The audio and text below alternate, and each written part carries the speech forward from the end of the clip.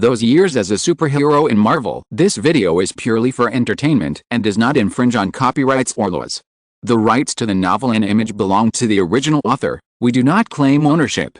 Don't like waiting and want to listen to this fanfic in full now? Subscribe to our Patreon, where you'll find the best fanfics. Chapter 501 Gwen's New Life in London. After falling out with Peter, Gwen decided to accept the invitation of the University of London and become a special one-year exchange student. In various aspects, the University of London is more famous than New York University in the global academic field. And as one of the earliest universities in the world, the University of London also has a very high historical status. In fact, Gwen chose to go to London not simply because of Peter's consideration. Considering her own academic major and future, the University of London is a good choice. The universities that invited Gwen at the same time in the UK include Brown University and Cambridge University, which are both top universities in the world. But Gwen finally chose London. However, it is not easy to travel thousands of miles and come to London to live alone. Although they are both English-speaking countries, there are still some differences between American English and British English. It mainly lies in the way of speaking, some punctuation habits, and some subtle differences in pronunciation. Of course, this is not a very troublesome thing for Gwen. She has a good learning ability. However, there are still many inconveniences in living in London. The most important thing is the housing problem. Of course, the school provides student apartments, but it is currently summer vacation time and the student apartments are closed. Gwen came to London a month in advance to adapt to life in London, so as to avoid being uncomfortable with her studies and life in the future, and then adjust. Now there are no student apartments, so you can only rent a house in London. But like all the super cities in the world, the rent in London is frighteningly high, even more expensive than New York. In London, you can only rent a sofa in the living room for £500 a month. This is not an exaggeration, there is only one sofa for you to sleep at night. You are not allowed to use anything else in the house. The British are very rigid. If they say they rent a sofa, then there is only a sofa. If you want to live in a house, even the worst single room, the price will easily exceed £2,000. And if you want a slightly better house, you can basically go up to £3,000. In London, many people spend half of their monthly income on rent. For Gwen, she is no longer in New York, so it is impossible to get the position income provided by the Osborne Group to supplement her household expenses. Although she has saved more than $20,000 in savings in the past few years. But the rent of more than £3,000 a month is too expensive for her. Although her father George is the deputy commissioner of the New York City Police Department and earns more than $200,000 a year, she doesn't really want to spend her father's money now. She came out to seek independence.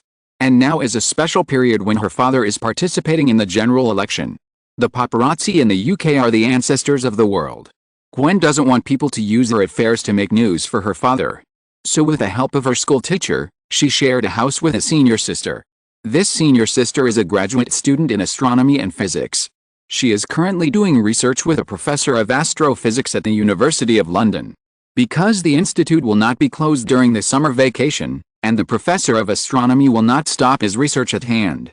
So this senior sister is also working during the summer vacation. Go to the institute during the day and come back to sleep at night. Although it is not good to talk about others behind their backs, Gwen has always doubted whether the senior sister is a real institute.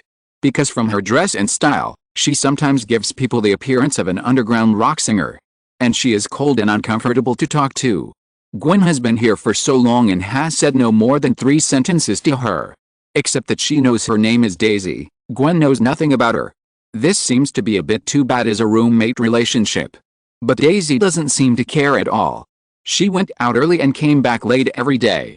Gwen couldn't see her, so she finally gave up the idea of getting along with her. It was actually good to live separately in a 2-bedroom shared house without interfering with each other. By the way, in order to save her little savings, at least before she found a suitable part-time job to supplement her life, Gwen decided to save money and live her life, and the most important thing was to cook for herself. Everything in London is expensive, and food is no exception. £10 basically doesn't have anything to eat. Even a vegetarian buffet costs £12. Gwen heard that the school cafeteria may be more expensive. If the monthly food expenses reach £1,000, it would be terrible. Of course, there are also cheaper ones. Some rural restaurants can provide a set meal for £19. It comes with a meat main course, vegetables, soup and staple food are unlimited. Of course, the vegetables are mainly broccoli, potatoes and purple cabbage, but this is still expensive for Gwen. So the young lady who used to have no experience in cooking has started to learn to cook. And she does it well. When Gwen met Lee Ji, she was holding a big brown paper bag. It contained her food for 5 days. It was so heavy that she could hardly hold it. But after meeting Lee Ji, this rough work was naturally left to Lee Ji. Come in. Gwen smiled and greeted Lee Ji to her new residence in London. It was an apartment in a community near the university, about 25 minutes away by bike. This was a very simple apartment. Apart from the necessary living facilities, there was basically nothing else. There was not even a TV or air conditioning. Although air conditioning was not needed in London in the summer. But Lee Ji thought it would be better to have an air conditioner, because the room was a little damp, and the air conditioner could at least dehumidify it. You live here? Lee Ji asked Gwen in surprise. Because such accommodation conditions were really not good. Lee Ji noticed that the wallpaper at the corners of the apartment was a little moldy, and the wall skin was a little warped, which proved how humid the house was. Living here is not a comfortable thing. Clothes are easy to mold, and the smell in the room is not very good. Although Gwen had opened the window for ventilation as soon as she got home. But Gwen waved her hand nonchalantly. You have to learn to live alone outside. This is the cheapest house I can find near the university. And compared to other houses, it's pretty good. I heard that some student apartments are too old and the conditions may not be as good as this one. Gwen opened all the windows and invited Lee Ji to sit down. And poured him a glass of water. There's only water. I didn't buy any other drinks except milk. Gwen said apologetically, but it would feel weird to give you milk. No, water is fine. Lee Ji smiled and looked at Gwen. He noticed that there were several scars on Gwen's fingers that had not yet faded. He frowned. What's wrong with your hand? Did you get into trouble in the UK? Lee Ji pulled Gwen's hand over and took a closer look. It doesn't look like an intentional injury. The thin wound looks more like a knife cut. Gwen smiled and shook her head. Don't worry, Nightwalker. I haven't met anyone who bullies me in London. Gwen pulled her hand away and walked to the open kitchen. While chatting with Lee Ji, she put the ingredients she just bought into the refrigerator. At the same time, she took out a large piece of chicken breast and some vegetables. She said, it's just some tuition for practicing cooking. If you are not in a hurry, how about having a meal here today and then going back? Let the chef try my cooking skills. Gwen blinked at Lee Ji. Lee Ji was really surprised this time. Gwen had never cooked before. Well, if salad is counted, she would use mayonnaise to make salad. As for other dishes, it was completely confusing. Lee Ji looked at Gwen's somewhat rusty knife skills and instructed her to use cat claw style to cut vegetables for safety.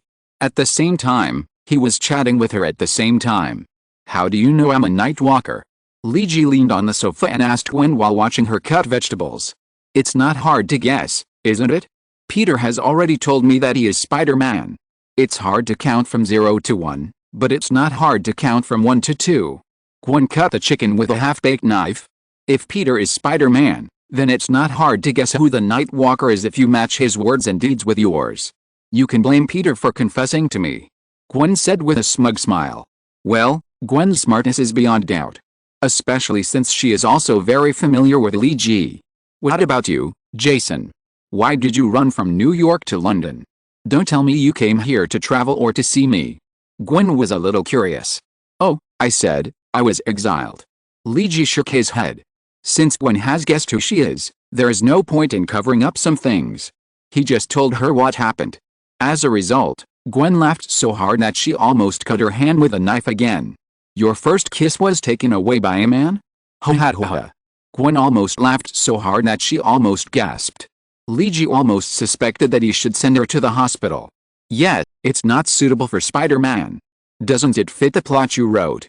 Lee Ji thought of the script written by Gwen and the book drawn by Ivy. He couldn't help but complain. Gwen took out a baguette from the bag and stuffed it directly into Lee Ji's mouth. She said angrily, enough. Stop talking. When the characters and things in the plot you wrote become people around you and use them to complain about yourself, then the things you have done will become your black history. Lee Ji shrugged and took a big bite of the baguette. Well, it's a bit too hard. Lee Ji doesn't like this taste. In the end, Gwen made a salt-fried chicken breast, a Parmesan cheese roasted tomato and cream fried mushrooms to entertain Lee Ji. Although the chicken was overcooked and a bit dry, and the tomatoes and mushrooms didn't have much flavor, but Lee Ji felt that Gwen had really changed.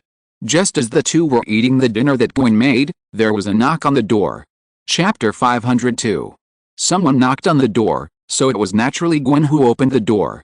After all, Lee Ji was just passing by here, although it seemed a bit far to pass from Queens, New York to London. After Gwen ran to open the door, she said in surprise, "Daisy, you came back so early today, and you didn't bring your key." The person knocking on the door was Gwen's roommate and also her senior, Daisy Johnson, a graduate student in astrophysics at the University of London. According to what Gwen just said, this is a cold beauty. If it is not necessary, she doesn't like to say a word. She fits Gwen's description very well, and just nodded and said, "Yes." One word answered all of Gwen's previous questions.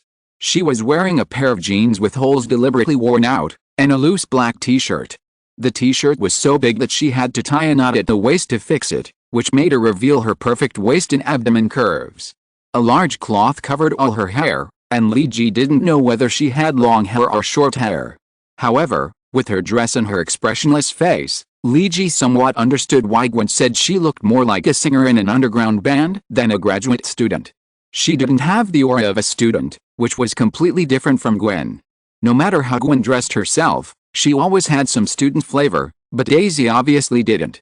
But graduate students should be considered half social people, so it's normal not to look like students.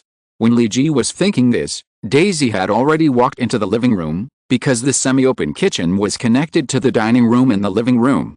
So Daisy saw Lee Ji sitting in the kitchen. Lee Ji smiled and waved to her.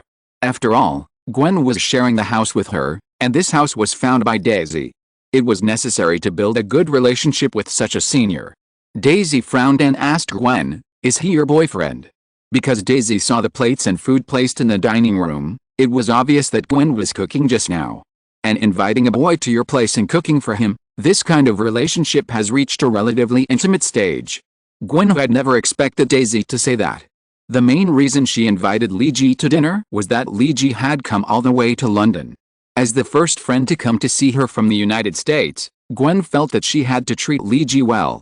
Although his coming from New York to London was a complete accident, it was because Mr. Nightwalker intended to do something bad to a female wizard, and then there was an emergency. But Gwen was still quite happy, because she wanted to find a friend to talk to about all the troubles she had encountered in London in the past month. She didn't have any friends in London yet, and Lee Ji's arrival seemed to be just in time. No.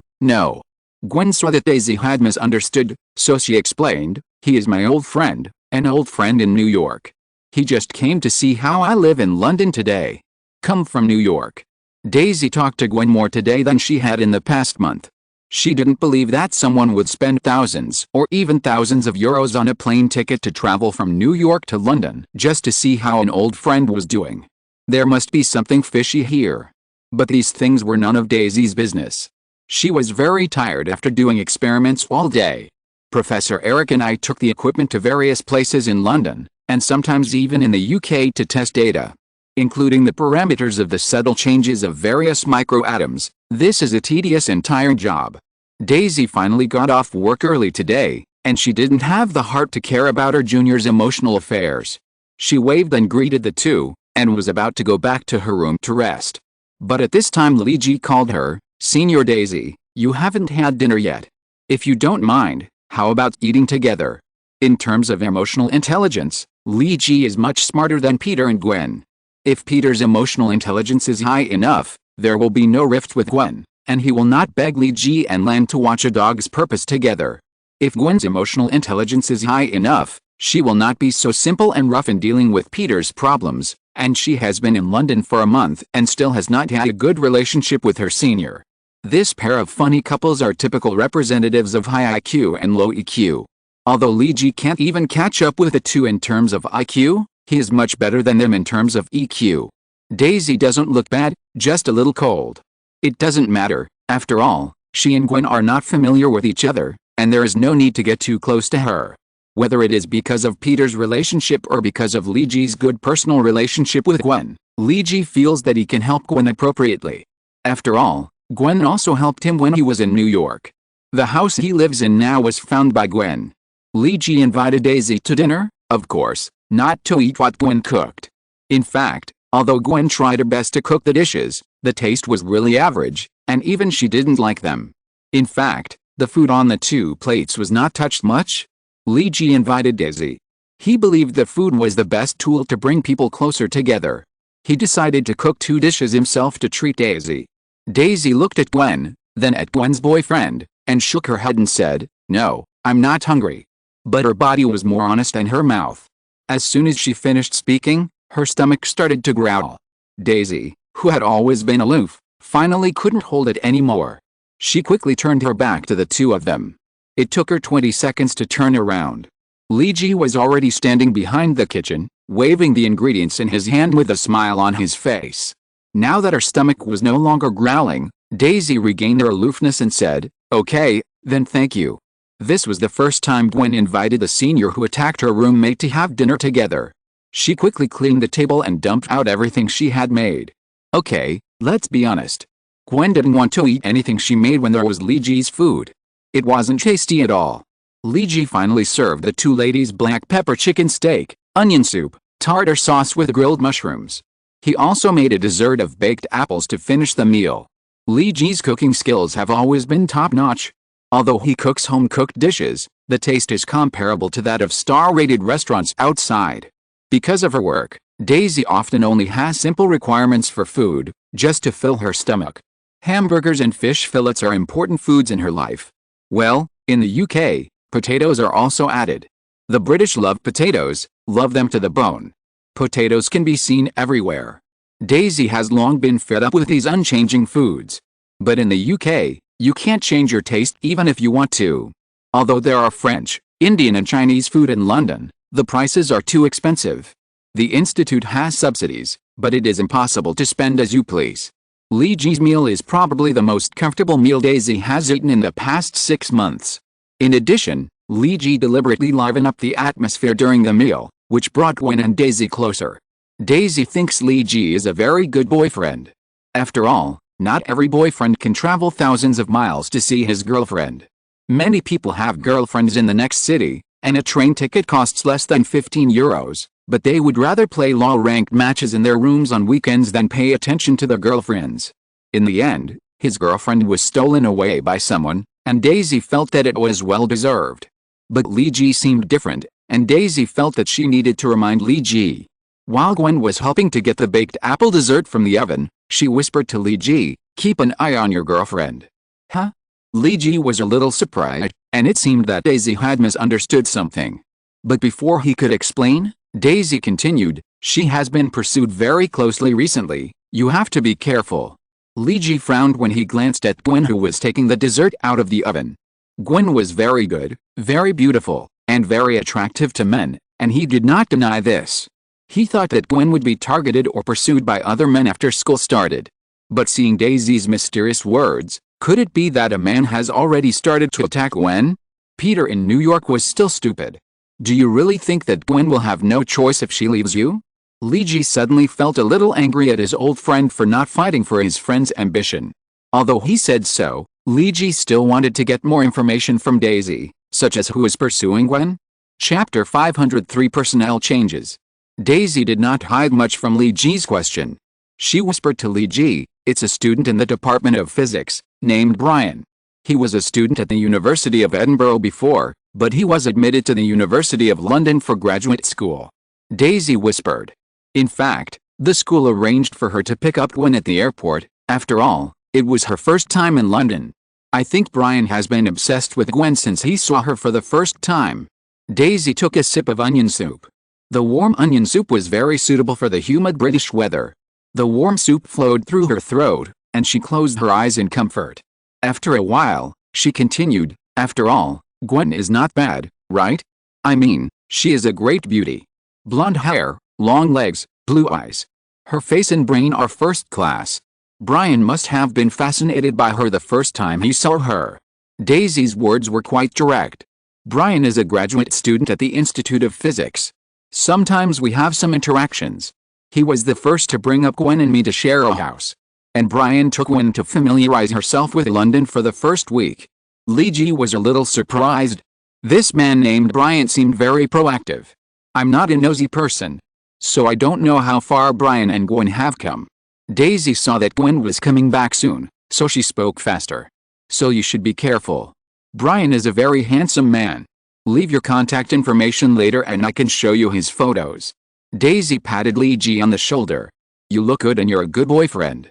But no matter how good the relationship is, it can't withstand a distance of 10,000 kilometers. So you have to be careful. What are you talking about? Gwen walked to the dining table with a sweet and tempting baked apple. She just noticed that her senior and Li Ji seemed to be chatting very speculatively. Li Ji winked at Gwen and joked in a half-truthful tone, Daisy is praising me for being a very good boyfriend.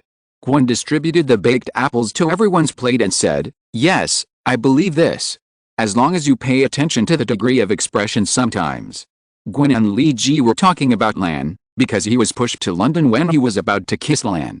But Daisy thought they were discussing something between the two of them and were talking in secret language between lovers.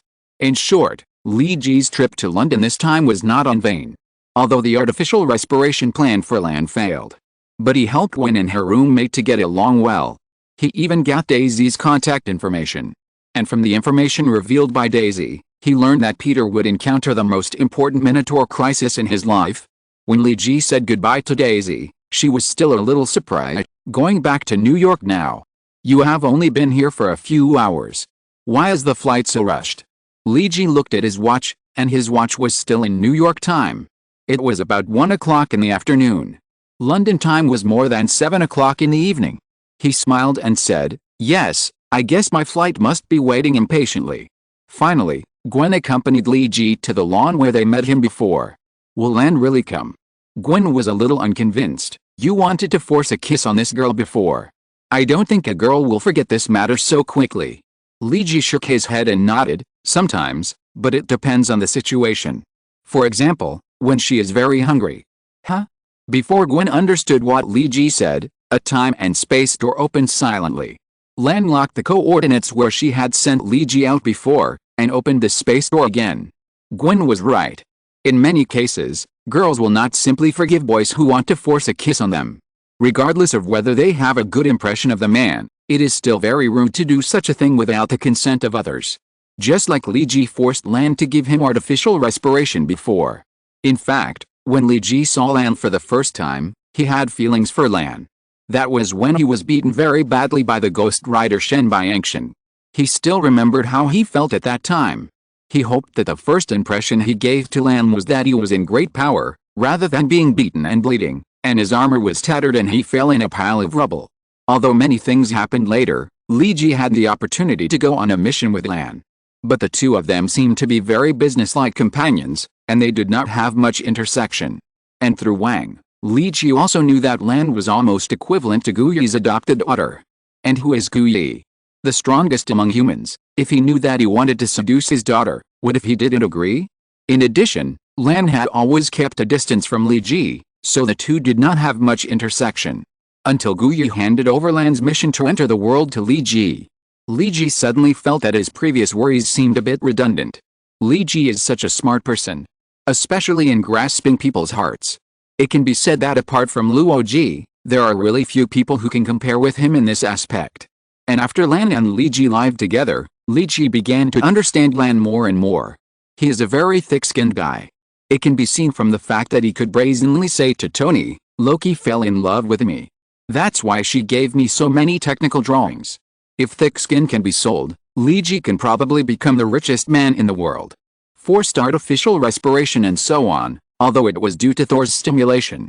After all, if it wasn't for Lan adding fuel to the fire, Li Ji would have gotten away long ago. But part of it came from Li Ji's own thick skin.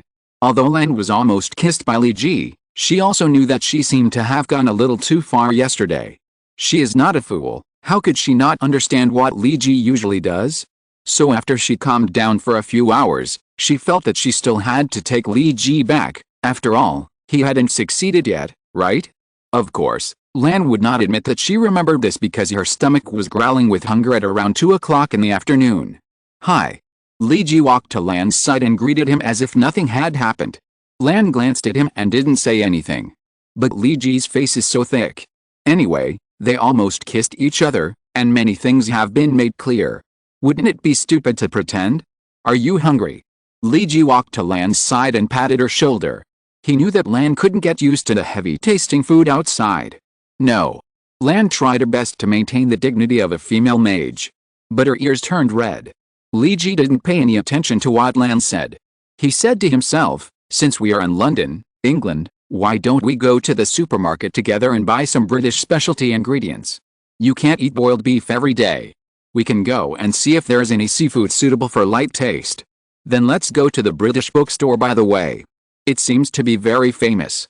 By the way, I just borrowed Gwen's library card, so I can go to the British Library to read books. This is probably the largest library in the world with the most books. I think you don't have to worry about running out of books to read. Li Ji looked at Lan and smiled. A latest personnel change was passed down at Oldmont Hospital in New York. Thor, the stretcher bearer of the ambulance, did an excellent job, so he got the opportunity to be promoted. The Southern Cross Welfare Home under the hospital needs a nursing team leader who knows first aid measures. After the HR department's research, Thor's recent excellent performance earned him this opportunity.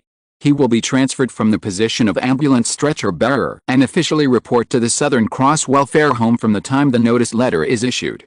He will manage 4 unprofessional nurses and 50 naughty children aged 6 to 14 under them. P.S. There will be a third update later. Chapter 504 When Thor becomes a nanny. In the United States, or in Western developed countries, taxes grow in a stepped manner. If you look at it in a more intuitive way, the richer the person, the higher the tax they pay. High-income people, such as NBA players and Hollywood stars, need to pay various taxes on a lot of their income. Of course, various business operations and Wall Street tycoons are also subject to heavy taxes. The government redistributes the wealth of society to achieve the effect of equalizing the rich and the poor. This is a great thing in an ideal sense. But there is one point that cannot be ignored here, that is, the United States is actually a country established by businessmen, large industrialists and large farmers. It is not difficult to see this from Lincoln's Civil War. It is said to be a war for the liberation of black slaves, but in fact it is a war between industrialists and farmers. Factory owners need more people to enter the city and enter the factory. They need people to work in the factory and then pay them wages, so that they are both workers and consumers. But farmers are not like that. They need to trap more slaves on the land and exploit their value. If we talk about it from an economic perspective, the essence of the Civil War is the challenge posed by the new industrial age to traditional agricultural forces. Liberate black slaves? That was just by the way, not that high-sounding. From the War of Independence, to the Civil War, to the 2 World Wars. The will of this country has always been influenced by the major financial groups, in simple terms, various capitalists. And you want to impose heavy taxes on capitalists? Haha. Of course, lawyers and laws, even the most powerful capitalists and financial groups, must abide by the authority of the U.S. Constitution. Because the rules of the game are set by the largest group of capitalists. Of course, they will not be stupid enough not to leave a way out for themselves. Who is willing to hand over the hard-earned money every year to the country so simply? So in addition to the simplest immigration to a tax-free country, such as Monaco, another way is charity. Because charitable donations can reduce many taxes. For example, the charitable foundation of a financial crocodile and an electronic giant. Using the charitable foundation as a cover, they transferred their hundreds of billions of dollars of wealth, and then they didn't have to pay a penny of tax. Anyway, the foundation stipulates that it must be managed by people from this family. Naturally, what they say is what it is. But in this way, not only do you not have to pay taxes, but you can also maintain the luxurious life of the world's rich. And it can also earn a good reputation for yourself. So in the United States, many big entrepreneurs and big capitalists are keen on charity. Of course, some of them are true and some are false. But no matter what, various charitable organizations under major companies are everywhere in the United States. For example, Osborne's Disabled Veterans Hospital and Sanatorium. In addition to helping to reduce taxes, it can also build good relations with the military. For example, the Almond Hospital where Thor works, whether you are happy to describe it this way or not. But in the final analysis, the medical measures of private hospitals are a business. The goods bought with money are health and life. Since it is a business, taxes need to be paid. If businessmen do not want to pay all taxes, they must find ways to reasonably avoid taxes. For example, the establishment of the Southern Cross Welfare Home. It mainly takes in orphans under the age of 14, including children whose parents died of illness, or whose guardians died accidentally or were imprisoned and lost their ability to live independently. Although the United States is powerful and its total economy ranks first in the world, but as a big country with a population of more than 300 million, and also a country with the highest military expenditure in the world. In fact, the United States cannot invest much money in population welfare. From the average point of view, it can only rank more than 50 in the world. The countries with the best welfare are always those Nordic countries with sparse population but developed economy. For example, Sweden, Switzerland, Luxembourg and other countries. Therefore, the U.S. government welcomes private capital to flow into the welfare projects. In fact, the public medical and welfare resources of this country are already stretched thin. Because the war consumed too much money. The establishment of the Southern Cross Welfare Home was given the green light by the New York City government. Not only was the land approval very fast, but also the tax concessions for the Almond Hospital were taken. The mayor at that time had only one requirement, which was to ensure that the Southern Cross Welfare Home would accept at least 700 orphans. Thor's transfer order was very sudden. Before Christine even knew it, Thor followed the members of the personnel department to the Southern Cross Welfare Home in the southern suburbs of New York. From the outside, this is a very beautiful welfare home. It seems that the hospital has spent a lot of money. The main building is 15 stories high, with a playground and yard of nearly 2,000 square meters, and a 3-story annex building. The main building is a place for children to rest, and the annex building is the dormitory for staff and where they stay when on duty. All children are usually divided by age. One group is for those aged 6 to 8. Another group is for those aged 8 to 10. And so on. Now the Nanjiksing Welfare Home has exceeded its original design, and has taken in more than 700 orphans or children who have temporarily lost their guardians, and has almost reached 1,100. This has stretched the hospital's manpower. Please. The original purpose of opening this welfare home was to reduce taxes, although from a human and moral point of view, the shareholders of the hospital don't mind helping some children. But the orphanage is a place where there is only input but no output. If the investment is too much, and it exceeds the range that the shareholders can bear, it will be very troublesome. Therefore, the caregivers in the orphanage are actually short of staff. In most cases, 2 caregivers have to manage 50 children. There will be more caregivers for younger children, and because older children have self-discipline, there is often only one caregiver in charge. And most of the time, those children are of the same age, or about the same age. But Thor's team is a little special. The 50 children he manages range in age from 6 to 14, and he has many more caregivers than others. There are 4 in total, and with Thor, there are 5. Why? Thor asked the deputy director of the welfare home, who let him in, and introduced the situation with some confusion. She is an elderly lady who looks like an old-fashioned lady. The deputy director said slowly, because these children are a little special. Compared with the children who have lost their guardians, they have guardians. Thor looked at the deputy director with some confusion. He is no longer a white man who knows nothing about the earth. Why do children with guardians come to the welfare home? The deputy director continued, because most of their parents are vicious criminals, including murder, underground social organizations, manufacturing chemical hallucinations, etc. The police will naturally arrest these people after solving the case. And the sentences are very heavy, ranging from death penalty to 15 years in prison. The deputy director adjusted his gold-rimmed glasses. Although some of these children still have relatives, many people don't want to have anything to do with them because their parents are criminals. They have no home to go to. If they go to the streets, they will most likely end up like their parents. The vice president took Thor to the southwest corner of the 10th floor and stopped at a place called Area 2A. So in order to help the police, we agreed to take in these children. But I must say that not all children are easy to get along with. Especially these children, the things they have been exposed to since childhood make them incompatible with other children. There are even conflicts. This is not the first time. Children in Area 2A have injured other children. So we can only gather them together and manage them together. The vice president pointed to a door in the left front and said, "Thor, that's where you will work in the future. Take care of these children. At least you should be able to do it well based on your body shape." After saying that, the vice president pinched Thor's strong arm, then turned and left. It didn't look like he was going to go in. Thor was actually dizzy from receiving this notice early in the morning until now, and he was doing a good job at the ambulance. And the partnership with Christine was getting better and better.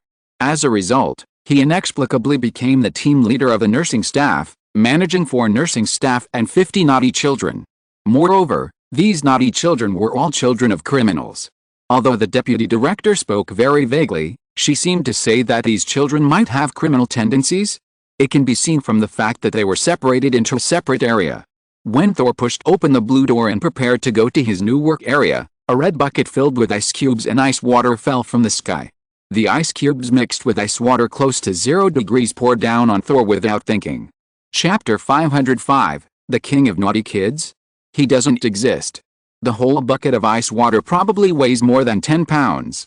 When it fell from the sky, the ice hit the wall of the plastic bucket, making a clattering sound. In fact, when the bucket mixed with ice water descended, Thor had roughly felt a coolness coming from the top of his head. Thor, the god of thunder, has fought for many years and is actually quite sensitive to various dangers. He felt something was wrong the moment he pushed open the door, and then quickly pulled back. This is a habit developed to avoid traps. If it were Thor, the god of thunder, then this step of retreat must be as cunning as a rabbit or an antelope, swift and fast. But Thor forgot that he is not Thor now, he is just a salted fish now. Or it is not an exaggeration to say that he is a swollen Alaska. Although the original Thor was blocked from divine power, his strong body is still an outstanding existence among mortals in China. But now because of his addiction to fried chicken and cola, Thor's weight has soared. Although he has experienced Li Ji's hellish weight loss training, his weight has been reduced a lot.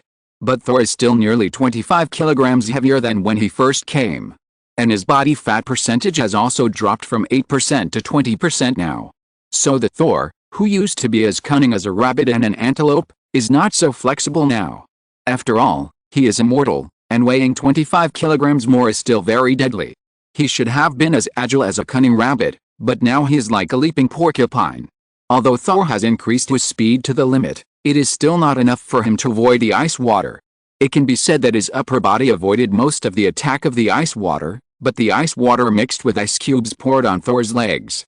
When Thor quickly retreated, he just stepped on the slippery ground and stepped on several ice cubes at the same time. This kind of ice cube with extremely low friction instantly made Thor lose control of his body. Thor, who is 1.95 meters tall and weighs 125 kilograms, pushed the golden mountain and overturned the jade pillar, and he went straight to the back. It was like a huge beast such as a wild boar being knocked down by a trap. Thor fell to the ground instantly, and there was a loud noise. This was a terrible fall for Thor, because he fell directly to the ground, and his tailbone landed first. With Thor's current weight, plus the acceleration of gravity when he fell. When the tailbone came into close contact with the hard floor, Thor felt that his hips were about to crack. The body of a mortal is very fragile, and even the level of pain tolerance is much worse than that of a god's body. Thor couldn't help but scream out in pain, and his facial features were squeezed together and almost deformed. It looked extremely funny. Just as Thor was holding his painful tailbone and groaning, he heard a slight laugh. Then it disappeared quickly. Thor looked around the environment here. After entering from the gate of Area 2A, there is a relatively large public space. There are about 20 chairs and many cushions here, and there is a TV not far away. Along the corridors on both sides of the public lounge are small rooms. All the boys' rooms are on the left corridor, and all the girls' rooms are on the right. Generally, there will be someone on duty 24 hours a day. The nurses will work in shifts to ensure that there are always people. But Thor noticed that there are no nurses in the hall now. There is no child in the common room. Are those children in the room? As for who set the trap, Thor can figure it out with his big toe. Who else could it be except this group of little devils that the vice team doesn't like? As a dissolute salted fish, Thor did a lot of similar things when he was a child. For example, secretly put smelly mud in Odin's crown, or put a handful of salt in the snacks made by his mother. Some of them were thought up by himself, and many were instigated by Loki. Although Thor was very curious, why every time he was caught in a prank, he was punished. And Loki could get rewards every time, such as some small ornaments or cakes and snacks. But all this could not stop the salted fish god from continuing to die. Since he was a child, Thor has shown the characteristics of the king of bear children. And because of these things, he also regained a group of younger brothers, including the 4 knights who are now on good terms with him. So Thor knew very well how unscrupulous these naughty kids were when they were looking for death. He was very angry at these naughty kids. No matter if this trap was meant to tease him or someone else, he was not going to let this guy go. Thor slammed the door of every room and shouted loudly, "Come out, come out, come out." His slamming was deafening, and his shouting was also very loud. Salted fish is still very scary when he gets angry. The public lounge, which was originally empty, began to be filled with people. The children came out of their rooms one after another. In the welfare home, basically, there are 8 children in one room. There are fewer people on the girls' side, so they live in more spacious rooms. There are only 15 girls among the 50 children, and the remaining 35 are all boys. Among these 50 children, the oldest child is 14 years old. But there are not many people, only 4 or 5. The most children are between 8 and 12 years old. Thor gathered all the children in the public lounge. After all, this is his job now. He still has to do it at least. So he introduced himself first. "My name is Thor, I'm your new caregiver. At the same time, if nothing unexpected happens, I'm also your administrator and guardian in the welfare home." After Thor finished his simple opening remarks, he pointed to a large puddle of water and ice at the door and said, "It's a very special welcome ceremony, but I don't like it." Thor was tall and strong and originally very majestic, but because of the trap just now, his clothes and pants were wet.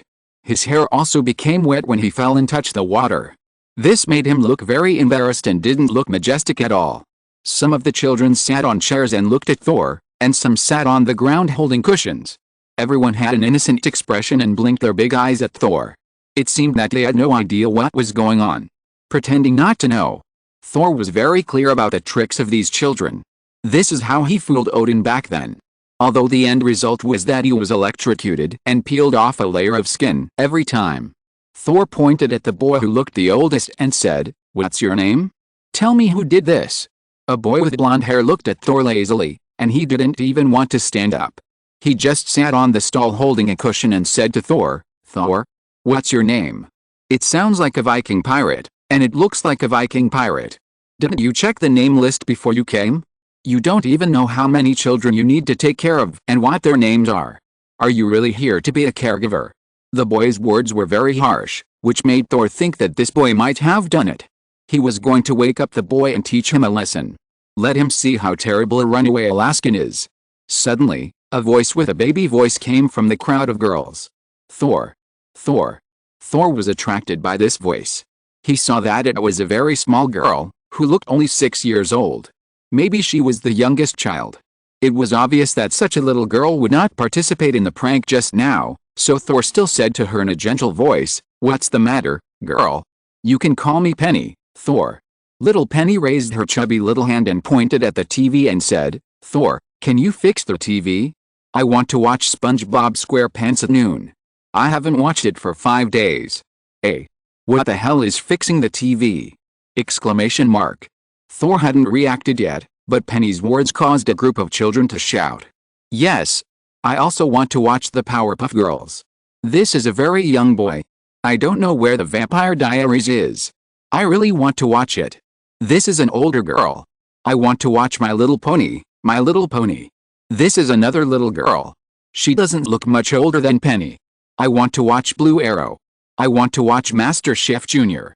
This is a child who is determined to become a chef in the future." Penny's words caused 1,000 waves. All the children rioted. Thor didn't even have time to react before he was drowned out by the voices of this group of children. He even forgot about the prank just now. Because all the children now have a unified slogan, shouting at Thor, "Fix the TV. Fix the TV. Fix the TV. I hate naughty children the most in my life." By Salty Fish Thor. If you're listening to this novel on a channel other than Fanfic World, it means they downloaded and uploaded it without effort. We cordially invite you to visit our channel, Mundo Fanfic Novelis. There you'll find the original version of this story and you can explore many other novels of various genres. We're waiting for you to immerse yourself in a world of incredible novels. Chapter 506 Agreement reached. You mean Gwen is being pursued madly now? In Liji's house, Peter Parker was invited by Liji to dinner. Harry and Mary Jane were also present, and of course Lan, who had been living at home. However, Thor was busy recently and didn't know what he was doing, so he was not included here, because Liji couldn't wait for him to come back. This was a simple family dinner. At the same time, because he had just been to the UK, he had already been to Northern Europe, so he simply asked Lan to open the space gate to go to the British port city to buy some seafood. Compared with the United States, the UK is located near Northern Europe, and the Atlantic Ocean and the North Sea are both good seafood production areas. Those who eat seafood know that seafood in cold waters tastes better than seafood in tropical waters. Because the temperature is low, seafood in cold waters needs thicker fat to resist the cold. The fat taste and unique taste of seafood mostly come from fat. For example, salmon near the cold waters of the North Sea are much better than those near the temperate zone. In particular, the UK itself has a tradition of going out to sea to fish, and there are also traditional fishing powers such as the Netherlands and Norway around it. Therefore, the seafood sold in several harbor fish markets in the UK is much cheaper than that sold in New York, and it is also fresher. So Liji simply took Lan to buy in the UK. Fresh Alaskan king crabs are not the kind that are frozen and shipped to the United States. One weighs more than 7 pounds. Buy. Fresh salmon shipped from Norway in cold water areas are rich in fat. The whole big fish weighs more than 10 pounds. Buy. There are also mussels and fresh oysters shipped from France. Buy. Anyway, payment is very convenient now, and payments from major banks around the world are all connected. In addition to the global credibility of the US dollar, although Liji did not exchange euros and pounds, all merchants also accept US dollar credit cards. After buying nearly $1,000 of seafood crazily, Liji prepared a very sumptuous meal. In addition to sending it to his own home, the remaining ingredients are enough for a group of people to eat for several days. Mussels stewed with white wine are appetizers, and smoked salmon and salt-fried salmon are just appetizers. There is also a whole steamed king crab. Because it is fresh enough and does not have the fishy smell of frozen dead crabs, it does not need to be baked at all. Just put it in the steamer and it will be delicious. The oysters were simply grilled over charcoal, and the cold water shrimps bought from the North Sea were delicious after being simply blanched in water. Because most seafood is salty, sometimes you don't even need to add salt to make it delicious. The key is the heat. Because seafood is easy to overcook, it tastes good if you master the heat. Just like Liji said to Lan, she can't always eat boiled beef. The cooking methods of these seafood are relatively simple and the seasoning is not heavy. The key is to eat fresh. Lan is very happy to eat, and Peter, Harry and Mary also like this taste. Everyone is eating happily. Peter is holding a tool specially used to open crab claws, preparing to attack a big crab leg of the king crab. He likes the taste of the orange sauce, not jam, but a sauce, that Liji prepared for the king crab. The firm and chewy king crab leg meat and the slightly sour orange sauce taste very good. He had already eaten 3 crab legs, and when he was about to attack the 4th crab leg, Liji looked at Peter's hand holding the crab leg and said faintly, "Do you know about Gwen's new boyfriend in London?" Peter what? Peter, who had just been eating quickly and happily holding the crab legs, suddenly seemed to be under a spell, and forgot to pick up the king crab legs. He just stared at Liji blankly and looked at Liji a little at a loss. I mean, Gwen is being pursued by a very handsome boy in London. Help her rent a house, help her get familiar with London, take her to buy groceries, and take her to the supermarket. If school starts, he may also help Gwen with tutoring. I heard that this boy's academic performance is quite good. Liji took out the last big crab leg without leaving a trace. He broke the crab leg with the crab claws and put it on Lan's plate next to him. And his eyes were still staring at Peter, and the things he did with his hands were blind, so that no one noticed the movements of Liji's hands. Only when Lan lowered his head, he inexplicably found that there was an extra crab leg on his plate. Liji's words caused the originally lively dinner to suddenly fall into silence. Harry, who was just helping Mary peel mussels, looked at Liji and said, "Are you telling the truth?" "It's true. There's no need for me to lie to Peter." Liji shrugged and took himself a bowl of mussels stewed with white wine. He used the empty mussel shell as pliers and directly took out a mussel meat and threw it into his mouth. "In order to prepare for today's dinner, I asked Lan to send me to England. I happened to think of Gwen, so I went to London first to see how Gwen was doing recently. I also met her senior, and Gwen is currently living with her senior Daisy. Li Ji said while eating mussels. He told her everything he saw and heard in London. He just made some changes to the incident in which he failed to force a kiss on Lan and was finally pushed away. This made Lan step on Li Ji under the table. Although it hurt, Li Ji smiled and didn't show it at all. As he was talking, he took out his cell phone. He left his contact information with Daisy, and Daisy promised to pass Brian's information to him. Now Li Ji has received Brian's photo. He pulled it up and showed it to everyone. This is a very, very handsome boy. He looks several years older than Peter and Gwen. He looks more mature, with golden hair, a strong body, and sharp features. In comparison, although Peter is handsome, he looks more immature. Compared with Brian, Peter is more like a boy, while Brian is more like a man.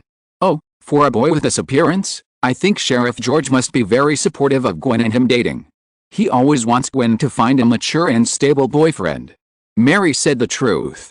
It is obvious that George despises Peter. Although he got a little better in the later period, he was still very happy that Gwen broke up with Peter. Dad always hopes that his daughter's boyfriend is mature and reliable, not just handsome and slick. Peter can be said to have completely failed in this regard. Of course, this is not the most important thing. The most important thing is Gwen. Now Gwen has really broken up with Peter. She even went to study in London, thousands of miles away. With such a distance barrier, and with an excellent boy pursuing her, it is very likely that she will date Brian. If this is true, then Peter will have nothing to do. Peter is still eating seafood here stupidly, and he has eaten so many king crab legs. Li Ji really thinks this guy is disappointing. I heard that someone doesn't want to give up Gwen, but he doesn't say anything. I think it's better to give up. Maybe he can't beat this opponent. Li Ji said intentionally or unintentionally. Lan calmly opened the shell of the crab legs and ate the crab meat. After eating, she said, Gwen is such a good girl. Well, it's the truth.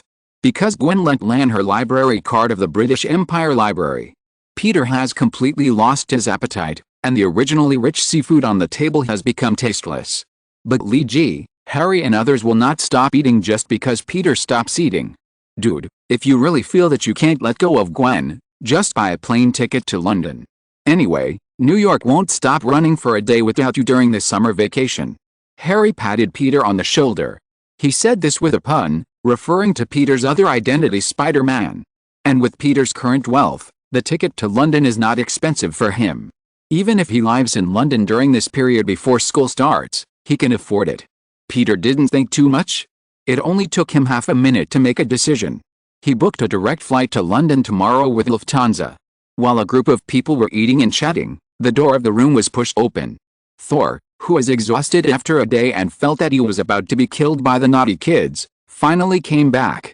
Li Ji saw Thor coming back, and he waved. Thor, would you like some seafood from the hometown of the Vikings? You don't have to worry about getting fat if you eat this. This was Li Ji's initiative to invite Thor to eat, and he also told him that he could eat as much as he wanted. Normally, Thor would be very happy, but now he fell on the sofa weakly and said, does anyone know how to repair a TV? While Li Ji and others were eating, a three-party video conference between SHIELD, SHIELD, and Latveria was in full swing. Captains Hill and Rogers attended the SHIELD side, while Zheng Xian and Shang-Chi attended the SHIELD side. Naturally, Latveria was doomed. Zheng Xian, the director of the SHIELD, was a man of average build, with a standard physique, about 1.75 meters tall, and not strong. His meticulously groomed hair and the proper tie position all proved that he was a meticulous and rigorous person from the small details. He looked about 40 years old, with a somewhat dignified look, but he was not a person with a stiff face. He said in English with a Chinese accent, SHIE is more concerned about getting rid of the 10 rings than anyone else. But Mr. Doom, what you said about us joining forces to destroy the 10 rings is a bit too much. It is unlikely that we will send troops to West Asia. Doom said in a non-committal tone, are you timid or are you cowardly? This is not a question of cowardice, Mr. Doom. This is an international incident. In addition to creating regional tensions, the invasion of troops will not do any good to the situation that has finally calmed down. This is not Latveria. Zheng Xian had his own thoughts. SHIELD did not say anything, because in the whole plan, they mainly stayed in New York and set up pockets, and the things they had to do were much simpler. Latvian Doom shook his head and nodded again, but you can't just sit there and reap the benefits, Director Zheng Xian. The Shield Bureau can choose not to send troops.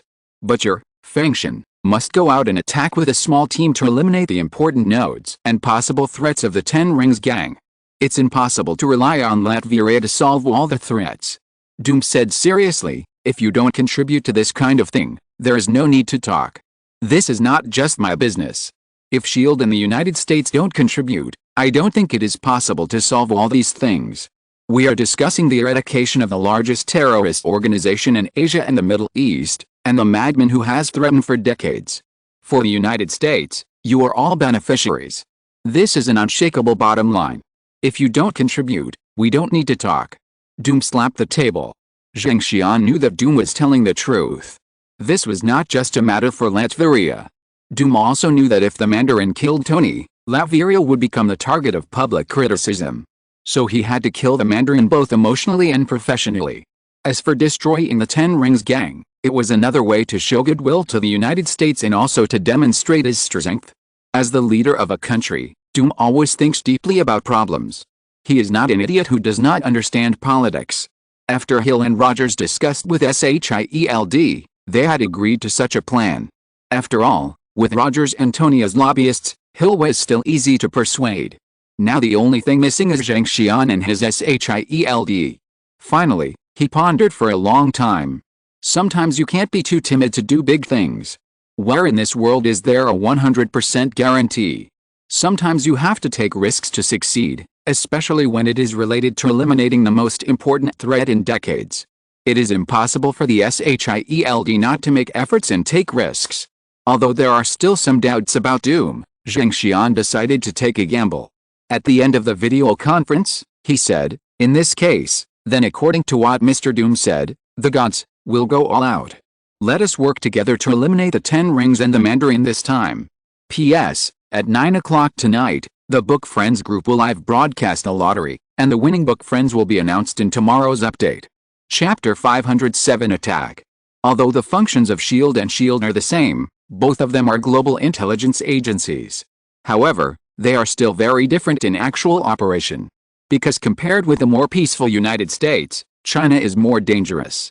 Because the threat from Mandarin and the Ten Rings has never been lifted. They never intend to give up subverting China, so SHIELD needs stronger force to defend the country. Just like the names of the two organizations, SHIELD is more often on the defensive. Although the scope of SHIELD's activities has always been controlled in China and surrounding areas, their function is more offensive. Because the Ten Rings will not be stupid enough to play a round-based game with you. Including their huge underground forces in China need to be uprooted, SHIELD needs to do more. Therefore, in terms of funding and department importance, SHIELD is more important in China than SHIELD in the United States. Because Mandarin is not a simple person who can be dealt with by conventional means. After the tripartite agreement was reached, Tony notified Li Ji as soon as possible. We are almost ready to start the action. Iron Man was making the final adjustments to his black gold nano armor, enhancing the weapon power and shield. Tony began to study shield technology after the first New York capture incident, including mental protection and energy protection. Now when he got the technology drawings provided by Li Ji, many things in it made him draw inferences. Although these drawings did not actually write anything related to shield technology, they looked like many similar transformation technologies. This made Tony transform the new generation of black gold nano armor, reducing other fancy weapons and equipment to free up space. The weapons of the entire armor are mainly pulse cannons, chest, palm, and there are 8 micro missiles. The remaining space was used by him to place the primary energy shield equipment. Because the impact resistance of nanometal is not very good, Tony's new armor has been constructed with multiple layers of defense. The outermost layer is the energy shield, the middle layer is armor protection, and the innermost is structural protection. The 3-layer defense system ensures that it can provide the most appropriate protection. After Li Ji got the news from Tony, he nodded to Tony who was doing the final armor inspection, then let's start our plan. Tony stroked his beard, and after calibrating a few parameters, he said, are you really going to push that Asgardian god to the forefront? Li Ji nodded, yes, There is an agreement with the second princess. Let Thor become the patron saint of the Earth as part of the plan. But his divine power hasn't recovered yet, right? Tony asked after completing all the calibrations and putting down the tools in his hand. Isn't this forced by the facts? I don't know when he can recover his divine power. It's impossible to wait forever. Whether it's creating a god or promoting future exchanges between the two civilizations. I think he is the most suitable candidate. Leiji has now changed his mind about Thor. Tony didn't know Thor well enough, so he asked, why? You can tell his current character from the fact that he can go to the welfare home to take care of a group of underage children, and he doesn't discriminate against them because they are children of criminals, and he even helps them repair their TVs. He has begun to change, and he is no longer so arrogant. He has begun to have an attachment to life on Earth, in various senses. Maybe the Earth now makes him feel more at home than Asgard. Leiji said seriously. In Asgard, he was respected only because of his identity and strength, but now on Earth he is accepted and liked simply because of himself. Leiji has fully felt Thor's transformation. Whether it is the appearance of Christine before, or his current work in the welfare home, it has a very important impact on Thor. The original Thor was a little contemptuous of women, or he was chauvinistic. He was also very impatient with children. After all, he himself was the biggest bear child. He didn't care much about life, he cared more about honor and prestige. The work in the hospital changed him and made him start to think more about the meaning of all this. So after being pranked by the naughty kids, he still helped them fix the TV for a whole day, but in the end he still couldn't fix it. He could only grab Peter to help fix it the next day before he went to London. Thor himself didn't realize these changes, but Leiji was keenly aware of them. Maybe soon, the god of thunder will really come to Earth. Not a salted fish or Alaska, but the strongest war god of the younger generation of Asgard, whose reputation is so great that countless old gods will be terrified, the son of thunder Thor. In the Venus base, Professor X, Charles and Dr. Hank have been waiting for Leiji here for more than 10 minutes. Through Tony's portal, Leiji crossed the barrier between Earth and Venus in one step. He waved to the professor. Professor, good afternoon. Today we need you to be the weapons officer. Our first actual combat is about to begin. Charles waved his hand. No problem, our previous drills were very good. Although this is our first actual combat, the number of fighter planes is not large. I don't think there will be much problem. But is it a bit risky for Tony to do this? You can't catch a wolf without sacrificing your child, and you can't catch a gangster without sacrificing your wife. Leiji and the professor came to the most heavily defended central control room on the 7th underground floor. This is the platform for all battleship command systems. It is also the physical object of the immersive battleship control center that Tony imitated on Earth. The entire control center presents a huge spherical structure, which is very similar to Professor Charles' brain thinking amplifier. At the same time, two different seats are set on both sides, one for the fleet master control and the other for the weapons officer. The seats are semi-lying, allowing the control personnel to command in a more relaxed manner, not to make mistakes due to excessive tension.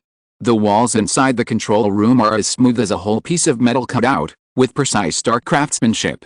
The silver-gray control room has a strong sense of science fiction and modernity. Including the warning signs on the floor, it reminded people of the mecha maintenance room commonly seen in many science fiction movies. Compared to the hemisphere on Earth, which is only the size of a VR game device, this real control room is quite large. The visible area alone covers more than 700 square meters. And there are more equipment buried in other rooms, which cannot be seen here. Leiji entered the main control platform where he was supposed to be, and Professor Charles entered the weapon control platform with the help of Hank. After connecting to the brain-thinking controller, Dr. Hank helped activate all the equipment. A strong feeling of soul extraction attacked Leiji's whole body, but he had done many similar trainings before, so Leiji quickly adapted to this feeling. He also gave a thumbs up to Hank and the professor. It is precisely because Tony is dangerous that we need to escort him. The Ten Rings gang is not so easy to deal with, and of course it is even more difficult to deal with the aliens we will encounter in the future. At least they give us the opportunity to train. After the professor got used to the sense of detachment, he also gave a thumbs up and said, I really don't like the killing of humans. Professor, there is no way. Ambitious people will always do many things for their own selfishness. Just like the Mandarin. He wants to overthrow China, which will be a disaster for more than 1 billion people. Given China's current importance to the international community, this is a disaster that affects the world. The refugees alone can cause the entire Asia and Eastern Europe to collapse. Before waking up the artificial intelligence, Li Ji said to the professor, "So there are things we must do." The professor nodded. "Good afternoon, sir." A pleasant female voice appeared in Li Ji's ears. "This is the artificial intelligence, Friday, of Venus." But Li Ji always felt that this voice was very similar to Pepper. "Good afternoon, Miss Friday. Can you help us open the ship warehouse?" Li Ji communicated through his brain thinking. "Commander, is this actual machine training or actual combat?" Friday asked. "There are 37 warships that can be used for actual machine training, but there are only 22 that can be used for actual combat." Li Ji said, "For actual combat, please equip 8 Viking-class battleships, 2 Nighthawk-class battleships, and 4 Banshee-class battleships with full weapon configurations. Combat within the atmosphere will be the standard." "Okay, Commander. It will take a total of 10 minutes to load and activate the battleship energy, as well as activate the weapons and equipment." Friday's meticulous demeanor is really like Pepper. "Please connect me to Tony Stark." Li Ji contacted Tony on Earth through Friday. "Where are you now, Tony?" "On the way to Central Asia." Tony Stark, wearing a black and gold armor and flying at high speed, was flying across the Pacific Ocean. "I'm cruising at a constant speed, and it will take about 25 minutes to arrive." "How are you preparing?" "Leave in 10 minutes." Li Ji made a final check on each warship equipped with weapons and activated. "We will follow you in stealth mode. Keep a certain distance from you. If there is no danger, we will not show up." "Okay, that's it. See you in Central Asia later. Let's kick the terrorists' asses hard." Tony shouted and ended this call. "Commander, all warship configurations have been adjusted. Do you want to open the surface deck?" Friday asked after adjusting all the fighters. "Open the surface deck. All fighters are in place. This time, the target is Earth," Li Ji said lightly, and the brain sensor directly transmitted the images between each fighter. The vast starry sky, the magnificent universe. It's a pity that the first attack of the Starfleet was not to conquer the stars, but to fight in the atmosphere. But let's just treat it as training. And the Mandarin, who is far away in the center of the Earth, doesn't know that he and his 10 Rings gang are about to face a disaster. P.S. The lottery event has ended. The lottery was live broadcast in the group at 9 o'clock yesterday. Congratulations to the 97th floor of the lottery building. Confucius said. Shakespeare said that the book friend Lieutenant General. The prize is a Bandai SHF Iron Man Mk3. Please contact me as soon as possible and join the book friend group. Thank you for your support, and happy Dragon Boat Festival. Chapter 508 Showtime. Propulsion power 50%. Start the micro-warp engine. Perform a short distance jump. Li Ji used the brain-thinking sensor to order Friday in an orderly manner. Engine preheating has been turned on. Power 50%. Smart AI Friday repeated Li Ji's order. Open the ground deck and prepare for attack. Li Ji was ready. When his order was conveyed, a crack opened silently on the devastated and bumpy surface of Venus. The original complete surface was divided into 2. Then a whole piece of apron slowly rose from the ground. 8 Viking-class fighters, 2 Nighthawk-class fighters, and 4 Banshee-class fighters were already. Micro-warp engine start. Forward 2. Towards the Earth, Central Asia. Low speed jump in the atmosphere. Stealth mode activated. Under Li Ji's series of instructions, all fighters were ready. Because the distance between Venus and the Earth is not particularly far, only for interstellar battleships. The interstellar-class jump engines in the fighters don't even need to work. Just using the micro-warp engine is enough for the fighter to jump to the Earth. The jump engine is prepared for interstellar navigation and strategic level movement. The micro-warp engine is prepared for tactical jumps. After this period of running in and after countless materials were scrapped, the Venus base finally had a batch of fighters that could be used. It can be said that in addition to maintaining the necessary expansion and operation of the company, the rest of the funds of Dawn Company were almost all filled into the bottomless pit of the Starfleet. And now, this gold-eating behemoth is about to start its first job. That is to protect the life and safety of Tony Stark. Li Ji and Tony designed a simple but effective plan. After the trilateral talks reached an agreement, Latveria and the Spear Bureau began to launch a threatening attack on the area where the 10 Rings gang was located. In order not to cause an excessive reaction from the international community, China and Latvia's actions were relatively restrained. Doom did not take many actions except for the small-scale infiltration attacks on the Ten Rings gang in the third-party uncontrolled areas through the neighboring Eastern European countries. It looked like it was revenge for the Mandarin sending people to kidnap Ivan Vanko. After all, Doom is a man who will take revenge for his grudges. He is well known for this character. It would be strange if he did not react. The Mandarin did not have any good way to deal with Doom's piecemeal attacks. After all, it was impossible for him to put out fires everywhere. So for a period of time, it was necessary to take a defensive attitude towards Eastern Europe. Because the greater threat came from China. The agents of the SHIE have begun to infiltrate Central Asian countries, and the most important combat force, Fengshan, has begun to sweep the no-man's land around China again. Although every offensive of the SHIE seems to be a show, it is impossible to really press on all fronts. Because China does not have the world's voice like the United States, but the Mandarin still has to guard against the SHIE stealing chicken. So when he relaxed on Eastern Europe, he focused all his energy on the SHIE. As for Central Asia behind him, he did not think that there were other countries capable of threatening him. The Middle East and Central Asia were a mess, and whoever got stuck in it could not get out. The United States wanted to withdraw, not to mention others. And all of this was a plan reached and promoted by Li Ji and Tony and other Illuminati members in a meeting. Doom persuaded Zheng Xian to use conferred gods to attract the attention of the Mandarin. It seemed that the SHIELD was ready to fight, but in fact it was a feint. The real attack was to be launched by Eastern Europe and Latvia, and Doom had already begun to deploy troops. Because this meeting was extremely private, no more than 12 people in the world knew that the three-party talks had reached an agreement. And no one would leak the secret. So the Mandarin had no idea that SHIELD, and Latvia had reached an agreement. According to past practice, China and the United States were not in harmony, and Latvia was not in harmony with the 5 permanent members. There was no possibility of unified cooperation among the 3 parties. Especially Doom, he was a very arrogant person, and the Mandarin would never guess that he would first find Tony to seek cooperation. Because Latvia, the most difficult country to deal with, has been persuaded, and even the entire tripartite talks are led by Doom on the surface. So the progress is very fast. Because of the information asymmetry, many arrangements made by the Mandarin have also deviated. He thought that the deadly sword would come from China, but he misjudged the situation. The sword of Eastern Europe will be sharper. In order for Doom to successfully stab this sword into the heart of the Mandarin and the Ten Rings, Tony still needs to do one more thing. Something that will make the Mandarin furious. New York SHIELD Delta Wing Headquarters. Hill said to Captain Rogers with some concern, "Is it okay for Tony to fly to Central Asia alone?" Compared to Hill's worries, Captain Rogers seemed very confident and said, "Don't worry, this is just a small drill." Because Captain Rogers knew very well that Tony Stark was not acting alone this time.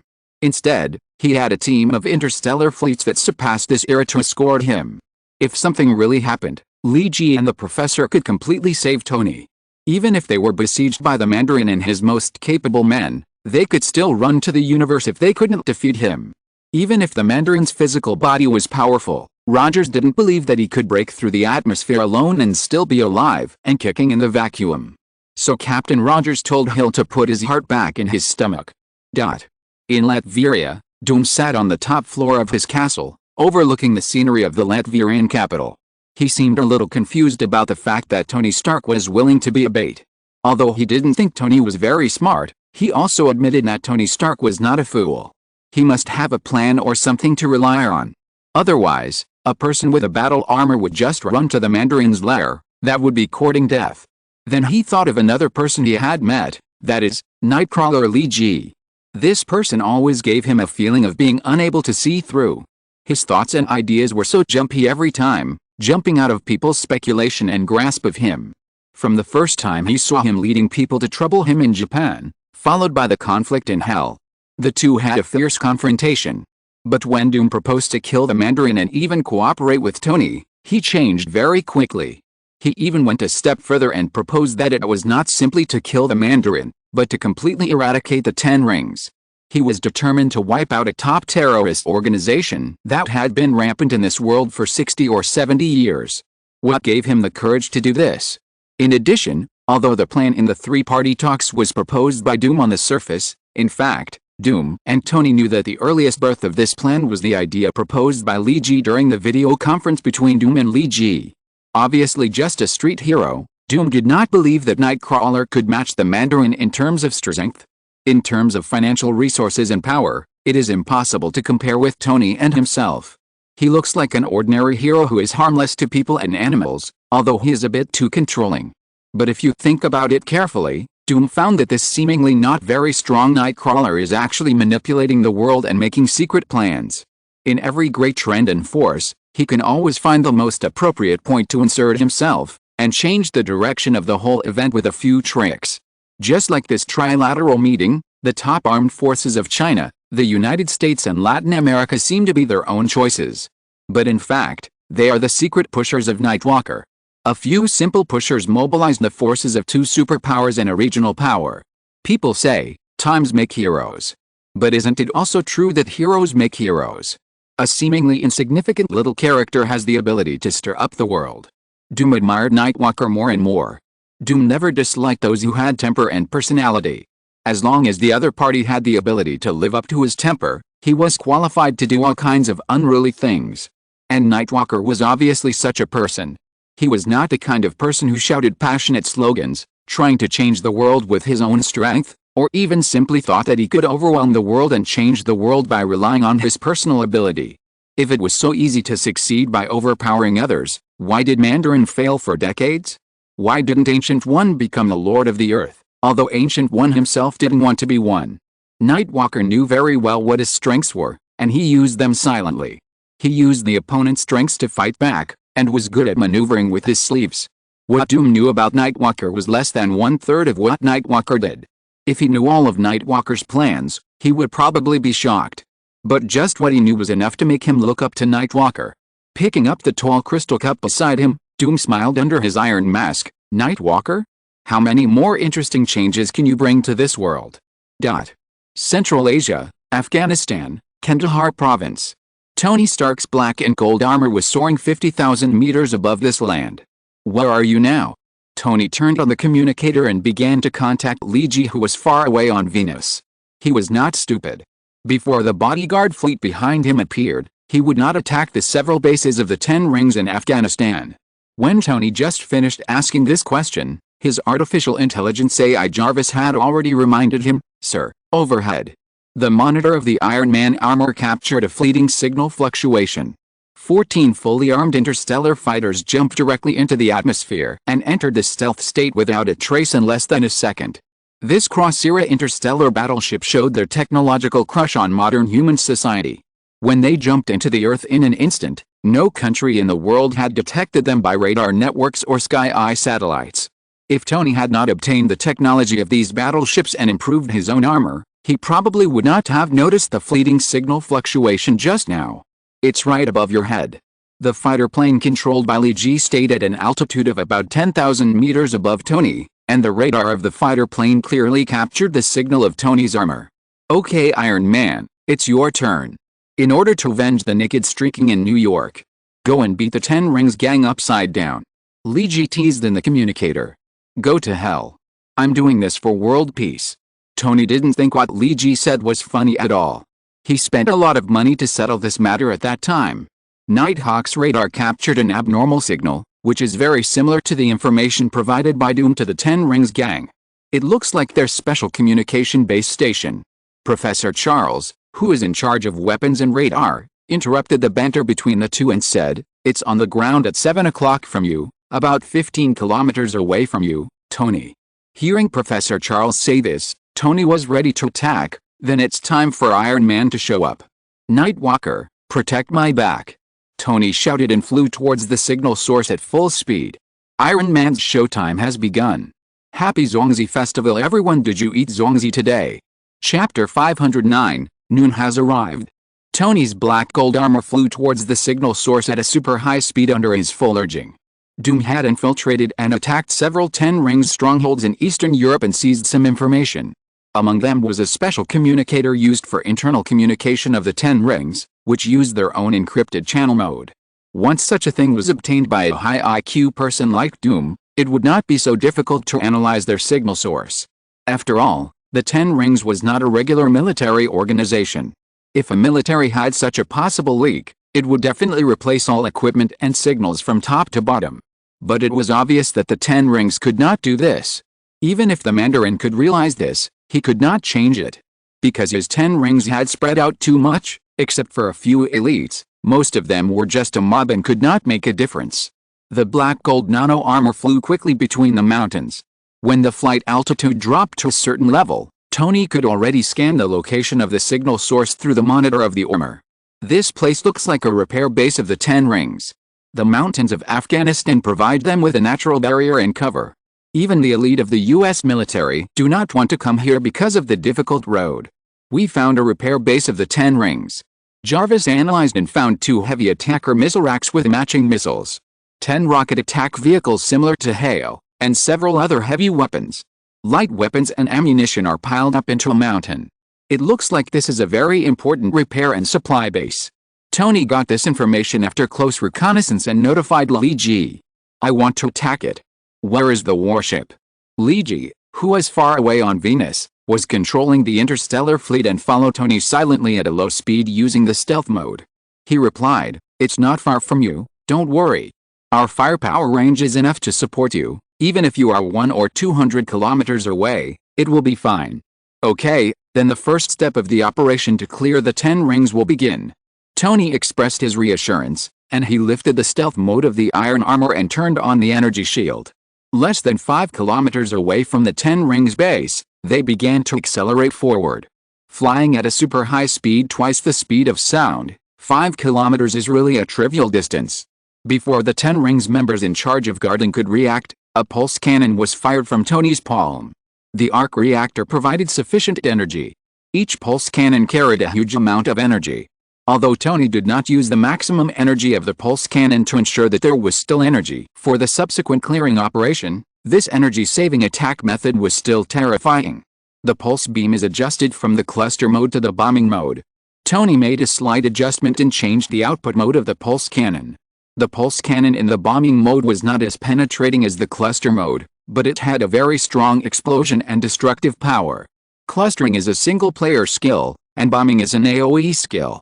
Even the bombing pulse cannon in the energy-saving mode, the power of each shot is equivalent to that of an 88mm caliber cannon.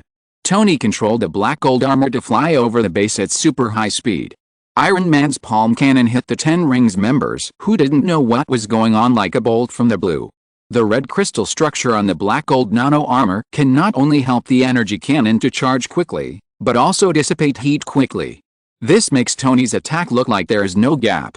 After he hovered over the entire base for less than 20 seconds, there were not many survivors on the surface.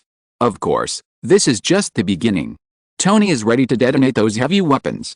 Since you have so many heavy weapons to massacre civilians and create various incidents, now is the time to let you taste these things. Li Ji saw Tony Stark bombarding the base through the picture sent back by the battleship, and suddenly raised the flight altitude. After ensuring a sufficient safe distance, Iron Man activated the pulse cannon on his chest. The power of this pulse cannon is greater than that of the palm cannon. And the direction of its attack is exactly those missiles and rocket vehicles covered with camouflage cloth on the ground. The black steel armor was hanging high in the sky, and Tony and the sun at noon above the base formed an overlapping point. When the chest energy cannon with judgment and anger shot at those weapons, Li Ji suddenly thought of a very suitable adjective. Noon has arrived, justice has fallen from the sky. Amutala is a farmer who has lived in Kandahar province, Afghanistan since childhood. Although the country is very poor and has been experiencing various wars. But the people have always been tenacious like the weeds in the gaps between the cliffs. Even after experiencing wind and frost, they are still tenacious and unyielding. In the past, Amutala had a difficult life, but he could still make a living. He had 7 goats and a small piece of farmland. Relying on goat milk, he could barely exchange some things from going to the city. The crops grown in the farmland could probably provide a family of 4 with food. Afghanistan is not a peaceful place, and you should thank God for being alive. What made Amutala happy the most was that he used 2 goats as a betrothal gift to marry his new wife a year ago. Amara from the same village. He has liked Amara for a long time, and they have been in love for a long time. But Amara's father has always hoped that Amara could marry in the city, or work near the US military camp. Amutara knows very well what this so-called work means. In the most difficult period in Afghanistan, US soldiers saved a piece of chocolate from their rations in exchange for the body of an Afghan woman. Those electronic watches that cost no more than $15 in Walmart supermarkets in the United States can find a more beautiful girl.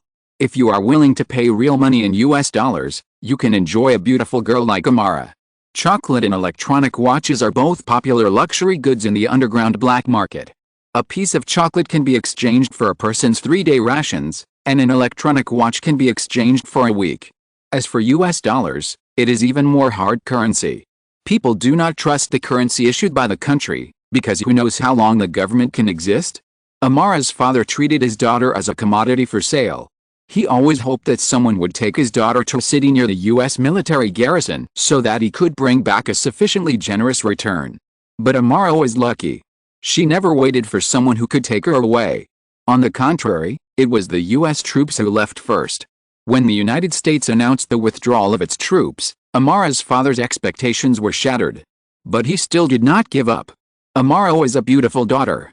She could marry a richer man. Even her landlord was better than Amutala, who drove goats. Amutala tried to persuade this miser countless times, but he never gave in. For the happiness of himself and Amara, Amutala put a dagger against the heart of this old devil one night. If he dared to say no, Amutala would pierce his chest with a dagger. So the next day, Amutala took Amara away with 2 goats. After that, Amutala had to work harder to feed Amara, but he had no regrets. Such stories are played out every day in Afghanistan or other poor and war-torn countries, and it is not worth writing about. Because Amutala's life was not so simple and peaceful afterwards. A group of terrorists called freedom fighters attacked their village. All those who resisted were either executed or arrested. All the men were locked up, and the elderly were killed. The women were confiscated as trophies, and the children were sent to another place for brainwashing training. Amutala didn't dare to think about what happened to Amara. Those men who dared to resist were killed, and only a few survived. Amutala was not a coward. His dagger had killed 2 sheep thieves, who were stronger than Amutala. But Amutala didn't resist, because he wanted to see Amara again alive, no matter what she became. His obedient attitude prevented the terrorists from torturing him excessively. After that, he was transferred to an organization called the 10 Rings Gang. It was a base deep in the mountains. Every day, someone would come to educate these survivors, or brainwash them. Many people were driven crazy by the brainwashing of the instructors. They forgot that these people were their enemies and that they were terrorists. Instead, many people began to join this organization and became their cannon fodder. Did Amutala also join? But he did not forget his hatred. He just hid everything deeper. He didn't want to become a skeleton on a wooden frame, because then he would lose the chance to see Amara again forever. After the brainwashing was completed, Amutala and his companions were sent to a training camp, where they were trained to be warriors in a simple and rough way. It was not the same training as regular military training. This training was more of a torture. And the things taught were very simple things, and they were more of a mental torture on the warriors, causing them to collapse or go crazy. Because they were cannon fodder. Only veterans who had survived several battles were qualified to become real warriors and receive formal training. Amutala was very smart and brave, whether in combat or in training. He quickly stood out. Because of the loss rate of terrorist organizations and the lack of systematic education. In fact, the 10 Rings Gang was very short of grassroots officers and leaders. Amutala was promoted to an instructor in a recruit camp in just 1 year, responsible for training those who were captured. This was an opportunity for Amutala. He could observe how many people were living with hatred and hope like him, instead of a pool of zombies. But he was a little disappointed. After being here for so long, he could only find a few like-minded people in the 10 Rings Gang. There were only 6 people including him. So much time had passed, and Amutala didn't know whether Amara could still be alive, so even if it was dangerous, he decided to do something. He planned to organize his own 6-man team, snatch weapons from the training base and escape, and then everyone would go to find their families together. Then they would find a way to rescue their families. They had a deep hatred for the 10 Rings Gang, but they had no way to do anything, because as ordinary people, they had no way to fight against such an organization. Their only hope was to hide well after finding their families. When Amudilla called these people to hold a secret meeting in his room, a communicator in his room sounded an emergency signal, which would only sound when the base was attacked. But now the base was still fine. Amudilla was a little confused. He signaled his companions not to make a sound, and he turned on his communicator. A rapid and frightened voice came from Amudilla's communicator. Run. Run. Tell your people to run. Amudilla. We are being attacked. Amudilla could tell that this was the voice of the leader of the Ten Rings gang in another training camp 100 kilometers away from him. Unlike Amudilla, the trainees in that training camp were all die-hard veterans of the Ten Rings gang, and it was also a repair base. Deafening explosions continued to come from the communicator, and crying and shouting were endless. The leader over there shouted on the phone, Iron Man. Iron Man is coming. He wants to massacre the Ten Rings gang. When the last shout was covered by the strong explosion, there was only a noise in Amudilla's communicator. His companions looked at each other, and at the same time, they didn't know whether to look at him and asked, should we run now? While there is chaos, we can escape far away, and then go to save our families. Amudilla didn't hear what this person said. He kept thinking about the shouting that just came from the communicator, Iron Man? Bloodbath the Ten Rings. Suddenly, an irresistible thought grew wildly in Amudilla's mind like a weed. Maybe this is an opportunity? Not only can he save Amara and the other suffering people, but he can even teach these gangsters a real lesson. Chapter 510 Press Conference. Tony's black and gold armor launched a crazy attack on the base of the Ten Rings with overwhelming force. The Ten Rings did try to fight back, but they could not organize themselves at all. No matter where they were or how they launched the attack, Tony could find them at the first time. This made the counterattack of the Ten Rings impossible. Tony seemed to have eyes all over his body. This was of course not because Tony really had eyes all over his body, although he had the iron armor to scan the battlefield. But sometimes it was not enough. Because there were too many people and no one knew where the cold arrows would fly. But farther away from Tony, two Nighthawk-class battleships were using their radars to help Tony make up for the shortcomings. The iron armor was limited by its size. Although it was fast and powerful, it always had some defects. Either in armor, in reconnaissance, or in other places. Because Tony could not get rid of the most basic physical rules, he could not expand the size of the armor itself out of nothing. A simple rule, under the same technical conditions, the larger the size of the same equipment, the greater the power. The greater the power, the stronger the ability. Just like the Nighthawk class, as a special detection warship, most of its fuselage space is reserved for radar. The Nighthawk class warship is more than 95 meters long, more than twice as large as the Viking class, which is only about 35 meters. Its super powerful radar was originally used for space reconnaissance. In the universe, it has to deal with all kinds of strange energy clutter and sudden space garbage. This makes the radar of the Nighthawk class extremely powerful. They are the eyes and ears of the fleet. It is up to it to command where the battleship will attack. Tony's black gold nano armor uses the same data link as the fleet, so that data can be exchanged. So the eyes of the Nighthawk class radar also became Tony's eyes.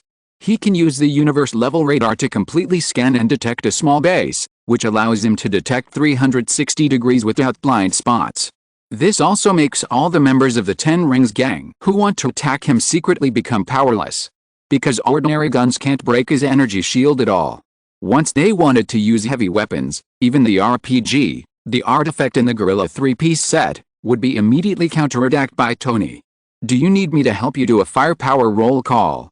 Liji, who was far away on Venus, was half lying on the operating chair and almost fell asleep. Tony hated the Ten Rings gang so much that he could see it from the damage you caused. In less than 10 minutes, a group of terrorists who were originally peaceful and busy under the sun had been sent to the sky by Tony's pulse cannon. He didn't need Li Ji and the professor to intervene at all, and he single-handedly cleared the entire base. Li Ji was almost asleep because he was bored. This time he was dispatched to protect Tony's fleet, but now it seems that it is not used at all. The only thing that played a big role was the radar of the Nighthawk. And this time, it was a good test of the reliability of the data link exchange of the entire fleet. It can be said that Li Ji and the professor were completely accompanying this time, but they had to come. If the Mandarin got the news that Iron Man was making a fuss behind him, and then gave up guarding against the shield near China, and came to catch Tony, it would be troublesome. Shang-Chi was not optimistic that Tony could deal with the Mandarin alone. Even after seeing the power of Tony's armor, he still held this view. So Li Ji's fleet was just a backup insurance. Regarding Li Ji's suggestion that the fleet help Tony to conduct firepower roll call, Tony totally disagreed. Stop it. Using starship weapons to bombard the Earth, I'm afraid the Mandarin will soon know that there is something wrong here. Li Ji said indifferently, even if we know there is a ghost, there is nothing we can do. Hank just received news that the faction of the SHIER is once again attacking the Ten Rings gang in the border area. Some members have even gone deep underground. They are helping you to attract hatred. The SHIER will probably suffer a lot of casualties. And I'm afraid the Mandarin can't take care of you at this time. Li Ji continued, so you need to hurry up, and can't drag out the time too long. We still have to conduct firepower roll call when necessary. After destroying enough bases, we should quickly proceed to the next plan. Tony curled his lips when he heard what Li Ji said, but he knew that Li Ji was telling the truth, so he replied, okay, I will speed up the cleanup plan. As he spoke, Tony had already detonated the heavy weapons piled up in the base. In the violent explosion, the entire stronghold turned into a sea of fire, and there was no survivor. Tony didn't even look at the base. He quickly rushed to the next signal source captured by the Nighthawk battleship. Under the escort of the Nighthawk, Viking and Banshee, Tony successively captured 4 bases of the Ten Rings in Afghanistan within an hour and a half. And now the Mandarin has just received the news that Tony has been killing people in Central Asia. He wanted to teach Tony a lesson, but he was fighting with the apotheosis of the spear and couldn't get away. This time the apotheosis team was led by the mutant, Weather Witch. Her lightning storm stirred up a large area of thunder and lightning clouds, and the wrath of thunder was awe-inspiring. Captain, are we really going to invade Afghanistan and other Central Asian countries? This will cause huge international disputes. Someone in the team asked the Weather Witch with doubts. Don't ask too much, this is a plan. The Weather Witch didn't explain too much. Is it the same as before, thunder without rain? The team member complained, but this sentence sounded like a satire on the Weather Witch. So she said a little displeased, you talk too much? Director Zhang Xian has his own plan. There was another sentence she didn't say. Before this operation, Zhang Xian told her that although the specific plan could not be disclosed, but this time, the Ten Rings gang will be completely eradicated. She is looking forward to that day. After destroying several bases that can clearly capture the signal source, Tony is ready to end this cleanup. It's almost time to start the next plan. He believes that what he is doing now, plus what he does in the future, will make the Mandarin explode. But just as Tony was about to leave, Jarvis captured another signal source, not far from here. And the news of his attack should have spread among the Ten Rings gang. Who else is stupid enough to open the signal source to expose the target location? It may be a trap. The professor reminded. But Tony said indifferently, aren't you still here? I guess Nightwalker is about to fall asleep out of boredom. I swear I just heard him snoring from the communicator. Isn't it good to have something for him to do now? Don't slander me casually. Li Ji retorted. While they were chatting, Tony had already approached the signal source. What made Tony feel a little strange was that the location of the signal source was not a base. It was a person standing on the top of the mountain. Amudillo turned up the signal of his communicator to the maximum. He stood on the top of the mountain and watched Iron Man flying towards him in black and gold armor, feeling excited. He knew that he had made the right bet. Before Iron Man approached him, he began to shout at him, Iron Man, I can help you. You want to destroy the Ten Rings? I can help you. I know the locations of many bases of the Ten Rings, as well as the garrison positions of important troops. Amudillo was afraid that Tony would shoot him without saying anything, so he spoke first. Through Jarvis translation, Tony understood what this guy was shouting. He was a little confused, and did not open fire immediately, but asked Li Ji and the professor, what do you think? Li Ji looked at the time.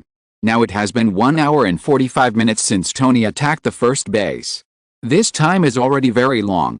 Staying any longer may attract the elite troops of the Mandarin. So he didn't say much, just simply said to Tony, knock him out, lock him up. Send him to Venus. Let the professor verify the truth of what he said. If what he said is credible and valuable, it will be useful for our subsequent cleanup plan. Tony used the palm run to adjust to the riot control mode, knocked out Amudilla directly and flew towards the battleship. Do you need me to watch him go to Venus together? Tony asked. Let's go together, it's safer this way. Lychee agreed. But the rest of the matter can only be left to the professor. We need to rush back to Earth. Perform the performance you're best at? What? Tony didn't react quickly for a while. Just hold a press conference and attract hatred.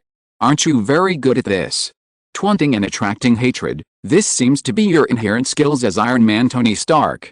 Lychee controlled a Viking-class battleship to open the hatch and let Tony take Amudilla in. If you play games, you'd definitely be a shield knight. Tony didn't agree with Lychee's words at all. Stop talking nonsense, I'm obviously an engineer. Are you talking about a goblin engineer? Lychee swore that he didn't underestimate Tony's height, although he was indeed not tall. Hey. Tony was obviously annoyed. Okay, stop arguing, both of you. You should notify Jarvis and Pepper to prepare for the press conference. The professor interrupted the two helplessly. Chapter 511 Arrogant Declaration of War. Today, all the major media in New York suddenly received a temporary notice that Tony Stark was going to hold a press conference. The time was set at 9 o'clock tomorrow night. This was a very, very temporary notice, and no one knew what Tony Stark was going to do this time. But this person who likes to be high profile will make big news every time. Whether it is new energy or hair growth water, they are almost equally important to the world. Of course, there was also the fact that he had previously publicly announced that he was Iron Man. Because Tony is a person who does not play by the rules, no one can guess what he will do next. He seems to do things as he pleases every time. But every time he can make big news, so various media organizations dare not neglect Tony Stark's invitation. What if you miss a big news if you don't go? Then your career may be ruined. No one guessed what Tony was going to do. Some people speculated that he was going to release a new product. Others speculated that it was a speech on the follow-up plan of Helium-3. Or maybe Sugan Company has launched a new product. In fact, this speculation is the most anticipated. Because the previous 101 hair growth water and Dawn magic water have caused a global craze, everyone is looking forward to Dawn Company to go further and make better things. In just a few months, Dawn Company has already revealed its position as the world's leading pharmaceutical and cosmetic products. Anyway, there are all kinds of guesses, but no one guessed the point. This time Tony Stark is destined to let the reporters guess empty. In the Stark Industrial Building, Pepper sat in front of Tony. Her face was not very good, or to put it bluntly, it was very bad. She seemed a little anxious and angry. Do you know how risky you are, Tony Stark? You ran to Central Asia without saying a word. You knew that the man called Mandarin wanted to kill you, and you still did it. Pepper was worried about Tony's safety. Tony was fearless. The only person in the world who could control him was not the president, nor was he a super strong man. It was the woman with blonde hair opposite. Tony could only persuade Pepper with kind words, but things have to be solved, right, Pepper? We can't always be on guard against a killer hiding in the dark.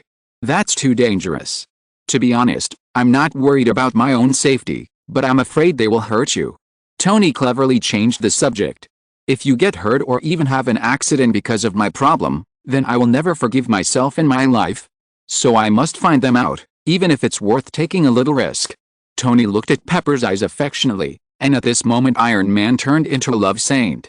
The gentle eyes instantly made Pepper's anger disappear, and she felt that she seemed to have gone too far just now. Tony, I shouldn't be so angry with you. It's just, do you understand, I'm just a little worried about you. Before Pepper finished speaking, Tony hugged her waist and hugged her into his arms for a deep kiss. Tony didn't let her go until Pepper felt that she was about to suffocate. Her face was as red as fire. Tony gently stroked Pepper's face and whispered, "Would you stay tonight?" "Why?" Pepper drew circles on Tony's chest with his fingers, asked in a playful tone with a smile on his lips. "Of course, it's for me to protect you," Tony said and lowered his head to kiss Pepper again. The next day, the press conference venue. Pepper had previously sent invitations to all major media in New York. As one of the most important cities in the world, New York City's resident news agencies, in addition to the local news groups, also have news agencies from all over the world. Whether it is AFP, Xinhua News Agency, or Pravda and the Times, which have a certain official color, or various entertainment media, they all have their own foreign reporters in this city. When hundreds of media and thousands of reporters came to the venue, Everyone found that Tony was really holding a press conference this time. He did not invite any other business leaders or others to come. In other words, this is not a product launch conference. As for what Tony will say in the news, everyone is actually looking forward to it. Because Tony's assassination at his own industrial expo shocked the world. Everyone wanted to dig up such news, but Tony and the US government kept silent about Tony's assassination. No one said anything, so many media didn't know the whole story. Many tabloids relied on their imagination to write nonsense.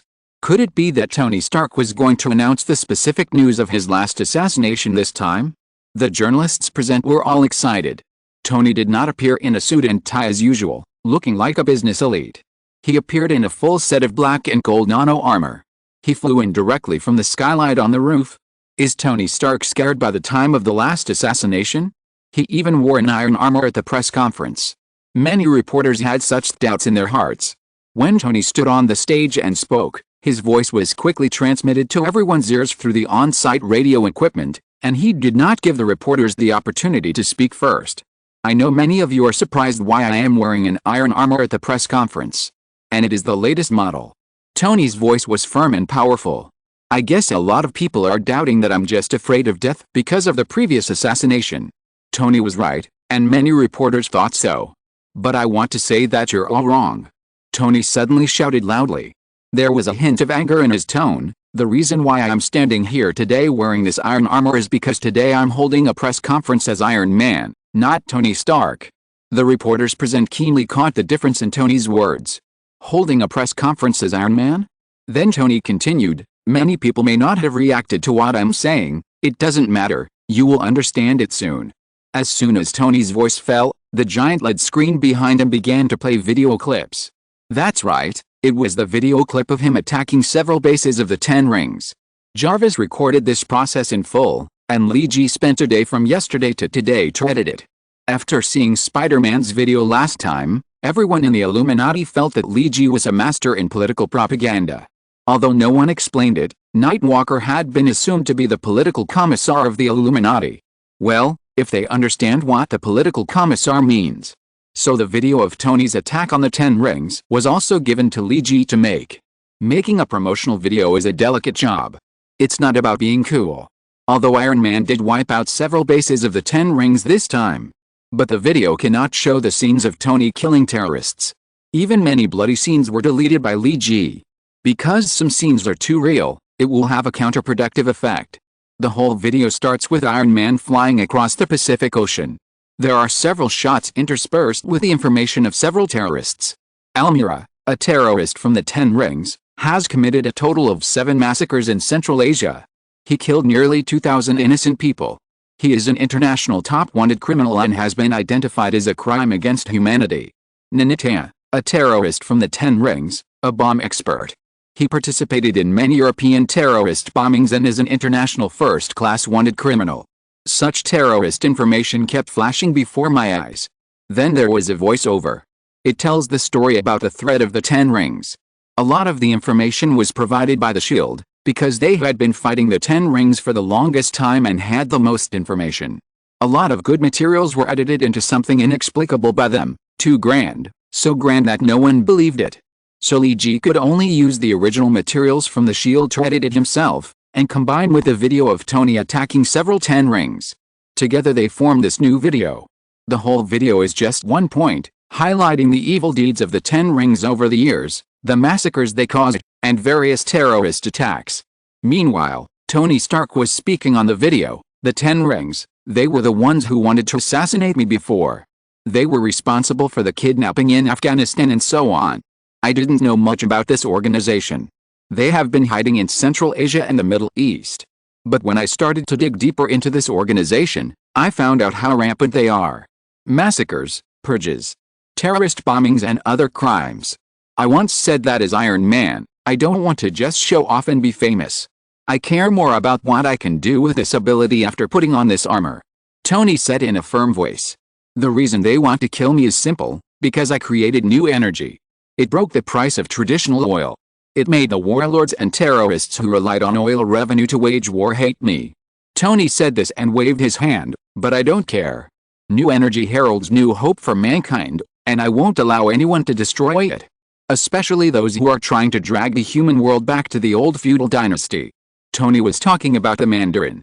What the Ten Rings have done in this world is bad enough. That man called the Mandarin relies on the situation in those chaotic countries as a cover for himself. He is complacent. Because sometimes it is difficult to intervene in these countries. They think this is a natural barrier, allowing them to do whatever they want in these countries. But I want to announce it to the world now. Countless cameras focused on Iron Man's face.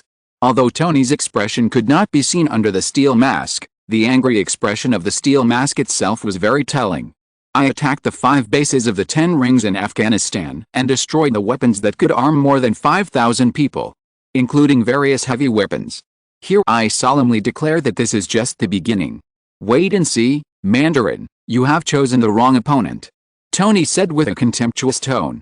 You should be sent to a museum to be exhibited with the terracotta warriors. This world no longer belongs to you. Do you want to kill me?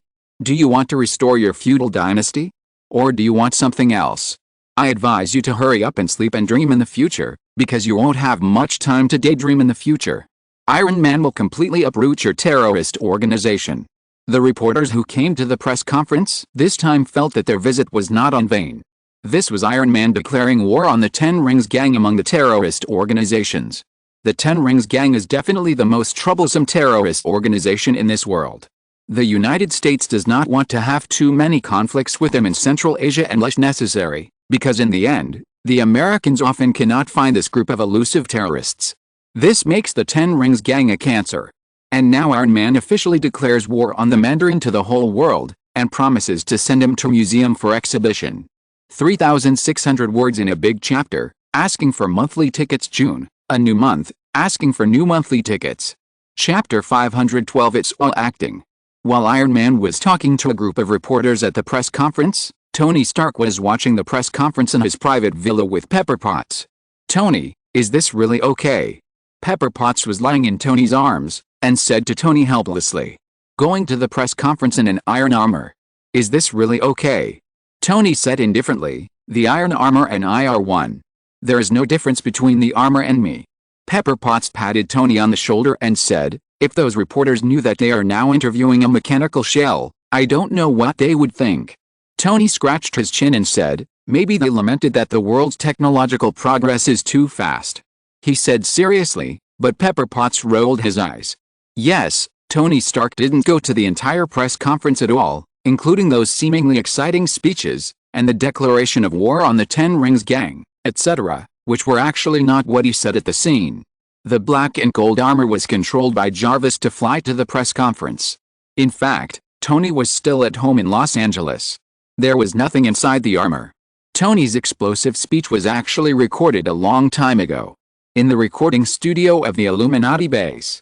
Explosive power. Explosive power.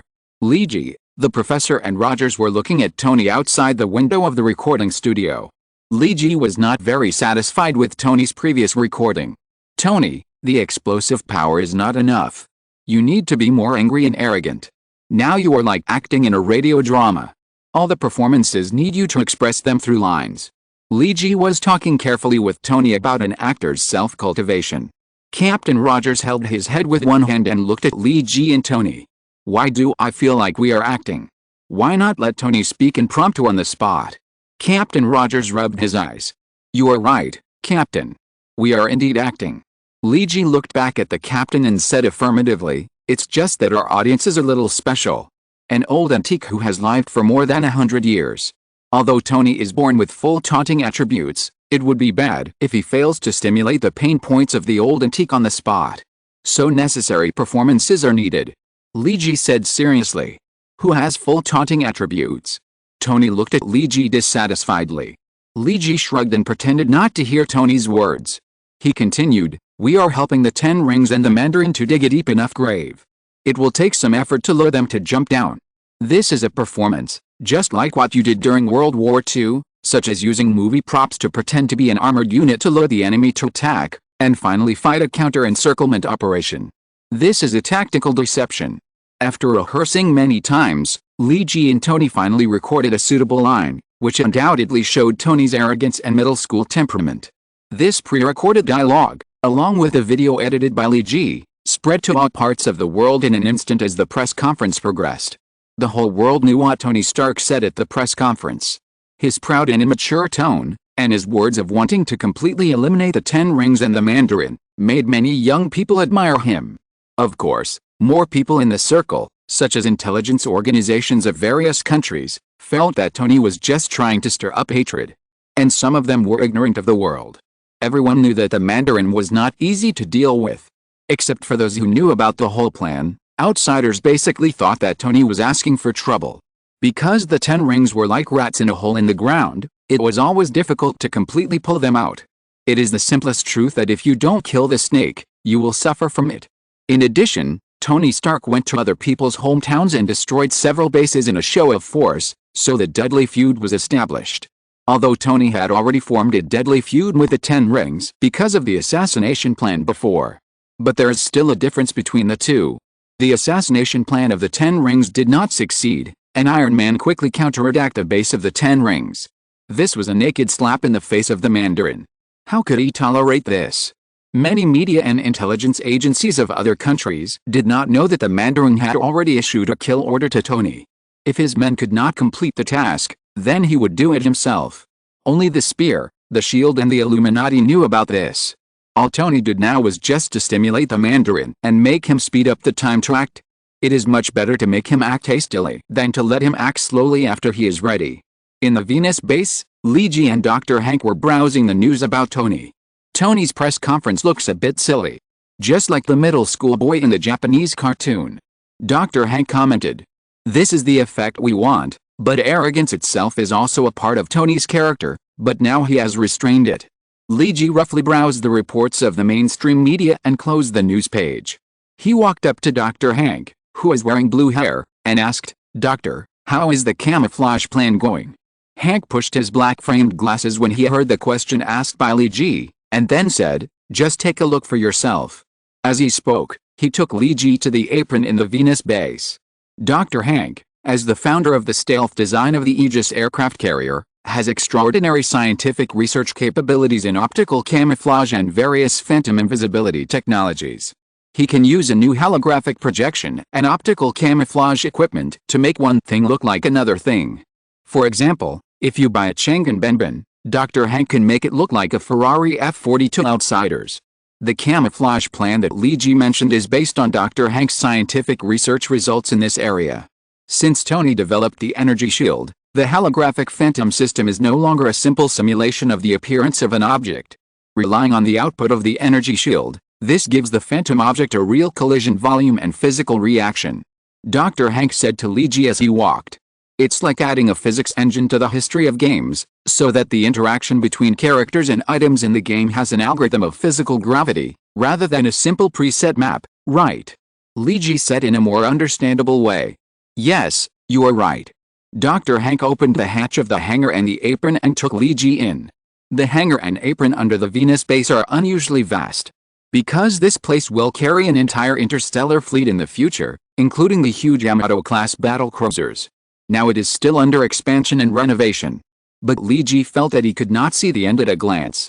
In the huge hangar, humans are as small as ants. And Dr. Hank took Lee Ji to a hangar marked A1. There were originally 4 Viking-class battleships parked here. But now there is not a single Viking-class in the warehouse. Instead, there are 4 battleships that look extremely gorgeous. Unlike the Viking-class battleships with sharp edges and corners that reflect the rough beauty of industrial power, the 4 battleships here are unusually smooth in terms of lines. There is hardly a weld seam visible on the white fuselage. The entire battleship presents a symmetrical layout, like the shape of 2 scimitars combined. There are also large pieces of golden decoration on the fuselage, engraved with patterns very close to arabesque, but slightly different. There are also many incomprehensible words engraved on it. The white and gold color scheme makes the battleship full of nobility. If the Viking class is a minor, then the battleships in front of us are all noble ladies. If you want to use a word that humans can understand more, that is, this is a spaceship belonging to God. Lee Ji touched the pure white shell of the battleship and felt a cool touch. This is a fake with physical feedback, not an optical camouflage. This is the real shell volume made by the energy shield, which makes them look less fake. Yes, These 4 extremely noble-looking spaceships are actually fakes made by the Viking class using invisible phantom technology. No matter how beautiful they are still Vikings in nature. Dr. Hank pushed up his black-framed glasses and said seriously, "The most we can do is change their appearance." "Changing their appearance is enough, Dr. Leegi laughed. He patted Hank on the shoulder and said, "Thank you for your hard work, Doctor. Please take me back to Earth. Since we have prepared a vehicle for a certain god, we should start dressing up for this god." If you're listening to this novel on a channel other than Fanfic World, it means they downloaded and uploaded it without effort. We cordially invite you to visit our channel, Mundo Fanfic Novelis. There you'll find the original version of this story, and you can explore many other novels of various genres. We're waiting for you to immerse yourself in a world of incredible novels. Chapter 513 Invisible Transformation. Southern Cross Orphanage, 10th floor, 2A area. The children here are a special group of people, because most of them lost their guardians after their parents were arrested and imprisoned for committing crimes, and were sent to orphanages by the police because they had no ability to live independently. Although this society has been shouting the slogan of equality for all, discrimination has always existed in many cases. Discrimination based on skin color, race, region, etc. For children, it is common for children with healthy parents to look down on children without parents. Even among the orphans, children are divided into 2 groups. Ordinary children who have lost their parents do not like to play with the children of criminals. Of course, part of this is also because these children themselves have problems. Because of the living environment since childhood, most of them have learned a lot of bad habits from their parents. Some children have strange personalities because their criminal parents have never taught them well. Whether it is autism or loneliness and unsociability. These personalities are obstacles that prevent them from integrating into the larger group. And because of these personalities, other children in the orphanage often conflict with the children in Area 2A. For example, the situation Thor is facing now is that several caregivers in Area 1B on the 3rd floor are grabbing a boy and sending him to the 10th floor. Thor knows this boy. He is the oldest boy in Area 2A and is 14 years old this year. When Thor first saw him, he seriously suspected that he was the one who played a prank on him when they first met. This boy has golden hair and looks good. But he doesn't like to talk. When he stares at people fiercely, he looks very fierce. He doesn't look like a good boy. Thor has asked about this boy. His name is Colin. His parents are both gang members and died in a gang fight. The couple was shot with a submachine gun. This boy is an absolute thorn in the welfare home. He has been sent here for 3 years, but he still refuses to obey discipline. This time is the same. He fought with someone in the public rest area downstairs, knocked down 5 children of the same grade, and beat a caregiver to the point of stomach pain. Finally, several adults used rubber rollers to subdue him.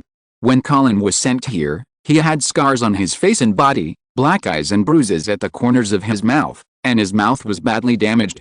His body was covered with the marks of being beaten with sticks. 2 male nurses carried him to Area 2A and found Thor. A nurse with a shaved head and a typical middle-aged American white appearance spoke first. "Thor, we have said many times that Colin is not allowed to go to the public rest area. This is not the first time he has fought." The bald man's tone was very bad. Thor walked to Colin and looked at his scars. Based on the first aid knowledge he learned these days and his experience of trauma from years of fighting, he could see that Colin was beaten quite badly. It was obviously beaten with a rubber stick. Asgard does not oppose violent education, especially the education of the god of war is taught with sticks. For example, Thor was taught by Odin since he was a child. But this is Earth. During these days on Earth, especially during these days of participating in medical care after losing his divine power, Thor has learned to think with the thinking of a mortal. "Did you beat him?" Thor stared at the bald man, which made him feel a little uncomfortable. The bald man said forcefully, "Because he didn't follow the rules, he beat up several people." "But you beat him too hard, didn't you?" Thor touched Colin's wound with his fingers. He gasped in pain but didn't cry out. Thor was a little surprised by his strength. Maybe it was because it was very stressful to stand with a guy like Thor who was 1.95 meters tall and weighed more than 130 kilograms, especially when he was stared at with his eyes. So the bald man and his companions let go of Colin after sending him to Area 2A. Before leaving, they said to Thor, "Watch this little bastard. He is not allowed to go to the public activity area downstairs." The 2 caregivers slammed the door and went out, cursing. Thor frowned and looked at the direction where the two left. He looked at Colin again and said, "You need to be bandaged." Thor wanted to hold Colin back, but he didn't dare to use force because he was injured. But Colin struggled to break free from Thor's hand and walked towards his room without looking back. A passing child from Area 2A saw Colin's appearance and immediately went over to help him back. This time Colin did not refuse. Not only was he strong, but he was also extraordinarily stubborn. Thor did not like Colin very much, but it was difficult to say anything to him. He thought it would be better to disinfect Colin with alcohol later, since he did not want to bandage his wound. Thor, can I turn on the TV? I want to watch SpongeBob." The 6-year-old girl Penny walked to Thor and pulled his clothes and asked. Penny was a very cute little girl with some baby fat. Her brown hair was thick and smooth, combed into a lady's head, and she also wore a black headband with a bow decoration. The red and white dress looked very cute on her. This was the youngest child here, and she was also a girl. On the first day Thor came, she proposed that the TV needed to be repaired, which made Thor forget to trouble Colin. In the end, he was forced to repair the TV for a whole day. Well, the God of Thunder was good at fighting, but he was not good at repairing TVs. In the end, it was not repaired, and it was only on the second day that Spider-Man was caught to repair it. However, the welfare home has set a limit on the amount of time the children can watch TV every day in order to protect their eyesight. So the remote control and other things are usually in Thor's hands. Thor looked at the watch and it was time to watch TV at noon. There were already several children sitting on cushions in the lounge, waiting to watch the cartoons at noon. Thor picked up Penny with one hand and said, "Okay, Miss Penny, let's watch SpongeBob now." Before Thor came, the TV here had been broken for a long time, but no one had come to fix it. As for the few caregivers under his command, only the 2 female caregivers on the night shift could see them. The other 2 male caregivers on the daytime shift were nowhere to be seen. It seemed that they were transferred to do other things. The management of the Southern Cross Welfare Home is actually a bit chaotic. It was originally designed to accommodate 700 children. Now it has accepted 1,100 children in excess, and the infrastructure of the welfare home has been seriously overloaded. Thor didn't know what the other floors were like. But the infrastructure in Area 2A on the 10th floor was seriously aging. In addition to repairing the TV on the first day he came, he later found that there was a problem with the air outlet of the air conditioner and the cold air was not coming out, and there was a problem with the sewer pipes in the girls' shower room and the drainage was not smooth. At the peak of water consumption in the evening, the water supply was still slow and there was not enough water pressure. The railings beside several windows were corroded and were already shaky and dangerous. These all needed to be replaced. During the days when Thor came to work as a caregiver, he had to bring a repair toolbox every day. Regardless of whether he knew how to do it, he was always trying to repair these things. And doing so also won Thor the favor of the children. For example, Penny was very grateful that Thor repaired the TV so that she could watch SpongeBob SquarePants every noon. "I want to catch jellyfish with SpongeBob," Penny said while sitting on the cushion, holding Thor's thick arm with one hand. Thor obviously had no experience in communicating with little girls, and he didn't know how to respond. But Penny didn't care that Thor didn't answer her. She said a lot of things to herself, most of which Thor didn't understand. Because children's thinking circuits are different from adults. Until finally, Penny took out a few candies from the small pocket on the side of her dress and handed them to Thor. "This is the bounty for repairing the TV," Penny said seriously with a baby voice. Thor took the candies handed over by Penny and said with a smile, "Thank you, Miss Penny." But where did these candies come from? Thor remembered that the welfare home seemed to not give candies to children in general because they were afraid of tooth decay. The welfare home did not have extra money for them to see a dentist. Iron Fist and a big black guy gave them last Children's Day. This story was mentioned in the previous extra chapter, and the two went to the Southern Cross to perform. Penny recalled for a while and said, "But because they were afraid of our tooth decay, everyone could not get much?" Penny recalled, "So there were children from other districts who wanted to snatch our candies." Thor frowned and asked, "Then what?" Then Colin took the other boys to fight with them on the basketball court downstairs. They won, but Colin was put in solitary confinement at that time. Penny said while watching TV, "Resources are insufficient, and many things have to be snatched, such as delicious candies, and the basketball courts in the public activity area."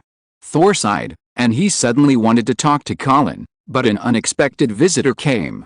"Thor, I heard that you were transferred here." The person who came was Christine.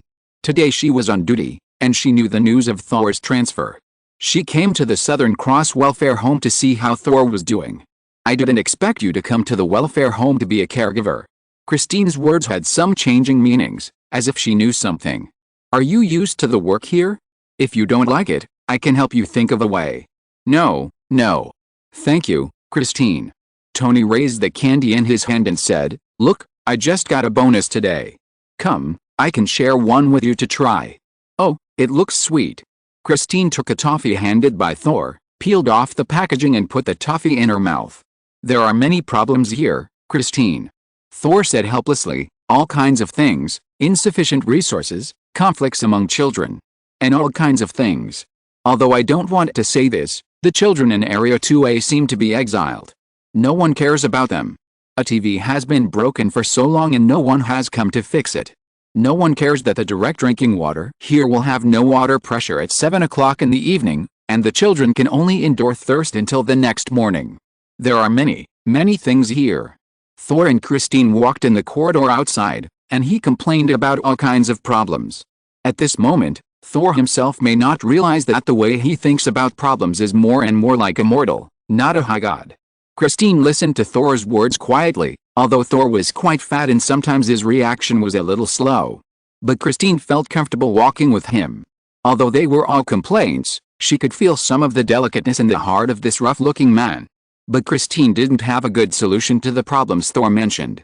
The objective conditions were here. The shareholders of the hospital could not add budget to the welfare home. It was a blessing that the extra children here were not sent away.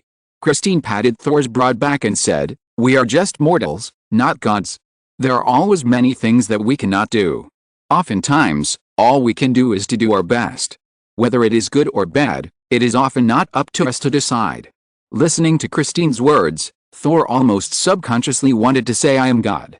But fortunately, he held back and did not speak. When the two were chatting in the corridor, suddenly a child from Area 2A ran over quickly from the other end of the corridor, shouting to Thor while running, "Penny! Penny!" Penny fainted. After returning from the Venus base, Lee Ji decided to talk to Thor. Now many things need to be discussed openly at this point. After all, only if Thor himself agrees to such a plan can the entire plan proceed. He felt that there was no need to wait for Thor to come back from get off work, so he simply went to see where Thor was working now. Southern Cross Welfare Home. Since delivering the Zhuangzi last time, Li Ji's old Ford has become less and less useful. Now he has no time to buy a new car, so he simply drove the floating supercar sent by Pepper to the Southern Cross Welfare Home to find Thor. When Li Ji just drove the car to the door of the welfare home, he saw Thor holding a little girl and running out quickly, and behind him was Christine. Obviously Thor also saw Li Ji's bright red floating supercar. He ran and shouted, "Open the door, start the car. Hurry up, we are going to the hospital. P.S. Today is Ben Apple's birthday, so I ask everyone for monthly tickets or something. In addition, I have to take a leave.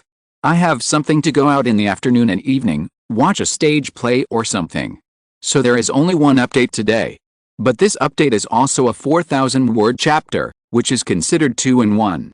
And the extra chapter updated yesterday is also a big chapter. So I asked for leave openly. In addition, students who read pirated copies don't know what extra chapters are. You need to go to Kidian to read the official version. Please also support the authentic version. Creation is not easy, and every subscription from book friends is the motivation for the author to persevere. Chapter 514 Find someone to talk to. After Li Ji unlocked the height limit of the suspended supercar, he adjusted the ground clearance of the car to 50 meters. This can completely avoid the congested traffic in New York City. This is no longer driving on the road, but flying at low altitude. Especially flying at a low altitude of 300 kilometers per hour, and without paying attention to traffic lights. Li Ji and Thor flew from the southern suburbs of New York to the Amen Center Hospital in Manhattan in less than 7 minutes. The situation is not very good. After sending Penny to the emergency room, Christine used her relationship in the hospital to check Penny's previous medical records. This is not the first time she has had an attack. It's just that Christine didn't know Penny before, and didn't know there was such a patient. After reading Penny's previous case report, she said to Thor and Liji with a bad face, "What's the situation with this girl?" Liji had just learned about Penny's basic information on the road, and knew that this child was one of the 50 children currently under Thor's care.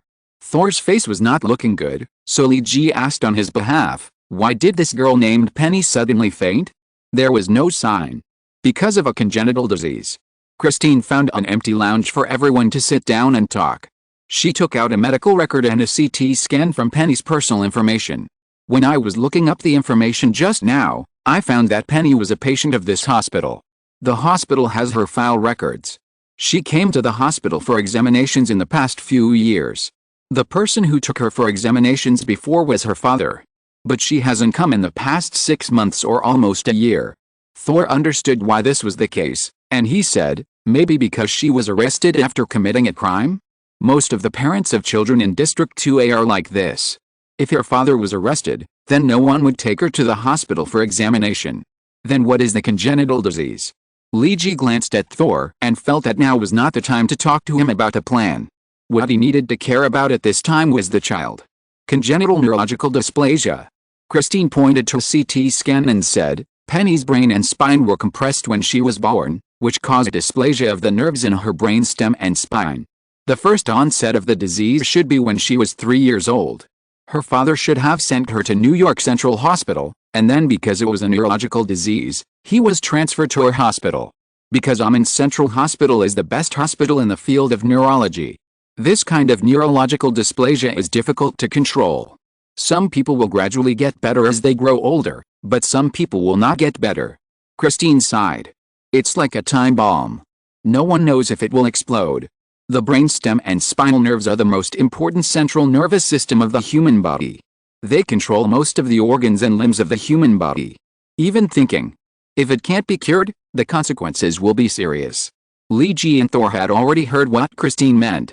Liji chewed his mouth unconsciously twice, and then he said in a not very good tone, "What is the worst result? Lifelong paralysis, hyperplegia, or brain death, or becoming a vegetable?" Christine said dryly, "Even if you want to have surgery to cure it, the risk is extremely high. And the cost of surgery will be an astronomical figure. $500,000 is the most conservative estimate, and it may be higher." "Penny." Christine shook her head and didn't say anything. But everyone knew what she wanted to say next. Even if Penny's father hadn't been arrested, he couldn't see that he could afford the money. This is a large sum of money. For most middle-class families in the United States, it is a high and unbearable surgical fee. What's more, Christine still said it low, and the actual cost may be higher than she said. Liji sucked in a breath of cold air. A 6-year-old girl was sentenced to the worst outcome of her life? But her life has not even really begun. Thor still held 2 candies given to him by Penny in his hand. He stretched the stiff muscles on his face. Then he looked at Liji and said, "Can you lend me some money?" Liji knew what Thor wanted to do. He nodded and said, "Of course, no problem." For the first time, Thor showed a trace of gratitude to Liji. He turned his head and looked at Christine and said, "Then Christine, can you trouble me to arrange the surgery as soon as possible through the relationship in the hospital?" Christine glanced at Liji. She knew that Liji had a comic book company, and now the sales have been rising. Liji's annual income from the comic book company alone is very substantial. Liji is not a person who cares about money very much, so if he is willing to pay, then the basic cost of the surgery will be paid. But some surgeries cannot be done with money. This operation is very difficult, Jason. It is very likely that your hundreds of thousands of dollars will be wasted. Christine first reminded Liji, this operation requires the surgeon to cut off the underdeveloped nerves in Penny's brainstem and spine and reconnect them, and the success rate of this operation is not high. Moreover, Penny is so young, the risk of operating on her is very high, and ordinary doctors probably dare not operate on her. Liji touched his chin and suddenly thought of the new technology that the Osborn Group is working on, which is also about nerves. Compared with the regrowth of limbs, the growth of nerves is more complex and precise. Now the derivative plan of the Osborn Group's limb regeneration plan, that is, nerve repair, is still flawed. For example, reaction force, explosive power, etc. The company previously performed such an operation on a former world track and field champion who was in a car accident. Although he can run and jump after the operation, he can't recover to the subversive state. Li Ji roughly talked about the advantages and disadvantages of this operation. He can only move at the level of a normal person. It is impossible for him to be a world-class sprinter in the 200-meter race like he used to be. And his flexibility will be greatly reduced. He has gone from being a sprinter to being immortal. Thor and Christine looked at each other, and Christine said, "I think this may work for little Penny. If she doesn't aspire to become a world-class sprinter or the world's top pianist, there is nothing wrong with just living happily as an ordinary person. Her life has just begun." Thor agreed with Li Ji's proposal. He planned to ask the child for her own opinion after Penny woke up from the emergency room. But Li Ji thought of something else. He frowned and said, "But there is another problem here." "What?" Thor looked at Li Ji. Nerve regeneration technology is essentially similar to limb regeneration. It requires the original nerve to be removed and then a special drug is injected to allow the trained nerve to grow again in a normal and healthy way. And it requires the original nerve to be removed without damaging other parts. This technology is very difficult. Li Ji said. Currently, among all the surgeries of this type performed by the Osborne Group, there is only one doctor who can guarantee the success rate, and that is the external consultant Steve Strange. Li Ji shook his head. The Osborne Group and Strange only signed an external consultant agreement. We cannot force him to treat a certain patient. He has the right to choose to accept or not. As for Strange's character, I think you two, especially Dr. Christine, should know it better than me. Li Ji waved his hand. He never does an operation that he is not sure of, and you just said how difficult Penny's operation was. The entire rest room fell into silence. Suddenly, Li Ji heard the sound of tearing open a plastic bag. It turned out that Thor tore open the plastic packaging of the two candies in his hand, and the candies that were originally melted in his palm were thrown into his mouth by Thor. One was a fruit candy and the other was a toffee. The taste of the mixture was not very good, it was weird. Thor casually crumpled the candy wrapper into a ball and threw it on the ground. He stood up and prepared to go out. "Thor, Penny's emergency treatment won't be over so soon, wait a minute." Christine thought Thor was going to see Penny. "No, I'm not going to see Penny. I just want to talk to someone." Thor's tone was not emotional. But Li Ji heard something bad, and he asked, "Who?" "Steve Strange." Chapter 515 I Reject. As the world's top neurosurgeon, Dr. Steve Strange is always very busy.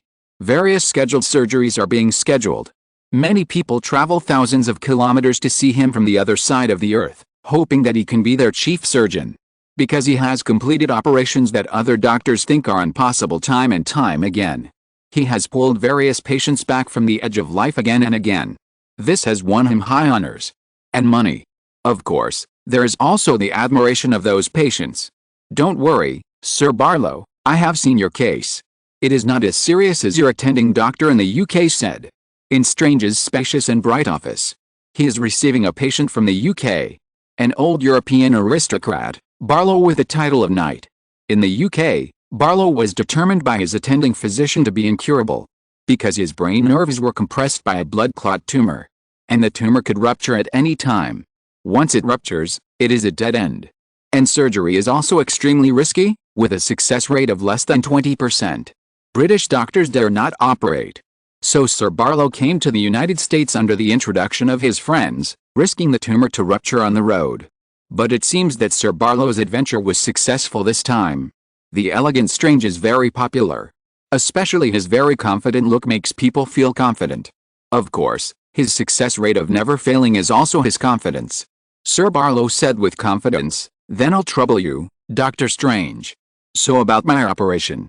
Sir Barlow's words have not been finished, and the door of Strange's office was pushed open roughly. A tall and strong man, although fat, but looks very sharp and fierce and aggressive, strode in. "Strange. I want to talk to you." The person who came was Thor. Thor, Strange naturally knew him. Because of a Christine. Even Strange used his power in the hospital to directly transfer Thor to the Southern Cross Welfare Home to work. Strange thought Thor came to him for this kind of thing. Strange smiled at Barlow apologetically. "I'm sorry, sir." At this time, Strange's assistant also came in from outside the door. He said to Strange in panic, "Doctor, I wanted to stop him. But I couldn't. He was too strong." The assistant looked at Thor with some fear. After all, A height of 1.95 meters and a weight of 130 kilograms are too oppressive. Facing such a person in life is like seeing a mountain. Strange's assistant is just an ordinary person with a height of 1.77 meters and a weight of 75 kilograms. He doesn't have the courage to stop the advancement of a mountain, especially when this mountain looks like an active volcano. Strange frowned at Thor and waved to his assistant, motioning him to go out first. Strange walked quickly to Thor and whispered, "No matter what you want to say to me, I have a patient now. If you don't get out, I will ask the security to kick you out." Strange thought Thor would definitely argue with him angrily, and then he would call the security to come in and kick him out. Then he could be fired directly. But unexpectedly, Thor nodded apologetically after seeing Sir Barrow, who came to see the doctor. Then he turned to Strange and said, "I'm sorry, doctor. It's just a little urgent. I hope you can take a look at this case. I can talk to you after you finish dealing with this patient." Thor handed the case about Penny to Strange. Then he withdrew like this. This was far beyond Strange's expectations. If it was in the past, Thor would definitely quarrel with him as Strange expected. But now Thor's growth has exceeded everyone's expectations. Because the work in the hospital and the welfare home made him understand that fists cannot solve all problems. This is something that Thor has never understood.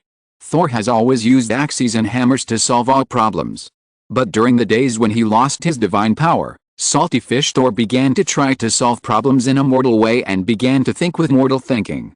When Thor strode into Strange's office, Leegi did not stop him. Because he wanted to see how Thor would deal with this kind of thing. At the same time, he stopped Christine. "Why don't we stop him? He doesn't look good. If he has a conflict with Strange, it will be troublesome." Christine didn't understand why Leegi stopped her. "Thor is different now, don't worry about him." When Leegi said this, he saw Thor exit Strange's office and sit on a bench next to the corridor. Waiting for Strange to finish seeing patients for the day is a very tormenting thing. Because Dr. Strange's appointments are full every day. As soon as Sir Barrow comes out, the next patient will go in. But Thor has been guarding outside the door and didn't leave. Christine also accompanied Thor to his side. Because the waiting time was too long, Leegi also went to the convenience store in the hospital to buy drinks and bread to make do with a meal. The three of them waited outside for 4 hours. After the last patient left, Thor pushed open the door and walked in. After seeing Thor come in, Strange rubbed his eyes. He thought he had driven this big fool away. After Thor came in, he went straight to the point and said, "Dr. Strange, do you have time to talk now? Have you read the case I gave you? What do you think? This big fool is really a bit difficult to deal with." Strange felt helpless. At first, he thought Thor was looking for trouble with him because of his transfer to nurse. Unexpectedly, Thor actually handed him a case. Out of the most basic professional ethics of a doctor, Strange still read the case carefully. Although Strange can select patients, he never perfunctorily treats the case. What kind of patient can be cured is one thing, and whether to read the case carefully is another. He has read Penny's case, including various CT angiography. Judging from his personal medical level, this is a very complicated and difficult patient. "Thor, who is this girl named Penny?" Strange pointed to the case on the table and asked. "The child I take care of in the welfare home." Thor answered truthfully. "A child from an orphanage? That means she has no parents, and no one will pay for her medical expenses. Do you know what disease this child has? How much will it cost?" Strange looked at Thor with a scrutinizing look. "I don't think the orphanage can afford the surgery for an orphan. I'll pay for it," Thor said firmly. Strange was amused by what Thor said, and he looked Thor up and down. Thor, wearing a blue nursing uniform, didn't look like someone who could come up with hundreds of thousands of dollars. "Do you know how much it will cost?" "More than $500,000. How are you going to pay for it?" Strange said in a calm statement. He was just saying an objective fact, which was a lot of money. He didn't think Thor, who is a nurse, could afford it. "Don't worry about the money, Dr. Strange." It was Leegi who pushed open the door and walked in. He walked in step by step, his feet making a clattering sound on the floor. The footsteps stopped until he stepped onto the high-grade carpet in the center of the office. "I can still afford $500,000 or $1 million. Thor wants to save the girl, money is not a problem. I can pay, or even a little more." Strange also knew Leegi, a senior consultant of the Osborn Group. He never appeared at the front desk, But from the rumors of the Osborn group, he knew that this young man pushed many things. Strange believed him when he said he could pay the money. Seeing that Strange didn't speak, Leegi continued, I just want to know, I can pay. Dr. Strange, can you help? Stand in front of the operating table and be the surgeon. At this time, Christine also walked in, and the eyes of the people in the room were focused on Strange. This made him feel very uncomfortable. He chose to turn his back and said in a calm voice, I refuse. P.S. There will be another chapter later, and there will be 3 updates today. So the tickets. Chapter 516, The Reward You Will Never Understand. Strange's words were just as Leegi expected. Christine had just explained the risks of Penny's surgery. Leegi touched his chin and said hesitantly, using Osborn's latest technology and nerve regeneration technology is not possible? You don't need to do tedious nerve bypass reconstruction. I know that traditional surgery has great risks. Strange interrupted Leegi before he finished speaking, the new surgery also has great risks. Penny is a 6-year-old girl. She is too young. The younger the child, the higher the risk of this surgery. The higher the possibility of failure, the success rate may be less than 20%. And the success rate is for me. Strange turned around and looked at everyone and said, if it were someone else, there might not even be a 50% chance. That's why we need you, Dr. Strange. If Penny doesn't have the surgery, she will still have problems. Maybe she will live a life worse than death for the rest of her life. Leegi tried to persuade Strange. But Strange was a very stubborn person. He continued to shake his head and said, instead of operating now, it is better to wait until she grows up. If she can grow up to 10 years old, the success rate of the operation will increase a lot. I will operate at that time, Mr. Lee. But Penny can't wait that long. Christine interrupted and said, she had an attack today. She was just in the operating room for rescue. Although she is out of danger now, her condition is getting worse and worse. Christine, who came in last, went to the emergency room before coming. She is an important doctor in the emergency room. She got a lot of information about Penny's rescue. Christine continued, her nerves are now beginning to atrophy rapidly. From now on, the time she can live in the world sober can only be calculated in days. Christine brought the worst news, which was worse than expected. There was no time for Penny to grow up slowly and reduce the risks of surgery. Please, Steve? Christine looked at Strange and said, this child doesn't have much time left. She needs surgery. No, you know the rules, Christine. Strange showed an unusually hard-heartedness. Although he frowned and thought about something, he finally chose to refuse. Leegi couldn't help but sneered when he heard Strange's refusal. What makes you so hard-hearted, Dr. Strange? This is a 6-year-old girl. She is begging for your mercy and help in front of you. You are the only one who can help her, but you choose to stand by and watch. Leegi couldn't help but mock Strange. Why? For your ridiculous 100% success rate of surgery? If that's the case, I can find a way to arrange a secret operation. It will be carried out in the laboratory of the Osborn Group. No one knows that you are involved in this operation. If the operation fails, I will find a few cats and dogs to help you take the blame. What do you think? Leegi said with disdain in his eyes and unforgiving mouth. Of course, if you succeed, I will also help find a group of reporters to interview you. The Osborn Group and several members of the Lancet are very familiar with each other. Maybe you can be on the cover of the Lancet next time. Leegi was completely sarcastic. He had never liked Strange very much, since the first time. But because of the cooperation between the Osborn Group and him, Leegi at least maintained a polite relationship with him on the surface. But now that it has come to this, Strange still refused to operate and refused to operate. This is no longer to protect his own honor, but pure hard-heartedness. If a doctor regards his reputation as more important than the patient's life, and can even watch an innocent life die in front of him for this, Leegi feels that he has lost the basic character of a medical practitioner. Leegi's sarcasm made Strange very angry, especially the words that anyone could replace him. Especially when Leegi said that if he succeeded, he would let the Lancet interview him. This is even more of an insult to Strange. An insult to personality. What does he think of himself? A bitch who relies on medical skills to show off and asks for a high price? Enough. Strange angrily slapped his oak desk, making a loud banging sound. What do you know? What do you know? Strange pointed at the 3 people in the room and said angrily. Others could not understand what he was thinking. He had always used thick disguises to cover his deepest thoughts. Do you think I care about this broken honor? What is the so-called percentage success rate? Strange lost his former elegance. He pulled his collar and roared. There were many reasons for his loss of composure. Li Ji's ridicule was one point, and Christine's distrust of him was also one point. Maybe there were some other things, maybe he was just tired. The more honors he had, the more things he had to bear. Sometimes tense nerves need an outlet to vent. Then what do you care about? Li Ji returned to Strange without giving in. Life? Strange said a word that Li Ji would never think of. And Li Ji felt that this word was extremely ridiculous when it came out of Strange's mouth. Ha! Li Ji did not hide his contempt.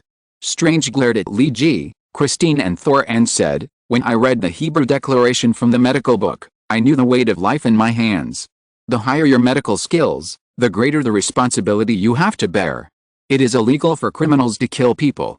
They use guns, knives, drugs, and all other means to kill people. They will be punished by law and will be despised by people. Everyone will say they deserve it. Strange's face showed an abnormal flush. But doctors won't. When I stood in front of the operating table with a lancet, I knew. I was granted a legal license to kill. The life and death of the patient on the operating table is in my hands. I can save him or kill him. And I don't need to be responsible to anyone. I don't need to be responsible to anyone if I kill any patient. Because it is legal. And even if I really kill someone, someone will come and pat you on the shoulder and say, I have tried my best. Do you understand this feeling? I am a doctor, my duty is to save people, not to kill people. Just like what you did last time, Christine, I will never be able to inject brain death injections into organ donation patients in my lifetime. Any life that I can't save, I would rather not have any intersection with them. I don't want my hands to be stained with blood, and I don't want to be haunted by those wronged souls when I dream at midnight. Li Ji looked at Strange in surprise. And Christine has known Strange for a longer time and knows more things, some things about Strange's sister. It was a failed operation, and the surgeon was Steve Strange. Since then, Strange refused to accept any surgery that he felt could not be completed. While Strange was shouting hysterically, Thor whispered, "Coward."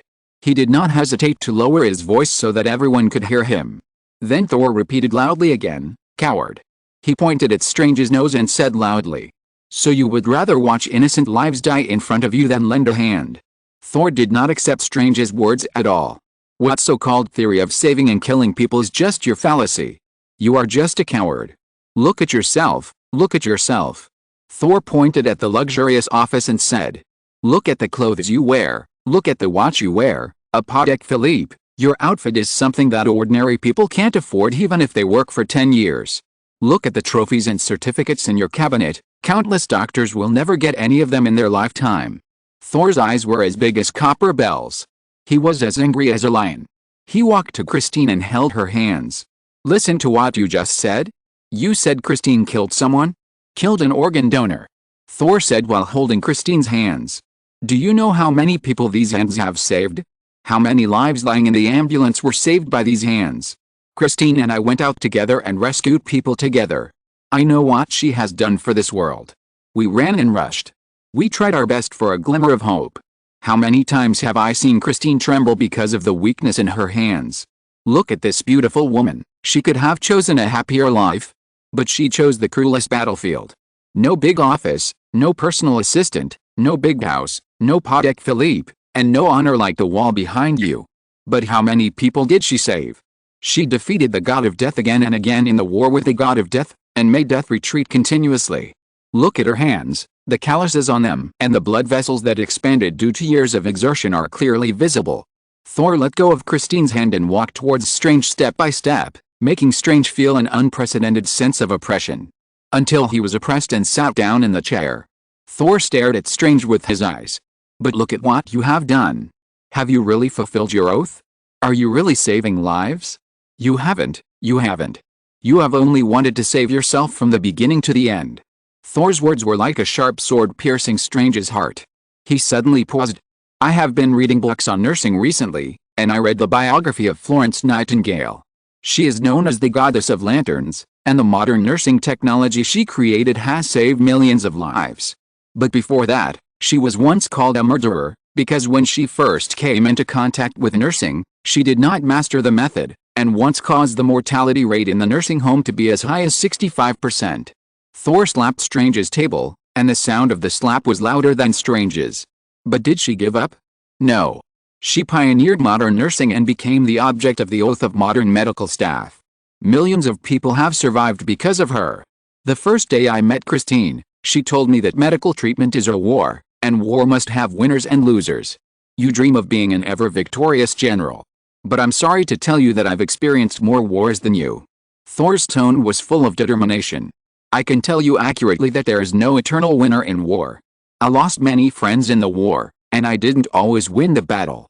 But if you don't experience failure, you will never succeed, coward. Are there no other candidates besides this waste? Thor pointed at Strange, who was pausing for a while, and said to Li Ji. Li Ji thought for a while. I wonder if Dr. Otto, who helps the company study neuroskeletal system, knows other neurosurgeons. Let's go find him and try. Thor looked at Strange with disdain and said, live your life with your false honor, coward. After that, he slapped Strange's oak table heavily. The big palm slapped on the table with a loud bang. It was louder than all the previous sounds. As the sound fell, a huge crack appeared on the solid oak table. A 5-centimeter oak board could not be broken by a human with one palm. Li Ji noticed this and his eyes lit up when he looked at Thor. Strange was also awakened by this exaggerated force. He looked at the crack on the table and was not curious, because it is common in the Marvel world, isn't it? He just asked, why do you care about a child in an orphanage like this? Thor said without turning his head, because she gave me a reward that I can't refuse. What reward?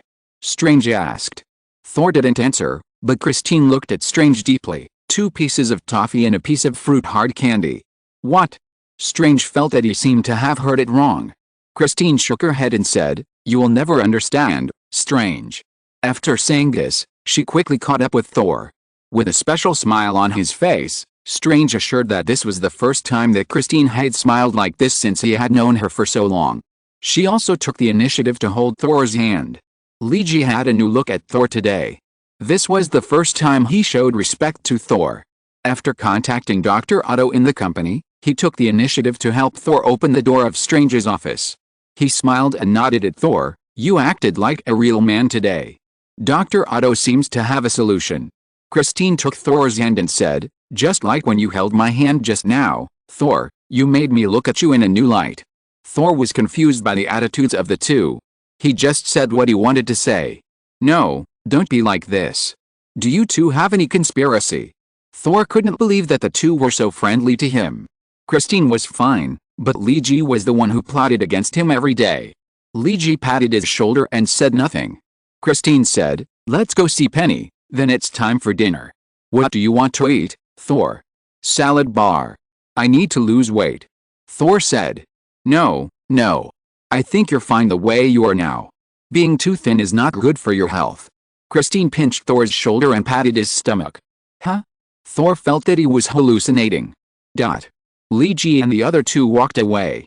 Looking at Christine's distance, Strange had a premonition that he might lose her forever. And the words Thor just said were like a sharp blade piercing his heart. He sat in his chair blankly. At this moment, Strange felt unprecedented loneliness. He put his hand on the oak table, but the table silently broke in half and fell down. Damn it! Strange cursed. Maybe Thor was right. He didn't think about saving anyone. He only wanted to save himself. At this moment, everyone left, and Strange felt that he had become a lonely person in this world. P.S. The third update is hot. A big chapter of 4,500 words has been updated. Please vote, please vote. Today I updated 9,800 words, which counts as 10,000 words. Chapter 517 God-Making Plan. With Li Ji's mediation, Penny was transferred out of Altamont Central Hospital. She was transferred to the medical center under the Osborne Group for treatment. Since the emergence of severed limb repair technology, the Osborne Group has been spreading its own medical centers around the world. With Osborne's capital, the number of medical centers has been quite fast. Especially in the headquarters in New York, the medical center here has the best equipment and the best nursing staff. Including the doctors hired are experts in the industry. Of course, the top expert in neurosurgery is still Strange. In the company, no one can challenge him in this kind of operation. Because Lee Ji is a senior manager in Osborne, especially he secretly took the lead in the improvement and promotion of severed limb medical technology, mainly avoiding the Osborne Group, so that this technology has always been in Harry's hands. So Lee Ji's words in the Osborne Group are still very useful. After Penny came out of the emergency room and confirmed that the situation was temporarily stable, he transferred Penny to the special care ward of the Osborne Medical Point, Manhattan Division Center. When little Penny woke up, the first thing she saw was Thor not far away. "Thor, I just fell asleep while watching SpongeBob. Has the show finished?" Penny seemed disappointed because she didn't finish watching SpongeBob. She hadn't noticed that the environment she was living in was different, and she didn't realize that she was in the hospital. "It's okay, Penny. Look, I bought you a complete set of SpongeBob discs. Which episode do you want to watch? I can help you play it." It was Lee Ji who spoke. He raised the DVD in his hand and said, "Thor would not be so attentive." At this time, Penny's spirits recovered. She noticed that she was not lying on her own small bed in the Southern Cross welfare home. Although Penny was still very young, it didn't mean that she was stupid. At least she had seen the scenes of hospital wards on TV many times. "I'm in the hospital, right, Thor?" Penny said a little disappointedly. "My father always took me to the hospital before, and he always quarreled with the doctors because I had a serious illness, right? Will I die?" "It's okay, it's okay." Thor walked to Penny's side and held her hand and said, "It's just some minor problems. This is my friend named Jason. He knows a lot of excellent doctors, and they will cure you quickly." Lee Ji smiled and waved at Penny.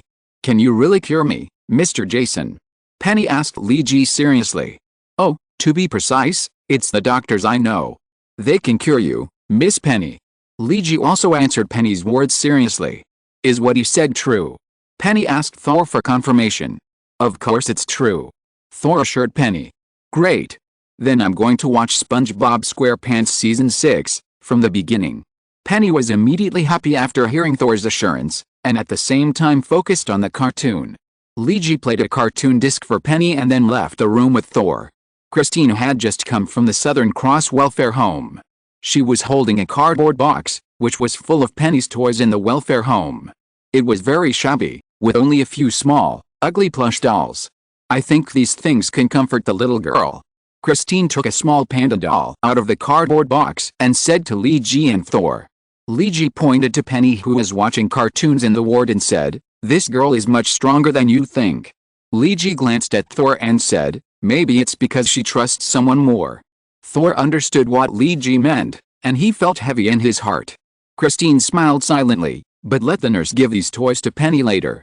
"Oh, by the way, before coming here, the children from Area 2A of Southern Cross wanted to come to the hospital to see Penny, but I stopped them.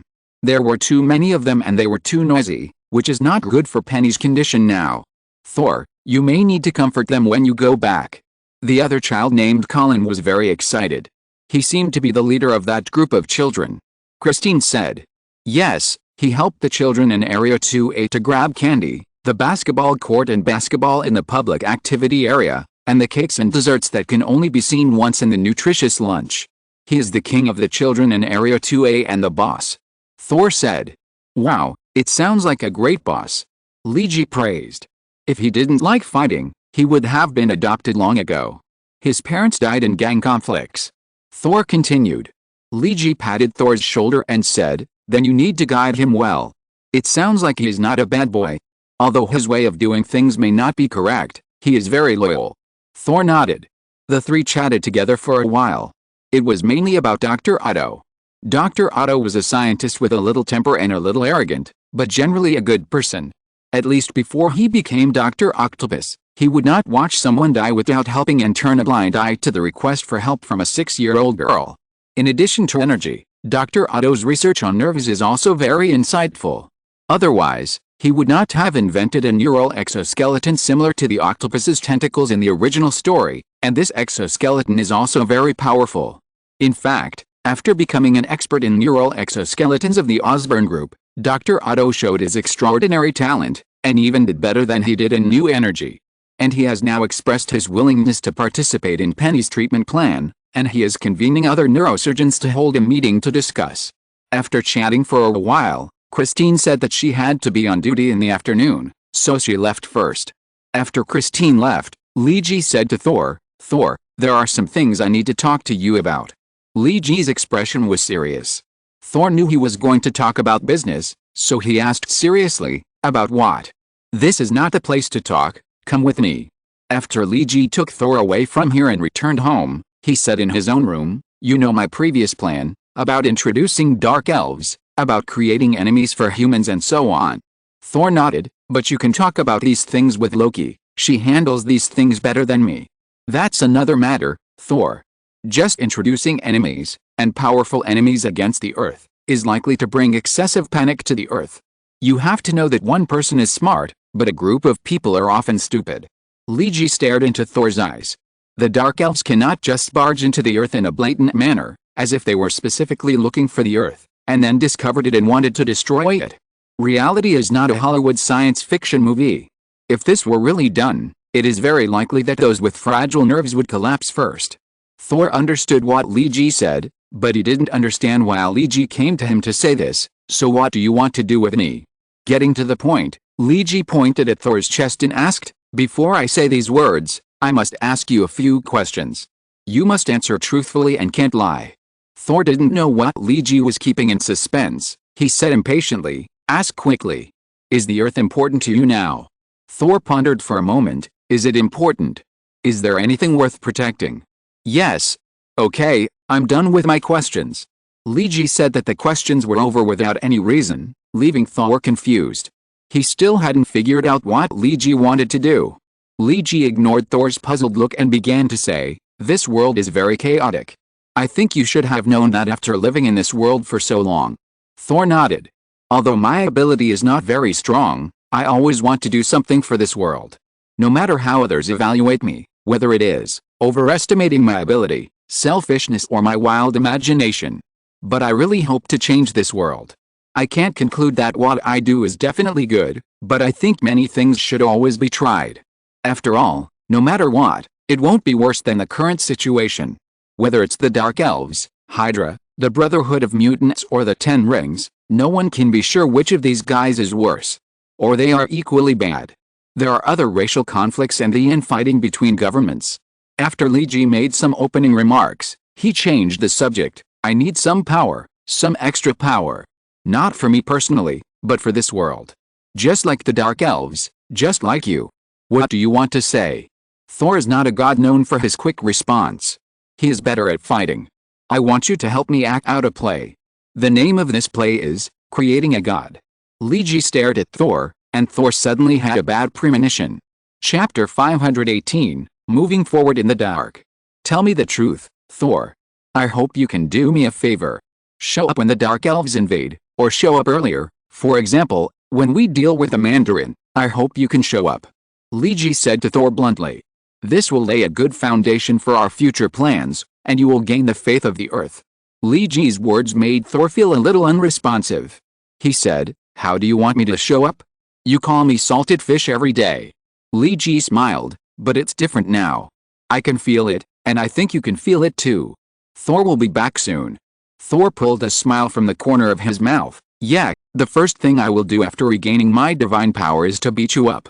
Liji shrugged. "Whatever, as long as I'm still alive, send me to the medical center of the Osborn Group." Thor waved his hand, "But it will take more than a day or two to lift the seal. I may not be able to lift the seal in the time you expect. I am just a mortal without divine power. I can't help you defeat the Mandarin, nor can I charge into the war of the Dark Elves." Liji shook his head. "You misunderstood, Thor. I don't need you to go to the battlefield." "What? If there is no need for a martial god to go to the battlefield, then what does he want to do himself?" Liji quickly gave Thor an answer. "I just need you to be a diplomat, or a liaison between Asgard and Earth." Thor would never agree to Liji's proposal. "No, impossible. You can let me fight, but don't ask me for diplomatic affairs. This is Loki's job, I can't do it. It's not the kind of diplomat you understand. You don't really need to deal with any diplomatic affairs. All you need to do is to unilaterally issue some announcements to the human government. As for the reply from the human government, you can pay attention to it. If you don't want to listen, just treat those politicians' words as farts. Anyway, many of the things they usually say are like farts." Li Ji didn't give face to the politicians of the Earth government at all. So, what do you want to do? Thor couldn't understand what Li Ji wanted to do. Let him be a diplomat between Asgard and Earth, but he didn't need to pay attention to the Earth government. He just needed to make some unilateral announcements. Acting. I said at the beginning that this is a play. Just like the play I arranged for Tony to do now. His audience is the Mandarin in Central Asia. Li Ji said to Thor. But your audience is the 7 billion people on Earth. You need to make all human beings realize that humans are not alone in this universe. How stupid it is to publish your information addressed to the universe. Let all governments understand the simplest thing, how stupid it is to kill each other. Just like the war in Eastern Europe, a world war with Latvia over new energy sources will eventually break out, and finally send human civilization to the grave. This is the stupidest thing. That's why I want to confirm whether you have any attachment to the Earth. Are you willing to see the people and things you care about destroyed by a group of ambitious people? Li Ji patted Thor's shoulder. Of course not. Thor frowned and said, although humans have many shortcomings and there are all kinds of bad people, I don't deny that there are just as many good people among humans. People like Christine who shine with the brilliance of humanity. These people are ordinary but they are changing the world in their own way. Just like beavers use small branches to build a dam. Then I think we have a common topic, Thor. Li Ji stretched out a hand and handed it to Thor and said, here I formally invite you to join our organization, the Illuminati. Inviting Thor to join the Illuminati was a temporary idea of Li Ji. Originally, he just wanted Thor to become the patron saint of the Earth, but now from the conflict between Thor and Strange, Li Ji saw another side of Thor. It is not the high and mighty side of God, but the side that truly shines with the brilliance of humanity. So he invited Thor to join the Illuminati. Although compared with the average IQ of the Illuminati, Thor is a little bit below standard. But Thor is the eldest prince of Asgard after all, and many future plans will need his help, so it is not impossible to give him a small privilege. When Li Ji took Thor to see Tony, Li Ji did not wear his Nightwalker's outfit. Instead, he went to find Tony openly. Tony was not surprised to see Li Ji's true identity. He simply waved his hand and said, is it because it's too hot in summer that you don't wear a hood? Yes, because New York is already 38 degrees, it's more comfortable to wear a short-sleeved t-shirt on this day. Li Ji was not surprised that Tony guessed his true identity. Since Gwen can guess who he is through Spider-Man, if Tony is determined to investigate who he is, it will only be a matter of time before he is exposed. Tea or coffee? Tony asked Li Ji simply, and he didn't even ask who Thor is. Tea. Li Ji answered simply. I have to say, your disguise is okay, but not enough. Especially when you hang out with us every day, it's not difficult for us to guess who you are from the people around you. Tony handed 2 cups of tea to Li Ji and Thor. But don't worry, everyone in the Illuminati is very tight-lipped. And I asked Jarvis to clear and review all matters related to you on the internet. Any clues that may point the finger at you have been cut off. Tony has actually done a lot of things in secret. Some things are not revealed by the parties involved, and no one is in the mood to reveal them. What everyone needs to do is to help their friends finish the job and not reveal any flaws. But what made you decide to meet me with your true face? Tony was still a little curious about this matter. Li Ji pointed at Thor. Because of him, I decided to absorb him into the Illuminati. He lives in my house, and even if I reveal my true identity in the future, you will know it. That would be too strange, as if everyone pretended not to know each other. Tony waved his hand. Do you think it's not strange now? Well, this is the Prince of Asgard you mentioned? The god of thunder Thor. Tony looked at Thor with a scrutinizing look, and said a little doubtfully, are you sure he doesn't need to lose weight? Li Ji spread his hands and said, it's impossible in the short term, let Dr. Hank's shape-shifting device help. Thor felt that his life had been a bit ups and downs in recent days. He saw the dawn of restoring his divine power, and Christine suddenly became very enthusiastic about him. And Li Ji, who had been calculating himself, began to become friendly and even absorbed him into an important human organization. Although he has not yet fully figured out what the role of this organization is, he still feels the power of the Illuminati. The interstellar battleships parked in the Venus base are proof of this. And here, he was also allocated a total of 6 battleships belonging to him. Well, at least nominally it was his battleship, but the actual commander was still Li Ji. Of course, there was also Dr. Hank's illusion device, installed on his belt, which used illusion technology and energy shields to create a virtual image for him. The image created was his original Thor's posture. To be honest, if a fat man loses 25 to 30 kilograms, then visually they are completely two different people. I still remember that when Lee Ji just came back from Japan and saw Thor, who was as fat as a ball, he couldn't recognize him at all. This was when Lee Ji and Thor were very familiar with each other. This was a more realistic way to hide one's identity than the artifact of a reporter from the Daily Planet who liked to wear red underwear outside, and the black-framed glasses that could lower the global human IQ by more than 70%. Now Thor's divine power has not yet recovered, so in order not to be exposed, Tony also built a nano-metal Thor armor for Thor. It is usually hidden in his belt. When you use it, you only need to shout, "Thunder God transform." That's it. The belt will automatically activate the transformation function and nano armor. With a transformation device as a cover, others will not know that you are wearing armor. They will not see your real fat appearance. Tony explained to Thor how to use the transformation belt. But Thor was still a little puzzled. Why do I have to shout the transformation slogan? This is a bit like something in cartoons. Tony waved his hand. This is sentiment. At the other end of the Venus base, Dr. Hank and the professor were debugging several Viking fighters that had changed their postures after transformation. This is the fighter disguised as Thor's vehicle. Lee Ji is also here. His identity has been revealed. He and the professor are talking about the new mutant country established by Katie and others in Tuvalu. The invasion of the Dark Elves will be an opportunity. It will be an opportunity for ordinary people to recognize that mutants are no different from ordinary people.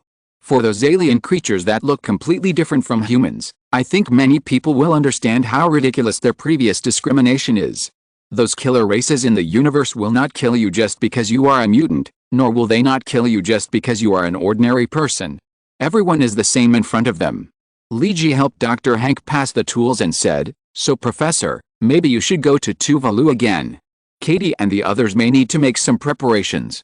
The professor did not reply. He just looked at Lee Ji's young face and said, "Every time your plan moves forward, I will become more and more uneasy. Do you really understand what you are doing, Jason?" "What do you mean?" Lee Ji glanced at the professor. "If your plan succeeds, you will not get any benefits. But if it fails, you may be nailed to the pillar of shame and spit on for 1,000 years. The professor said it very obscurely, but Lee Ji knew what he was talking about. About the Dark Elves, about a cosmic era, and about a political system reform on Earth that he tried to promote. Many of them seemed like fantasy, but when the great prince of Asgard, Thor, also got involved, the professor realized that Lee Ji's plan could not be reversed. However, this plan does not conform to the current vested interests. It is even very likely to subvert the rule of the traditional regime and the traditional political family. Since Lee Ji persuaded Tony to promote the Horizon Fund and began the exploration of cosmic sociology, the old system has actually begun to count down to elimination. This is what all vested interests do not want to see. If Lee Ji succeeds, he will not be the biggest winner, but if he fails and is found out, he will inevitably be hated by a group of vested interests. Even to blacken his reputation. Lee Ji knew what the professor was talking about. He shook his head. "Professor, you have to understand. I expect the world to change, not for the sake of gaining benefits. It's because I don't like this world. When I had no ability, I could only adapt to it. Now that I have the ability, why don't I try to change it? The earth is round, and anything can happen. The choice I made is just one of them. Just like you are standing by my side and supporting me, aren't you?" The professor shook his head. "It's different, Jason. Hank and I are old. For us, it's nothing to do something at the end of our lives. We have lived long enough. And you are still young, just like Katie. At your age, you should date in movie theaters and cafes with a smile, stroll in the park, and bask in the sun. Professor, I like the life you talk about, but this kind of life will not fall from the sky. Since we know about the Brotherhood of S.H.I.E.L.D. and know that the alien invasion will eventually happen, then I can't live with the mentality of what if it doesn't happen." Lee Ji said to the professor and Hank. "I'm not that kind of person who would leave my fate in the hands of others and hope that a superhero would come to save me. Compared to others, I believe more in the future created by my own hands." Lee Ji clenched his fists. "Professor, everything has a price. For many people in this world, even air, water and even sunlight require a price to enjoy. Some people live happily in the sunshine, Only because there is another group of people watching every dawn in the dark night. Li Ji pointed at himself. Do you remember my oath in the first issue of Night Watch? I am willing to be a sword that breaks the darkness. But this is not glorious, nor is it prominent. The professor said. Leave the glory and honor to Iron Man and Spider-Man. Do you remember my nickname? My name is Nightwalker. I am a person who hides behind the scenes. I don't care about what happens. There are two sides to a coin. Some people are superficial and some are superficial. Not all heroes are glamorous. My personality determines the way I do things. I don't mind walking in the dark. I just hope that what I want can be realized in the end. When Li Ji said this, Tony, Captain Rogers and Thor had just walked into the hangar. They all heard what Li Ji said. All I want is a new world. My ideal has never changed from the beginning to the end. Captain Rogers strode in. What ideal? Open the most famous restaurant in the world. I hope that when my restaurant opens, we can eat alien vegetables. Li Ji smiled. But it's a bit early to talk about that now. The first thing we have to do now is to eradicate the 10 rings and the Mandarin. Captain, we are ready. Does the SHIE have any information? Rogers' captain smiled and said, good news. I heard that the Mandarin was mad at Tony. Chapter 519, Flying Dragon Force. Wars in modern society have undergone fundamental changes compared to more than 100 years ago. In the era when Manchu Zhang Tong was showing off his power, the attack method of shooting in a line had not been completely eliminated. Although wars have begun to shift towards muskets and artillery, many times after firing a few rounds of guns, gunmen still have to draw their waist knives and engage in hand-to-hand combat. Although the Maxim heavy machine gun was invented in 1883.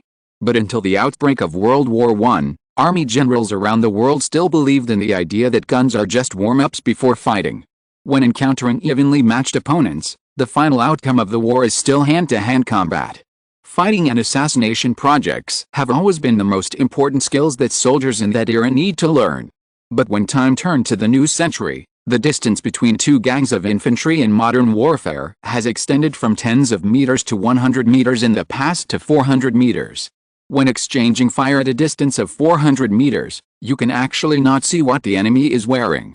In several wars in the new century, the US military used its wealth to demonstrate the fighting style of modern warfare. It takes nearly 250,000 rounds of bullets to destroy an enemy. This requires several military trucks to transport. The copper, iron, metal and various materials consumed to destroy an enemy would have been enough to support a small-scale war a few hundred years ago. The reason why the war has changed into this form is that, from a human perspective, it is to protect the lives of our own soldiers. Let them fire a round of bullets to protect themselves in any possible danger. If it is from an economic perspective, the value of a professionally trained soldier in modern society, including the value he creates after retiring alive, is far higher than 250,000 rounds of bullets. Because modern warfare has higher and higher requirements for personnel, which is different from 100 years ago. It is no longer just finding a few illiterate farmers and vagrants, and then turning them into modern soldiers after a training. Modern warfare has higher and higher requirements for the quality of individual soldiers. Taking the Javelin individual missile equipped by the US military as an example, soldiers need to master basic radar observation capabilities, basic coordinate positioning capabilities, and judgment of our identification signals, as well as the complex operating system of this weapon itself. No one knows whether the Javelin missile is the best missile in the world, but it is certain that it must be the most complex missile in the world. Although it is powerful and accurate, it can destroy most armored targets in bunkers. But if this weapon is given to ordinary terrorists, they can't use it at all. They can't even turn it on. This requires professional training. Therefore, the increasing application of these high-end weapons in modern warfare has led to higher and higher requirements for the basic quality of soldiers. High school students have almost become the basic requirement, and it is best to recruit college graduates to join the army. And this is Zhang Tong's dilemma. The more educated people are, the less likely they will be bewitched by his words and deeds. He has a magic ring that can control the mind, but he can't hypnotize hundreds of thousands of grassroots soldiers.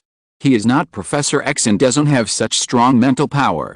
The form of modern warfare has made many of Zhang Tong's previous learnings go to waste.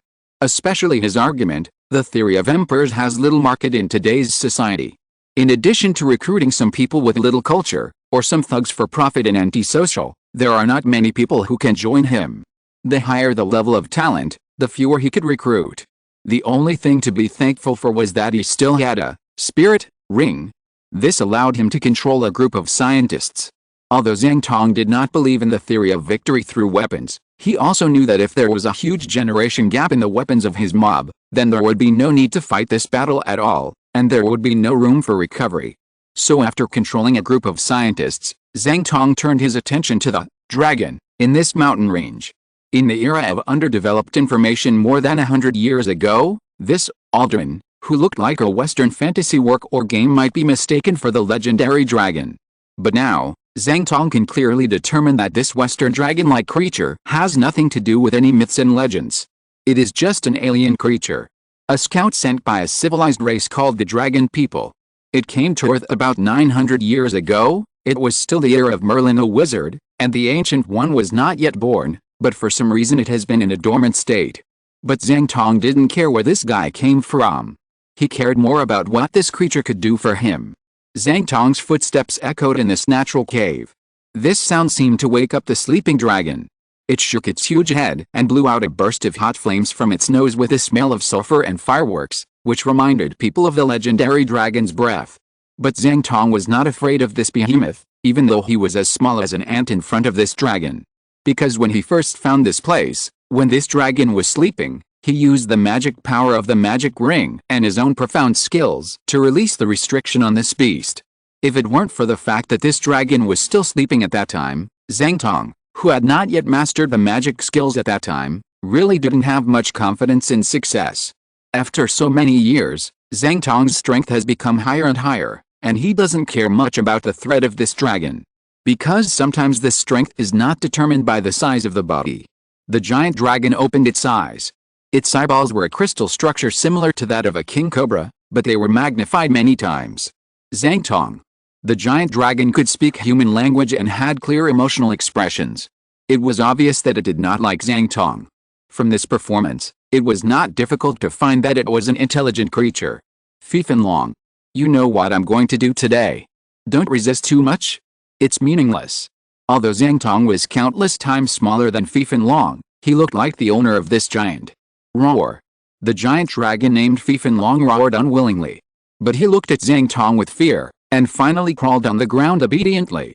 Zhang Tong nodded with satisfaction, and he waved his hand gently. Hundreds of people holding various equipment suddenly appeared from nowhere and ran quickly towards Fifan Long. They inserted various instruments and equipment into Fifan Long's body, which made this giant seem very uncomfortable. Zhang Tong, use my clones to form a flying dragon army to help you dominate the world. Why don't we just cooperate? Fifan Long had no idea how many times he had mentioned this to Zhang Tong. He tried hard to convince Zhang Tong. Otherwise, he would be beaten to death by this guy one day. I can help you find allies in the universe. There are many interstellar pirates and smugglers who sell all kinds of weapons. I can act as a liaison and help you find them. With those high-tech weapons, you can definitely crush those troops on Earth. Zhang Tong sneered, but what's the price? Divide half of the Earth to aliens? And those high-tech weapons, do you think those idiots under my command can use them? By then, will I have to hire a group of interstellar mercenaries to help me conquer the world? At least you can get the other half at the cost of half the Earth. Fifan Long said immediately, it's better than getting nothing. Zhang Tong glanced at the dragon and shook his head. You have been sleeping for hundreds and thousands of years. I have only been sleeping for 60 years, and the Earth has changed its appearance. You have been sleeping for so long, I am afraid you are already an antique in the universe. Those interstellar pirates you said you knew may have disappeared long ago. I can convince my race, the Dragon Clan. As long as they see the moon, I can convince them. Fifan Long said quickly. Zhang Tong did not believe Fifan Long's words from the beginning to the end. Moreover, Zhang Tong, who was born in the late Qing dynasty, had experienced the era of semi-feudal colonialism. He knew very well what kind of chaotic era it was, and he did not like it. If foreigners were replaced by aliens, there would actually be no sense of disobedience. You should pray that I will unify China as soon as possible, and then unify the world when I have the opportunity. In that case, you may still have a chance to survive, Fifan Long. Zhang Tong stared at Fifan Long, and Fifan Long felt a chaos in his brain and weakness in his body. It leaned its big head against the ground again. After I complete my goal, maybe I will contact your civilization. But not now. Zhang Tong said and did not want to pay attention to Fifan Long anymore. He started flying at a low speed in the cave, passed through a long and narrow tunnel, and came to another open area connected to the cave. This is where Zhang Tong trained secret weapons. As he just said, he could not make his group of soldiers become very cultured all of a sudden. Operating high-tech weapons requires a lot of knowledge. But in modern society, there is another way to improve the combat effectiveness of soldiers, that is biological transformation. The area in front of Zhang Tong is the secret weapon he has been preparing for so many years. Countless huge petri dishes and huge incubators fill this cave. From those green petri dishes, we can see clones of extraordinary dragons one by one. They are two-legged flying dragons with dark scales and body lengths ranging from 10 meters to 100 meters. And the number of flying dragons that can be seen in this area alone exceeds thousands. Few people know how strong this force is, but at least one thing is certain, Zhang Tong is very satisfied with it. Zhang Tong has raised a real flying dragon force, and he has been forbearing for more than 20 years. Now Zhang Tong's plan has gradually become perfect and clear. After having a strong enough force, he will take Central Asia as the starting point, first unify and establish a country in this region.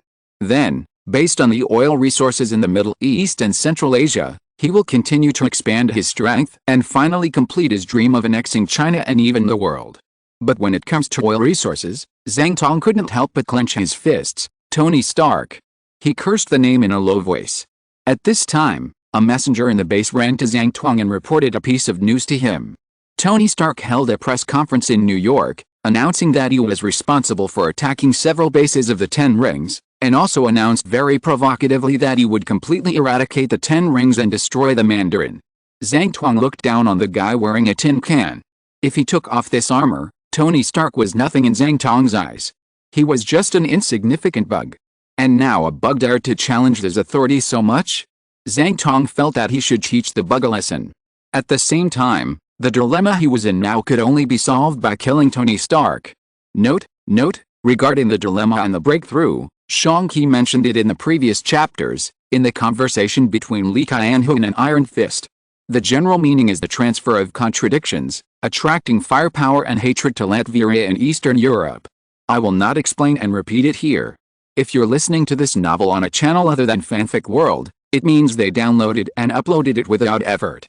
We cordially invite you to visit our channel, Mundo Fanfic Novelists. There you'll find the original version of this story and you can explore many other novels of various genres.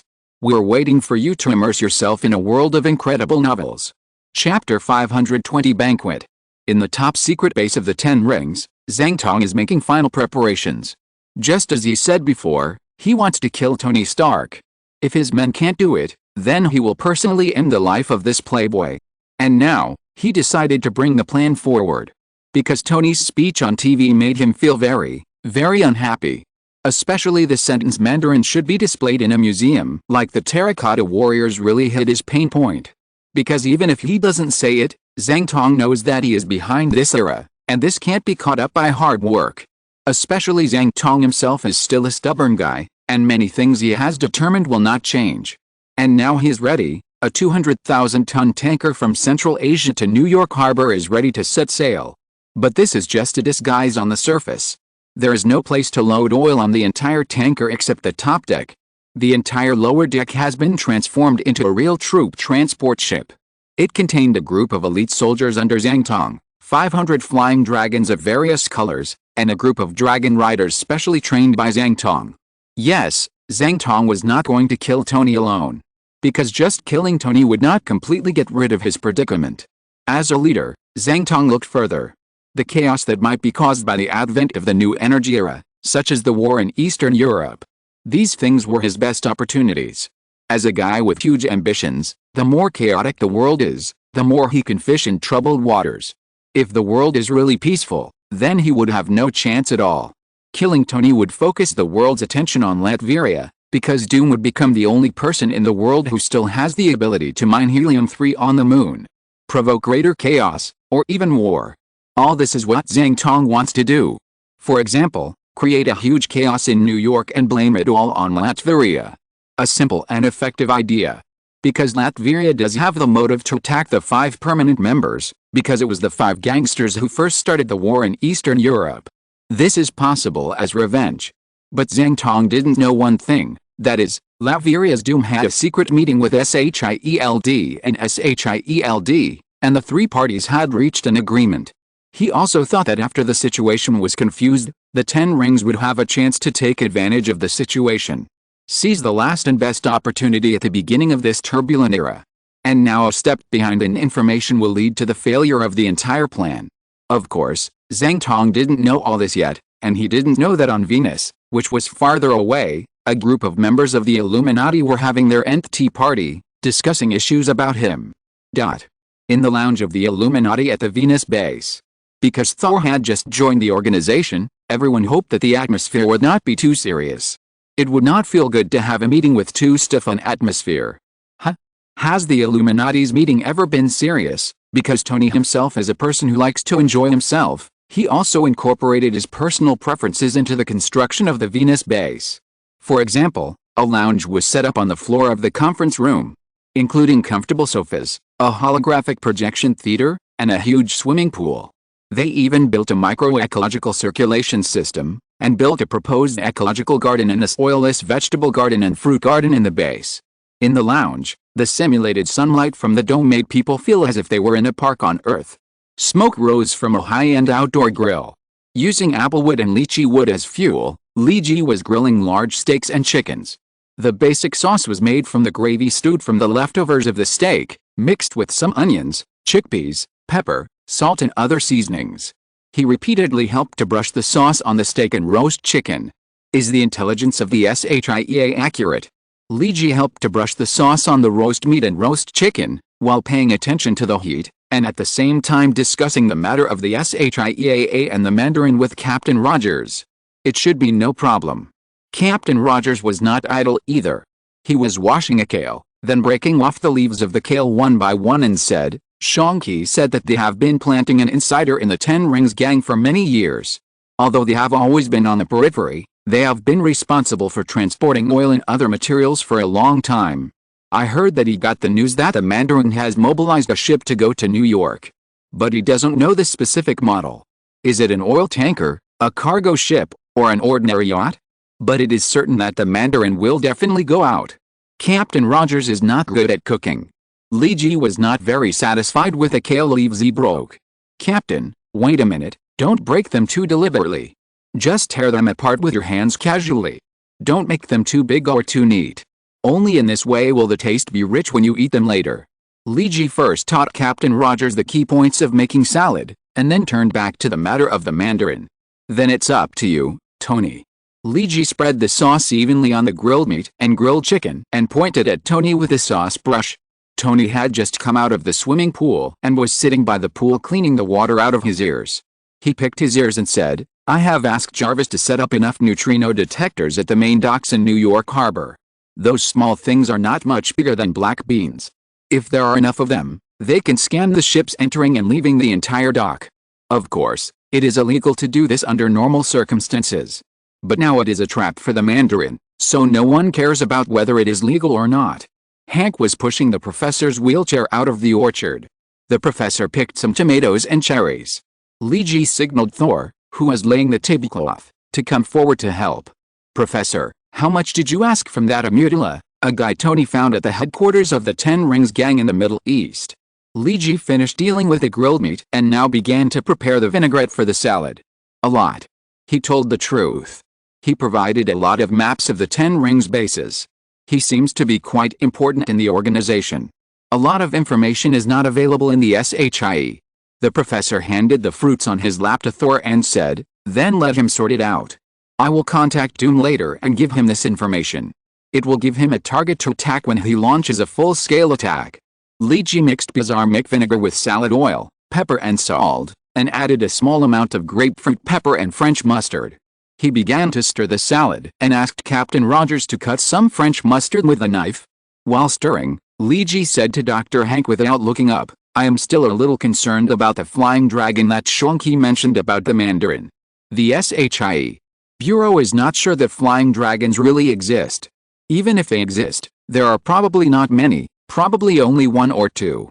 Captain Rogers reminded Li Ji while fighting Faxiang with a sharp knife, a small number of mutant creatures will not have a decisive impact on the battle situation. Maybe. Li Ji tasted the vinaigrette and started to prepare to stir the salad after confirming that it was suitable, but we can't be careless at any time. Doctor, how many warships can we disguise and hide and put into use at one time? Li Ji asked. Now there are about 70 warships that can be used in conjunction. After mastering the method, the construction speed of smart factories can be much faster than traditional factories. And on Venus we have almost inexhaustible minerals. Dr. Hank pushed his black-framed glasses. Then get everything ready and put them on Earth if necessary. At the same time, let our Thor appear. Li Ji brought a mixed salad to the table. Thor laid a blue and white checkered tablecloth on the dining table, which made the colorful food look very appetizing. The steak and roasted chicken were almost ready. Li Ji took out the steak and let them rest for a while to transfer heat. This was to avoid overheating the meat. 2 roasted chickens were served on the dining table first. Captain Rogers took out the silver cutlery from under the dining table. Li Ji pointed at Tony, who had just cleaned himself, and said, "Mr. Iron Man, could you please take the bread from my oven? It should have been baked and cooled down by now." Tony waved his hand, and he took the bread and also took a bottle of Dom Perigux from his private wine cellar. "Okay guys, I think this is our first dinner party for the Illuminati. But it won't be the last." Li Ji raised the goblet of champagne and made a simple toast. Food, sunshine, air and water. Let us be grateful for all of this. At the same time, we also hope that more people will be able to obtain all of this one day. Rogers raised his glass, to peace. Tony, to freedom. Thor, to honor. Hank and Professor Charles, to everything. Li Ji raised his glass, to us. The champagne in the high-footed crystal glass showed a charming champagne gold color, and the cut beef showed an attractive pink color. The sun that has been burning for eternity shines on the Earth, emitting a warm orange color. The starships powered by jump engines and micro-warp engines have tail flames that are a kind of blue-white that flickers with light. And the oil tankers that departed from Central Asia far away on Earth have only black exhaust gas after their internal combustion turbines burn. Some things, if they are out of this era, will inevitably be eliminated. No matter how hard you struggle, it's all in vain. Demavletviri received the message from Li Ji with a smile on his face. Messenger. He stood in the hall of his castle and said to his messenger, "Notify my generals that the war has begun." Chapter 521, Heaven and EarthNet. The world will never change because of someone's personal will. Even if that person is a god. When Zhang Tuang's tanker was heading towards New York, SHIELD, and Latveria were starting to lay an important network. In the New York SHIELD Delta Wing headquarters. Hill, what did Washington say? Captain Rogers was asking Acting Director Hill in front of Hill. Washington was a little hesitant, but in the end it didn't refuse. Because this is a normal diplomatic matter. Hill pointed to the coffee on the table, indicating that it was brewed for Captain Rogers. I persuaded some conservative congressmen, and now we can formally submit an invitation to SHIELD. Invite some of their members to visit the United States for exchanges and study. In the pleasant exchanges, we can enhance mutual trust between the two sides, build a new era of intelligence exchanges between the two countries, and commit to the fight against international criminal organizations. Hill had a smile on his face. Captain Rogers also smiled. Hill's so-called invitation was a diplomatic rhetoric to SHIELD. Because the person involved in this incident was the Mandarin, they didn't want the news to leak out. Because the top officials in the government are like plugs, no one knows who is from Hydra, or whether there are any anti-X members planted by the Brotherhood of Mutants. Although the Brotherhood of Mutants and Hydra are fighting fiercely recently. Many of Hydra's bases have been destroyed by Magneto. The fight between the two supervillains gave SHIELD a breathing space. And all this is because of Li Ji's plan to shift the blame, putting all kinds of shit pots on Hydra. In order to get revenge and find his children, Magneto hates Hydra so much. He even wants to destroy them at all costs. Hill doesn't know about this, but Captain Rogers knows it very well. Including this tripartite cooperation to eliminate the Ten Rings gang, it is largely inseparable from Li Ji. The god-making team of the SHIELD was invited to New York by Hill under the pretext of visiting, exchanging and learning. Of course, few people knew about this. Including Washington, they didn't know that SHIELD invited the god-making team. Instead, they thought it was a simple exchange, and the people who came were probably some ordinary senior agents. Then these people will go shopping in New York, buy some local specialties and go back home. In China. Captain, do we really have to go to the United States for a visit and study? A young man in the Spear Bureau said reluctantly. The person he complained to was the leader of the conferred god, the Weather Witch. If you don't want to go, you don't have to go. Anyway, you won't be missing one. The swordsman and I will go. The Weather Witch didn't say much nonsense, with an expression that said, you can go if you want. After saying that, she strode to leave. Up, don't say that, Captain. The young man followed the captain's steps. At least this time, Barton, Wade. I hope you don't have conflicts. In the Avengers meeting room. Captain Rogers looked at Hawkeye and Deadpool with a headache. Today, Hawkeye once again slipped and shot Deadpool in the head during practice. And when Deadpool was sorting out his equipment, he accidentally pulled the safety of a grenade. And he also slipped and let the grenade roll into Hawkeye's equipment warehouse. Many of Hawkeye's treasured and important bows and arrows were blown up. When Rogers found the two guys had almost demolished the training ground.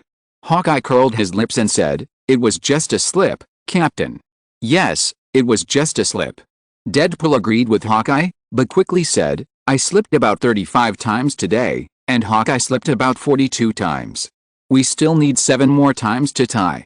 Captain Rogers really wanted to yell, "You guys slipped your hands.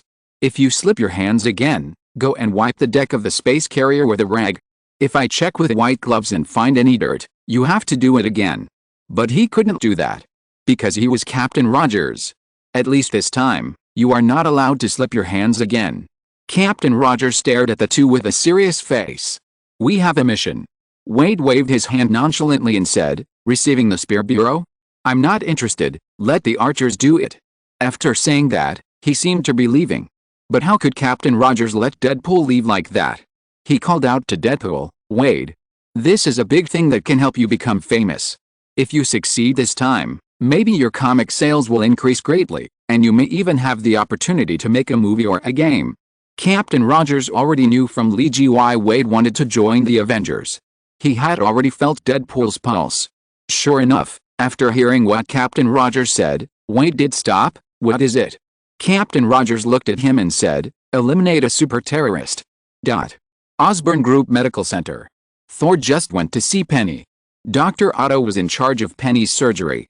He was a somewhat arrogant scientist. His achievements in the field of nerves were no worse than his achievements in energy, and could even be said to be better. Although Otto was a little arrogant and didn't want to receive Thor, he was still quite concerned about Penny. He also brought a small doll as a gift for the girl. Well, at least he was better than Strange in this regard. When Thor was thinking this, he saw the coward Strange. "What are you doing here?" Thor looked at him with some displeasure. In fact, Strange was even more unhappy than Thor.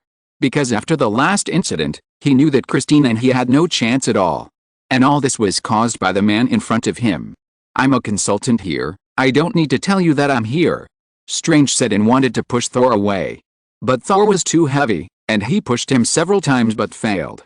In the end, he had to give up and bypass Thor himself. Thor glanced at the direction Strange was going, which seemed to be the direction to Dr. Otto's office. But before he could think about it, Tony sent a message, "Come to Stark Tower, your equipment needs to be adjusted last." In the Night Watch base, Lee G convened a full staff meeting. "Everyone, a piece of news. The notorious terrorist Mandarin is really going to take action against Tony. He's going to come to New York to do it himself." Lee G slapped the table. "Iron Man has received the news and even preset the battlefield. But there is no guarantee that an accident will happen. Everyone, the Night Watch and the Justice League should be dispatched." Lee G said with a smile. Chapter 522 The Time to Come to the Fore. After discussion in the Illuminati, everyone decided to set the possible battlefield in the sea 200 miles outside New York Harbor. Because New York has more than 20 million people, and the destructive power of the Mandarin is not something that ordinary conventional weapons can contend with. It is no exaggeration to say that his strength is not inferior to any alpha-level mutant, and because of the blessing of 10 magic rings, the Mandarin is probably not inferior to the Omega-level mutants, and may even be stronger, only calculated by single combat strength, not pure destructive power. So the farther the battlefield is from New York, the better. Calculated by the speed of the ship on the sea. It takes a long time to get to New York from Central Asia, which gives Tony Stark enough time to make arrangements. Neutrino detectors were not only deployed at the docks of New York Harbor, but also began to be deployed on seabuoys in the open sea. These buoys are used to detect ocean currents and water temperature trends. SHIELD has reached a cooperation agreement. Captain Rogers of SHIELD temporarily persuaded Hawkeye and Deadpool to live in peace with each other, at least not to slip up in this important mission. Tony is making final preparations, including the final debugging of the armor made for Thor. Thor is also rehearsing for himself, because this big show is also the first appearance of Thor. As for Lee Ji, he needs to do more things about New York. In the Night Watch base, Lee Ji called everyone to a meeting and told them that the Mandarin was going to come to New York to cause trouble.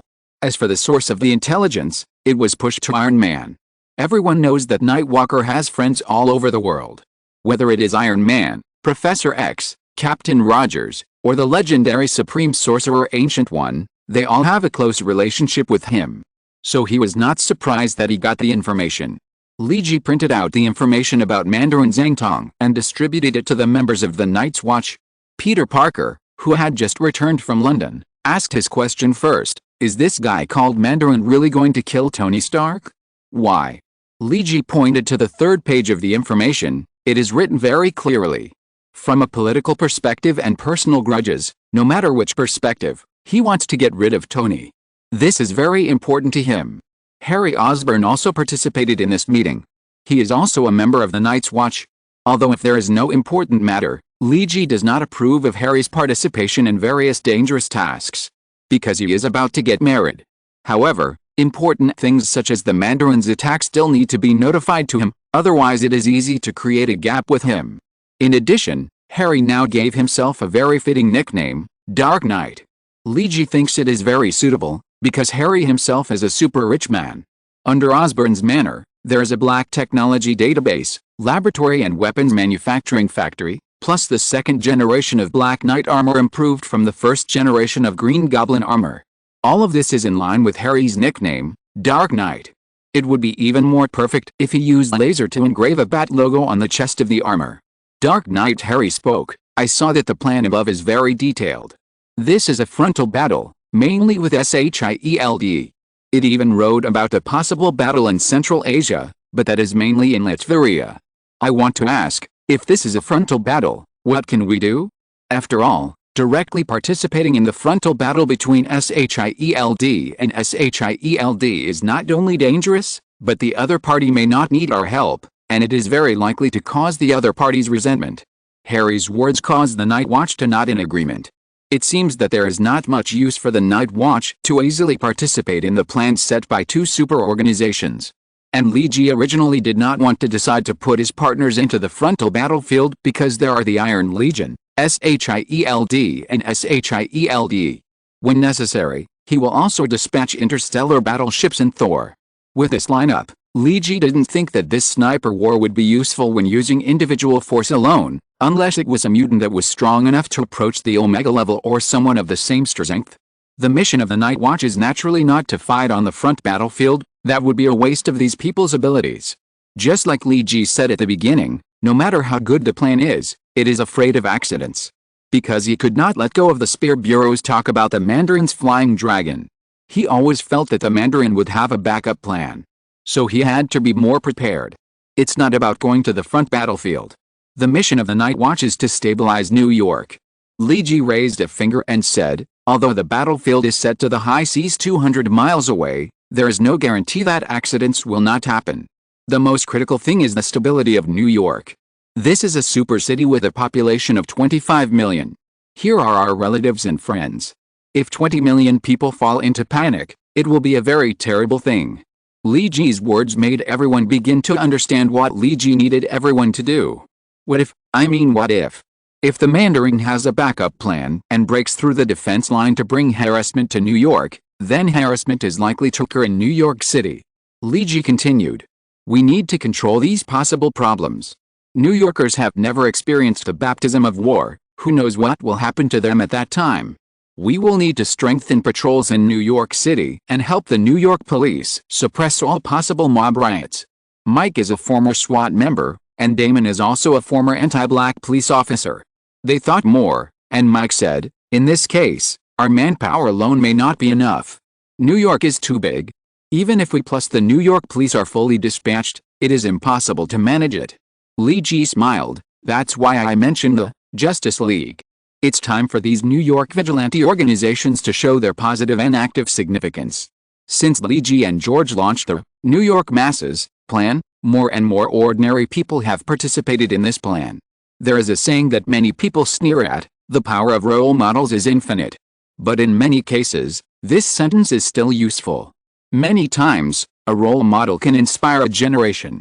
In New York, due to the activeness of street heroes such as the Night Watchman, especially after the video I Am for Everyone, Everyone Is for Me released by Lee G became popular, many citizens wanted to do something for their living environment. This does not require a lofty reason, because everyone hopes that the community they live in is a positive and safe place. No one likes to close the doors and windows and dare not go out after 9 o'clock in the evening. Moreover, in the New York Masses plan promoted by Lee G and George, they do not need ordinary people to stand up and confront criminals head-on. They only need to collect intelligence and then inform the New York police of the intelligence they have obtained. The final attack and finishing work is handed over to professional police. In fact, the most difficult thing when dealing with criminals is not to catch them, but to collect their intelligence and grasp their life patterns.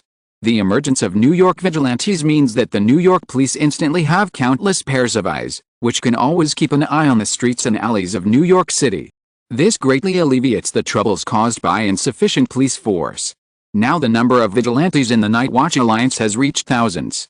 Because of the strict confidentiality system, the identities of most of these vigilantes are kept confidential. Of course, there are also quite a few who directly disclose their identities. Most of the public police do common community work and have nothing to do with criminals. Most of them choose to do things like community park repairs or help neighbors repair fences. There were many people doing these things, but there was no unified organization before. Now that everyone has a unified organization and plan, the nature of the work is higher and the work efficiency is better. In the Night Watch Alliance, there are roughly two different types of police. 1. Non-dangerous community work, similar to neighborhood mutual aid associations. 2. Dangerous community patrol work, such as Moonbird. Sending drunk girls home on the bar street is a mildly dangerous job. And Kick-Ass David previously helped the New York police crack several cases of theft gangs, which was listed as a severely dangerous job. Needless to say, even an elderly lady can help with the first type of work. The second type of work is done by young people with excellent physical fitness or special skills. Obviously, if some young people with special skills do not guide their skills into the right way, they are likely to cause harm to society. The world is so big. Lee G has also thought clearly that the outbreak of the Civil War will not be a simple personal grudge between Captain Rogers and Tony Stark. It is very likely that these little people also have a huge push. Although the power of one person is small, it is not a matter of talking about gathering sand to form a tower. Because of his personal position, Lee G is firmly opposed to the Hero Registration Act. He doesn't like politicians, which is naked and undisguised, and he also doesn't like being controlled by big people. It can be seen from his words and deeds, as well as the way he arranges chess pieces. No matter who signs the Superhero Registration Act, Lee G will not sign it anyway. In short, the documents I don't sign are just ass-wiping paper for me. Lee G is thinking with such a simple concept. Here, he also decided to make the actions of the vigilantes public. Let more people see the benefits of this. Of course, there must be disadvantages. In general, this kind of disadvantage is easy to be caught by others and then attacked. But if political interests are converted into a kind of economics or game theory that can calculate costs, then before every politician makes a move, he will inevitably think about how much they can gain from the chips they bet. Small investment has small returns, and large investment has large returns, of course, but there are also big risks. But no politician will do a stupid thing that only invests without returns. Isn't this a waste of time and capital? Lee G chose to promote openness at this time, of course, for his own reasons. The most critical point is that he wants Thor to appear in this incident. Thor's first appearance must be shocking and gorgeous enough. It would be best if it could blind the 24K titanium alloy dog eyes of politicians around the world. Let them open their eyes and see how ridiculous everything they are arguing about on Earth is. In the vast universe, humans are not the only civilization. Thor's appearance this time is acting, and Li Ji prepared enough pomp for him. It is enough to show the accidental passing of an alien prince. At the same time, it will also foreshadow the subsequent appearance of the Dark Elves. If Thor plays the role of good this time, then the appearance of the Dark Elves represents evil. When an alien civilization appears, who will care about what the New York vigilantes do? Even if Thor only needs to show up, he doesn't need to contact any government or talk to anyone, he just needs to show his presence. Because this appearance is just a prelude, it's not the time to reveal the trump card. After all, the Illuminati does not have enough chips and trump cards in its hands. So other ideas are later. Let's turn the topic back to the New York vigilantes. After Li Ji and the Night Watchman finished the meeting, he made a special appointment with Kick-Ass David. It was different from the first time he met David. That time he was pressed to the ground and rubbed casually by a few gangsters. Now, after more than a year, David has made great progress following the training of the Stick Man. In the Pure Innocence Society, he not only received professional teaching, but also had a group of ninjas with superb martial arts as sparring partners. David is no longer the wook shaman of the past. Measured by the martial arts of ordinary people, David's martial arts is about to explode. Especially now that the old man has decided to teach David how to use ki. This is something that even the eldest brother Panchi and the second brother Matt have not learned. David has been very excited these days because he feels that he is becoming more and more like a superhero. This is a hot-blooded child, but his nature is very good. It is because of his innocent heart that the old man accepted him as his last disciple. Just like when Li Ji asked him to meet now, this child was patrolling a park in Brooklyn with great interest. Li Ji also met him in the park. The number of participants in the Justice League is now close to 100, and almost the entire league is carrying out dangerous tasks. This gives them considerable prestige in the civil organization. For ordinary people, superheroes are not seen every day, but these people from the Justice League can be seen by many people. This park has always been a place where many residents of Brooklyn come to cool off in the summer evenings. Many people come here for night jogging and morning jogging. Li Ji followed David patrolling in the park and listened to him talking excitedly. I remember when I was a kid, my parents often brought me here to play, sometimes at night. But later, the park started to get chaotic, and gang members and hooligans started to use this place as their base. Most residents no longer dared to come here. David pointed to a marble decorative wall in the park and said, "Before, many hooligans came here to paint graffiti, making the park a mess. In recent months, I have started to call on my fellow members of the Justice League to patrol here. We also cooperated with the police to catch the gang members here. Now the park has begun to return to peace. Look, now people are taking a walk here in the evening to enjoy the cool air again." David pointed to the residents walking in groups of 2 or 3 on the walking path in the distance. "This is a good change. You are a real superhero now." Li Ji felt very comfortable with what David said. This is a real change. It is not from top to bottom, but from bottom to top. What David did, returning the park to the residents, is actually something that can really benefit many residents. David was very pleased with Li Ji's praise, but he still said modestly, "Nightwalker, compared to what you do, what I do is insignificant. It is just to maintain law and order and help everyone have a more stable life. Unlike Nightwalker, you can destroy various gang dens. Iron Man can eliminate terrorists in Central Asia." Li Ji shook his head. "In fact, it's all the same. It's not more glorious to eliminate a group of terrorists than to help community residents get a park. It's just a simple division of labor. Everyone does what they can, which doesn't mean that Iron Man or I, Nightwalker, are much better than you. I believe even Tony Stark has his time to visit the park. And I believe he definitely doesn't like to see the mess in the park." Li Ji's words made David laugh. "Let's go, I'll treat you to ice cream.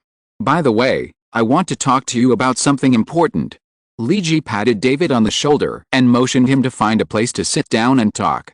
"P.S. I received a design draft from a friend today and I can't refuse. It is a set of Jade design drawings, and it was transferred to me because it couldn't be completed.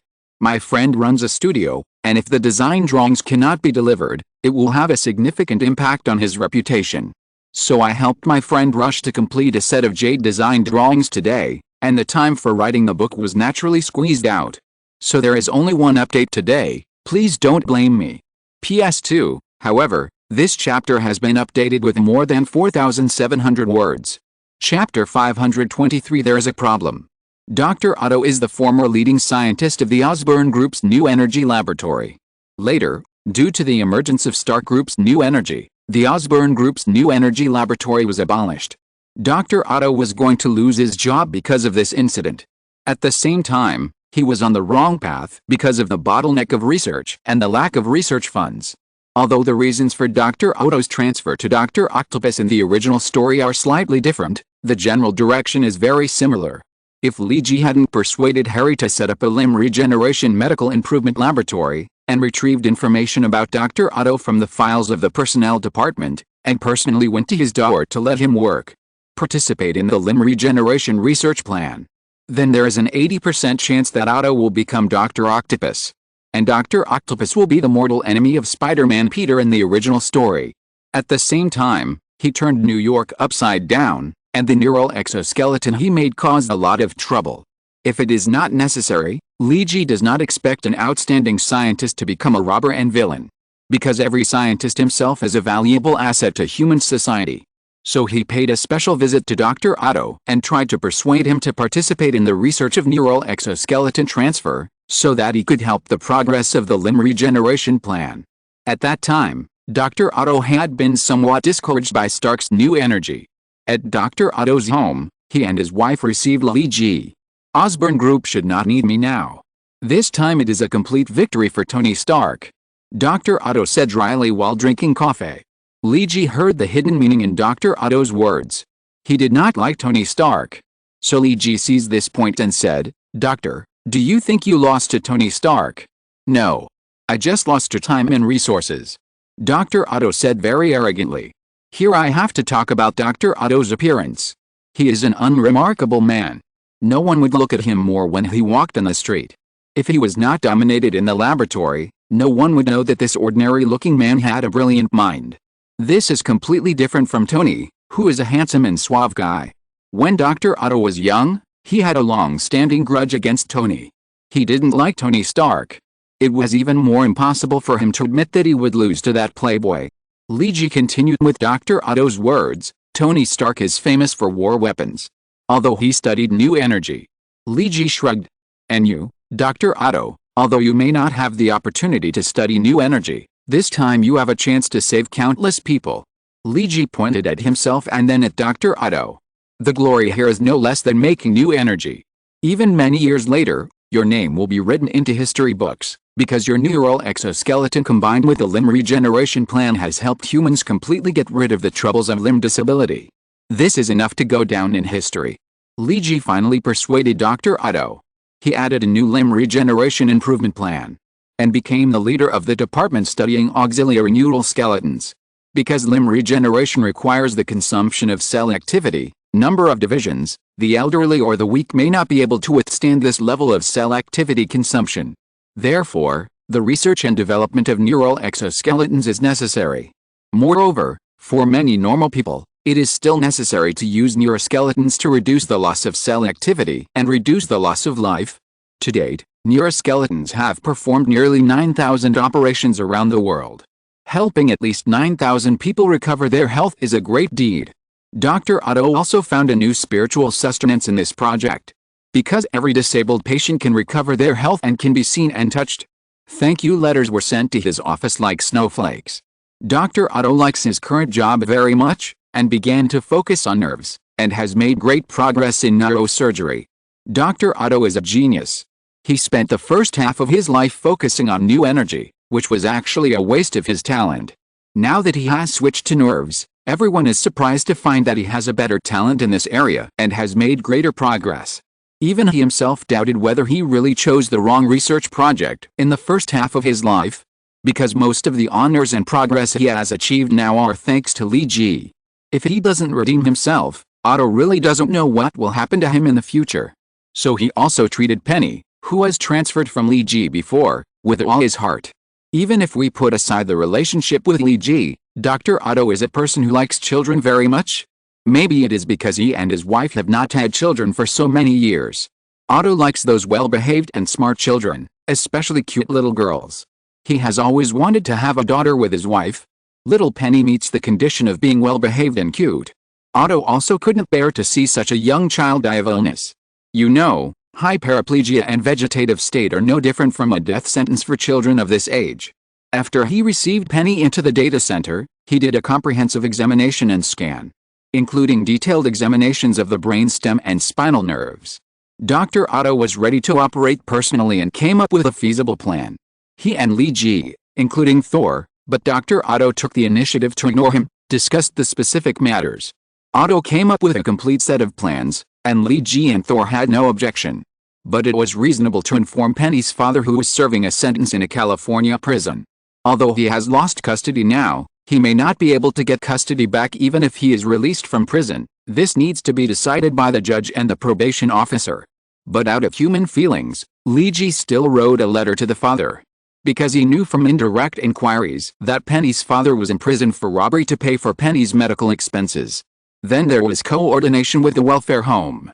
Because Penny's current custody was in the hands of the welfare home, the signature of the director of the surgery needed to be signed in person.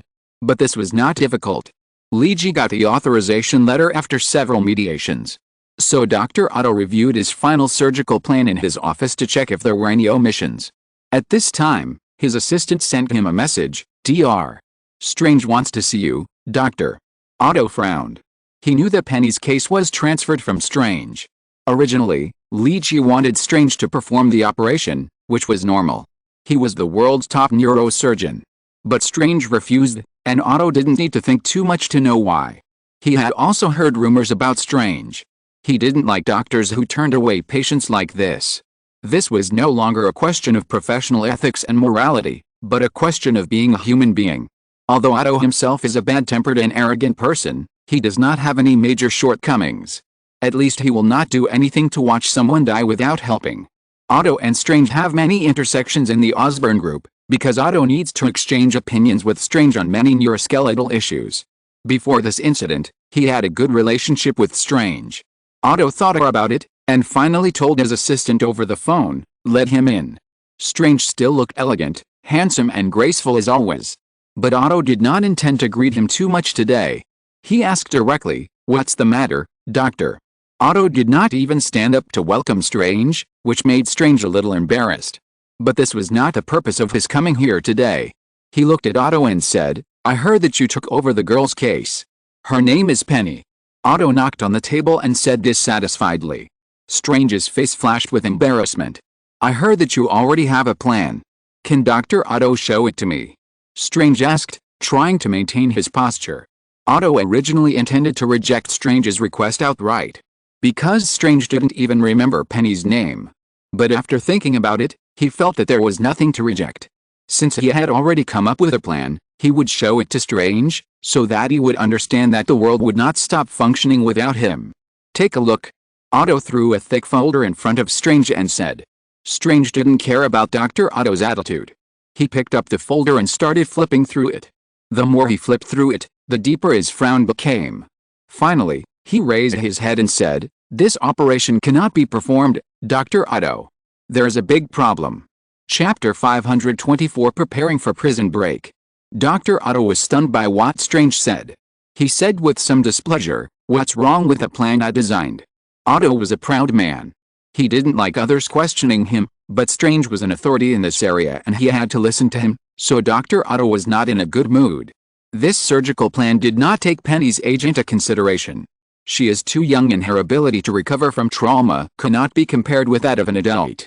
Strange threw a few pieces of information in front of Dr. Otto. I have participated in several nerve repair surgeries.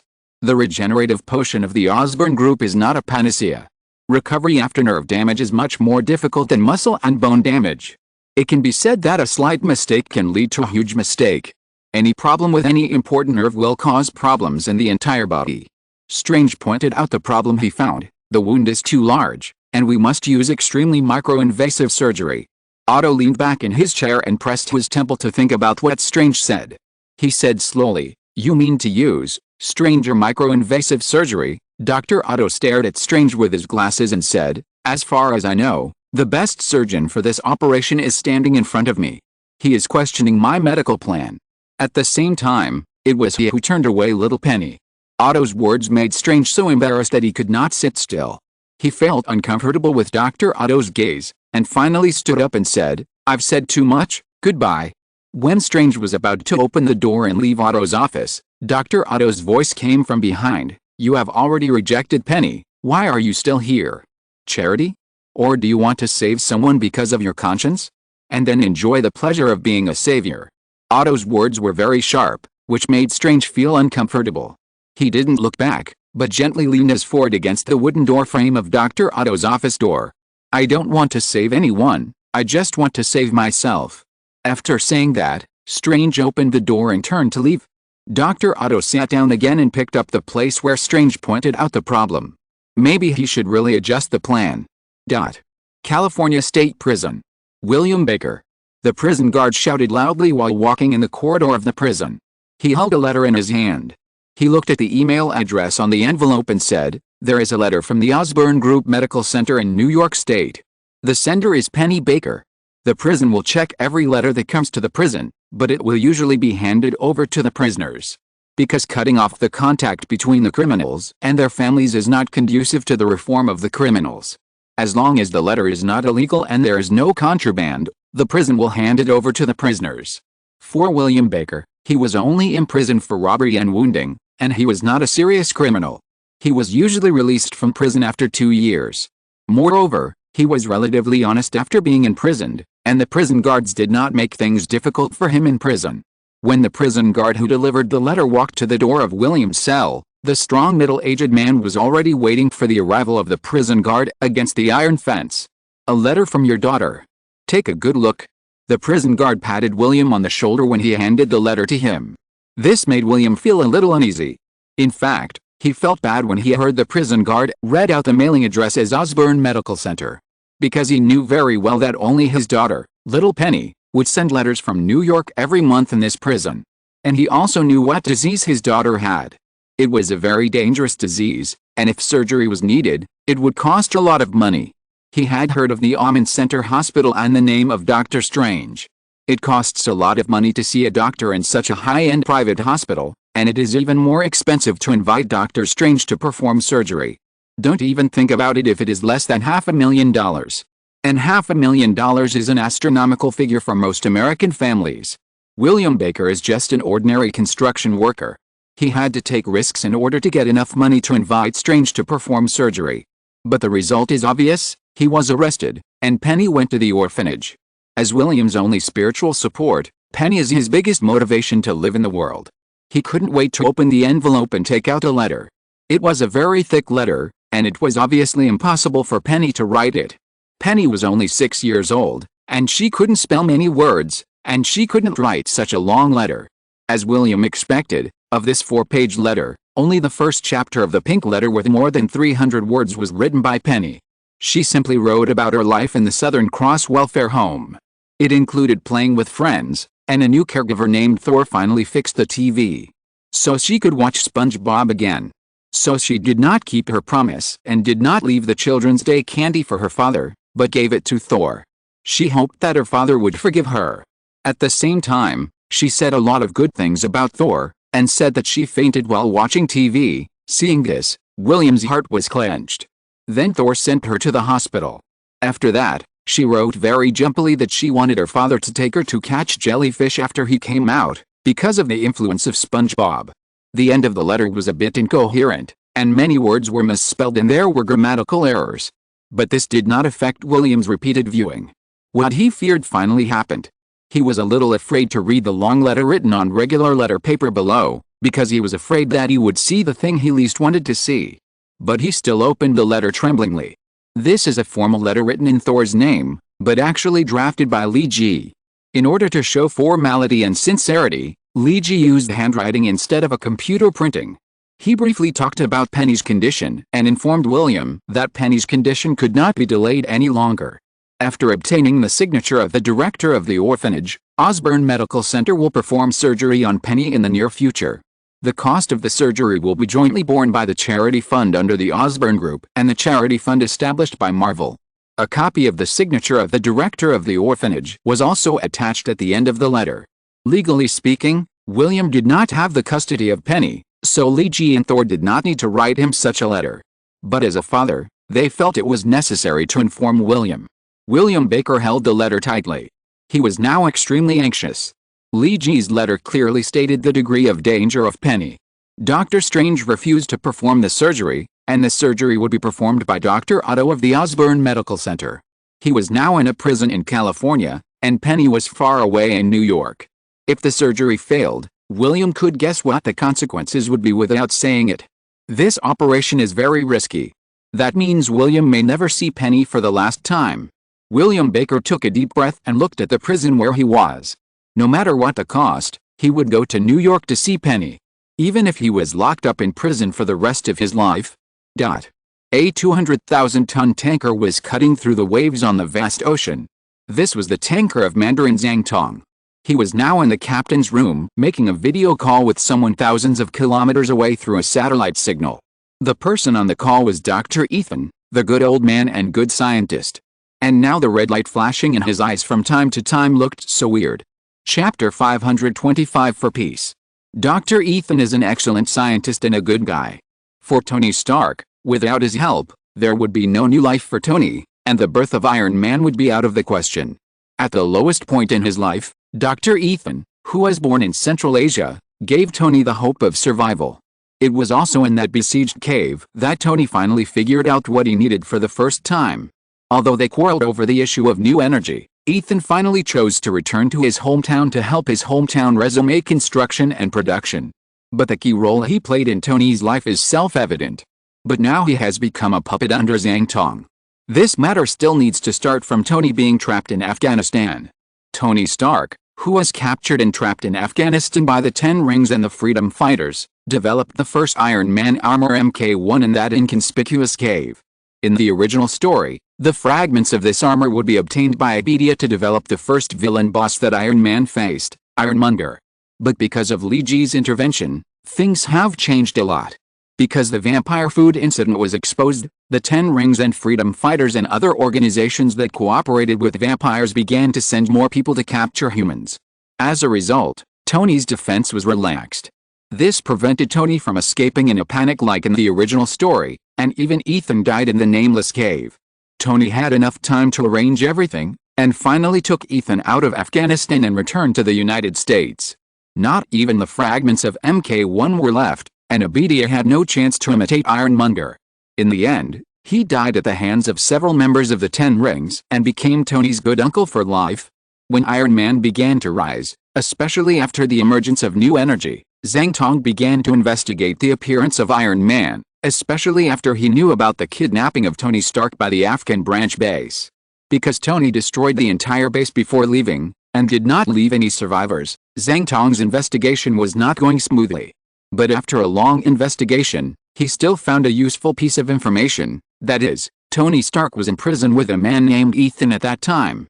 According to Zhang Tong's speculation, it is very likely that this man named Ethan participated in the research plan of Tony's iron armor and the manufacturing of the first arc reactor. Zhang Tong's speculation was not wrong. In fact, Ethan not only participated in the design of Tony's first set of armor, because he did not die, but followed Tony back to New York and spent more than half a year. So in fact, Ethan also participated in the subsequent research and development of Mk2 to Mk7. Even Tony discussed the future research direction together and expanded the model of the entire Iron Man family to Mk15. Because Ethan was the person Tony trusted the most, many of Tony's designs were not reserved for him. You know, even the first arc energy reactor was made by Ethan himself. Tony was more of a technical guide at the side because of his injury at the time. So what Ethan mastered was far more than Zhang Tong imagined. When he visited Ethan, he still simply wanted to ask about the manufacturing of Iron Man Mk1 and the manufacturing method of the arc energy reactor. Because Zhang Tong was not sure how much Ethan could master. However, Ethan's stubbornness exceeded Zhang Tong's imagination. This forced Zhang Tong to use the power of his magic ring, Spirit. This is a magic ring that can control the thoughts of others. But recently, Mandarin has rarely used it. The reason is that using the spirit magic ring is a burden on mental power. In order to form a scientific research team that can mass-produce the flying dragon force over the years, Zhang Tong has used kidnapping, coercion, inducement, and various other methods to get a lot of scientists around the world. But how can a selfish tyrant ensure that his secrets are not leaked? Those scientists may not necessarily bow down to Zhang Tong. After all, the Ten Rings gang is not Hydra. Red Skull's Hydra began to appear with the help of before World War II, and has been operating for more than 80 years or nearly 90 years, and is deeply rooted. At the same time, there is a way to train its own scientists. Because Red Skull himself is an outstanding scientist. You want Zhang Tong to play this trick? Sorry, he can't play it. He could use his profound skills to instruct the elite fighters and fighters in the Ten Rings, but to do scientific research? What he learned back then was more than 100 years behind this world. Even 100 years ago, what he learned was only about the study of emperors and the art of commanding troops. How can you ask him to train a group of scientists in 30 or 40 years? He can't even learn it himself. Everyone has his own strengths. Mandarin is a genius in martial arts, but don't count on him in science.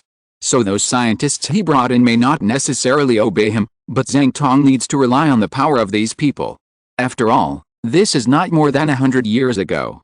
So Zhang Tong's spirit magic ring began to show its power. Almost all scientists would be brainwashed by him before entering the Ten Rings, making them loyal to Zhang Tong. The power of the magic ring is very strong, and almost no one can resist Zhang Tong's brainwashing. But there is still a drawback here, that is, every time a person is brainwashed, some of Zhang Tong's mental power will be consumed. Although the mental power consumed is very little for Zhang Tong. And because of the great success of the profound skills, Zhang Tong's mental power is already very strong. But this can't withstand Zhang Tong's brainwashing of so many scientific researchers over the past few decades. There are also the top leaders and elite fighters of the Ten Rings gang, all of whom need brainwashing control. This is an increasingly serious burden for Zhang Tong. It doesn't show up at ordinary times, but if you encounter an opponent who is proficient in mental invasion, such as Professor X, during the battle, then you will have no ability to resist. Zhang Tong obviously won't leave such a big flaw for himself. So after Zhang Tong's hard thinking, he finally found a way to have both. That is to sow the seeds of the mind and hypnotize and brainwash the other party in an induced way, so that he hardly needs to spend any mental energy to deliberately control the other party. For example, he used this method when dealing with Ethan. When Ethan was controlled by his hypnosis, Zhang Tong asked, "What are you insisting on and afraid of?" The war brought by new energy. Dr. Ethan tilted his head and his eyes were dull. Who brought the new energy and war? Zhang Tong said with some playfulness. Iron Man, Tony Stark. Ethan answered truthfully. Then destroy Iron Man and his new energy. And I can help you.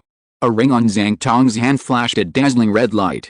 As Zhang Tong spoke, the red light was branded on Ethan's forehead, and the seed was planted. Zhang Tong became Ethan's most trusted leader because they had a common purpose and a common goal, to eliminate Tony Stark and the new energy. But it was not easy to eliminate Iron Man because he controlled the financial resources brought by the new energy and the advanced steel armor. Zhang Tong needed Ethan's help, who had participated in the manufacture and design of the earliest new energy and steel armor. Ethan couldn't figure out how Tony Stark's arc reactor worked, or there were no more than 5 people in the world who could understand it. One of them died, Ivan, and one was almost dead, Ivan's father. But this did not prevent him from copying. Ethan had participated in the first generation of arc reactors developed in the Toshin cave. This was the most basic stage of the entire arc reactor, which could only provide energy for Mk1 for less than 15 minutes. But this did not prevent Zhang Tong from being excited after hearing the news. If Tony was killed and the world's attention was shifted to Latveria, and he could develop the arc silently, what would happen to the world?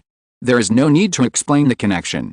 So Ethan was used by Zhang Tong as never before, because not only did Ethan master the primary arc reactor, but he also had a full set of design drawings from Mk1 to Mk7, and even the unfinalized experimental Mk8 to Mk15. These are important resources. Why did the base in Afghanistan kidnap Tony? Isn't it for his high-end weapons? And Ethan has the best design Tony has ever had in his life. Now that the Flying Dragon Force is close to being formed, Zhang Tong can allocate most of the resources to Ethan. Because of the control of the Spirit Ring, Zhang Tong is not worried about Ethan's betrayal. On the ocean, Zhang Tong video called Ethan in the captain's room. Are you saying you want to set up a public technology company? Zhang Tong said non-committally while sitting in a chair. Yes, Mr. Mandarin. Ethan on the other side of the video said respectfully, the benefits that oil energy can bring are getting less and less. We need to find a new way out while we still have money in our hands. Ethan was right. Zhang Tong had accumulated a lot of money in the oil trade over the years. Financial technology, venture capital, these are things with quick returns. Through financial means, sometimes just a gimmick can make us a lot of money. Ethan said to Zhang Tong seriously. To eliminate the new energy war, we need to have enough strong capital. To deal with Iron Man, we also need to get enough new technology. The most important point is that the original Ark can provide very little energy. To improve it and make it as high as Iron Man is now, we need a huge amount of capital investment, which is difficult to support by relying on the increasingly scarce oil income. Ethan's words made Zhang Tong a little moved. After all, the Ark was not invented by Ethan. You want him to improve the original Ark into the first-generation Ark, made by Evan, or even want to make it the second-generation Ark, used by Tony now. Then it requires a long-term and huge financial investment. The Tramak Oil Company established by the Ten Rings Gang, a legal oil-selling group organized by Zhang Tong in public, is already a thing of the past. Let go while you can. Ethan continued. I have many friends and acquaintances in the scientific community. We can quietly establish a new technology investment group, which will achieve great things. Zhang Tong was somewhat moved by Ethan's words. He thought for a long time and said, in this case, Doctor, you should first build the skeleton of a company. I will allocate enough funds for you to operate. Thank you very much. Ethan nodded to Zhang Tong and said. When the two were about to close the video call, Zhang Tong suddenly asked, Doctor, have you thought of a name for the new company? Yes. Ethan replied. What is it? Zodiac. Annotation. Dr. Ethan closed the video, flashed red eyes, looked at his hands, and whispered, for peace. After Zhang Tong closed the video call, he stood up and looked at the calm sea from the captain's room. Now everything is starting to develop in a good direction. He feels that he has won. And it's only 3 days away from New York. Just as Zhang Tong and Ethan finished their conversation, the largest riot in history broke out in the California State Prison. Someone is organizing a prison break. And in New York, the plane carrying the Spear Bureaus, the God-conferring squad, finally arrived. P.S. Zodiac, an organization in Marvel Comics. Originally, it belonged to Hydra like AIM, but Zodiac was not aware that its boss was Hydra. Here I separated this organization from Hydra. After all, I think many people have never heard of Zodiac, and forcibly pressing it on Hydra is not very effective. So, let's leave this organization to Dr. Ethan. End of this chapter. Thank you very much for reaching the end. Don't forget to like. Looking for more exclusive content and immediate access? Subscribe to our Patreon. Remember, every like, subscription, or donation encourages us to continue. Thanks to everyone. See you in the next video.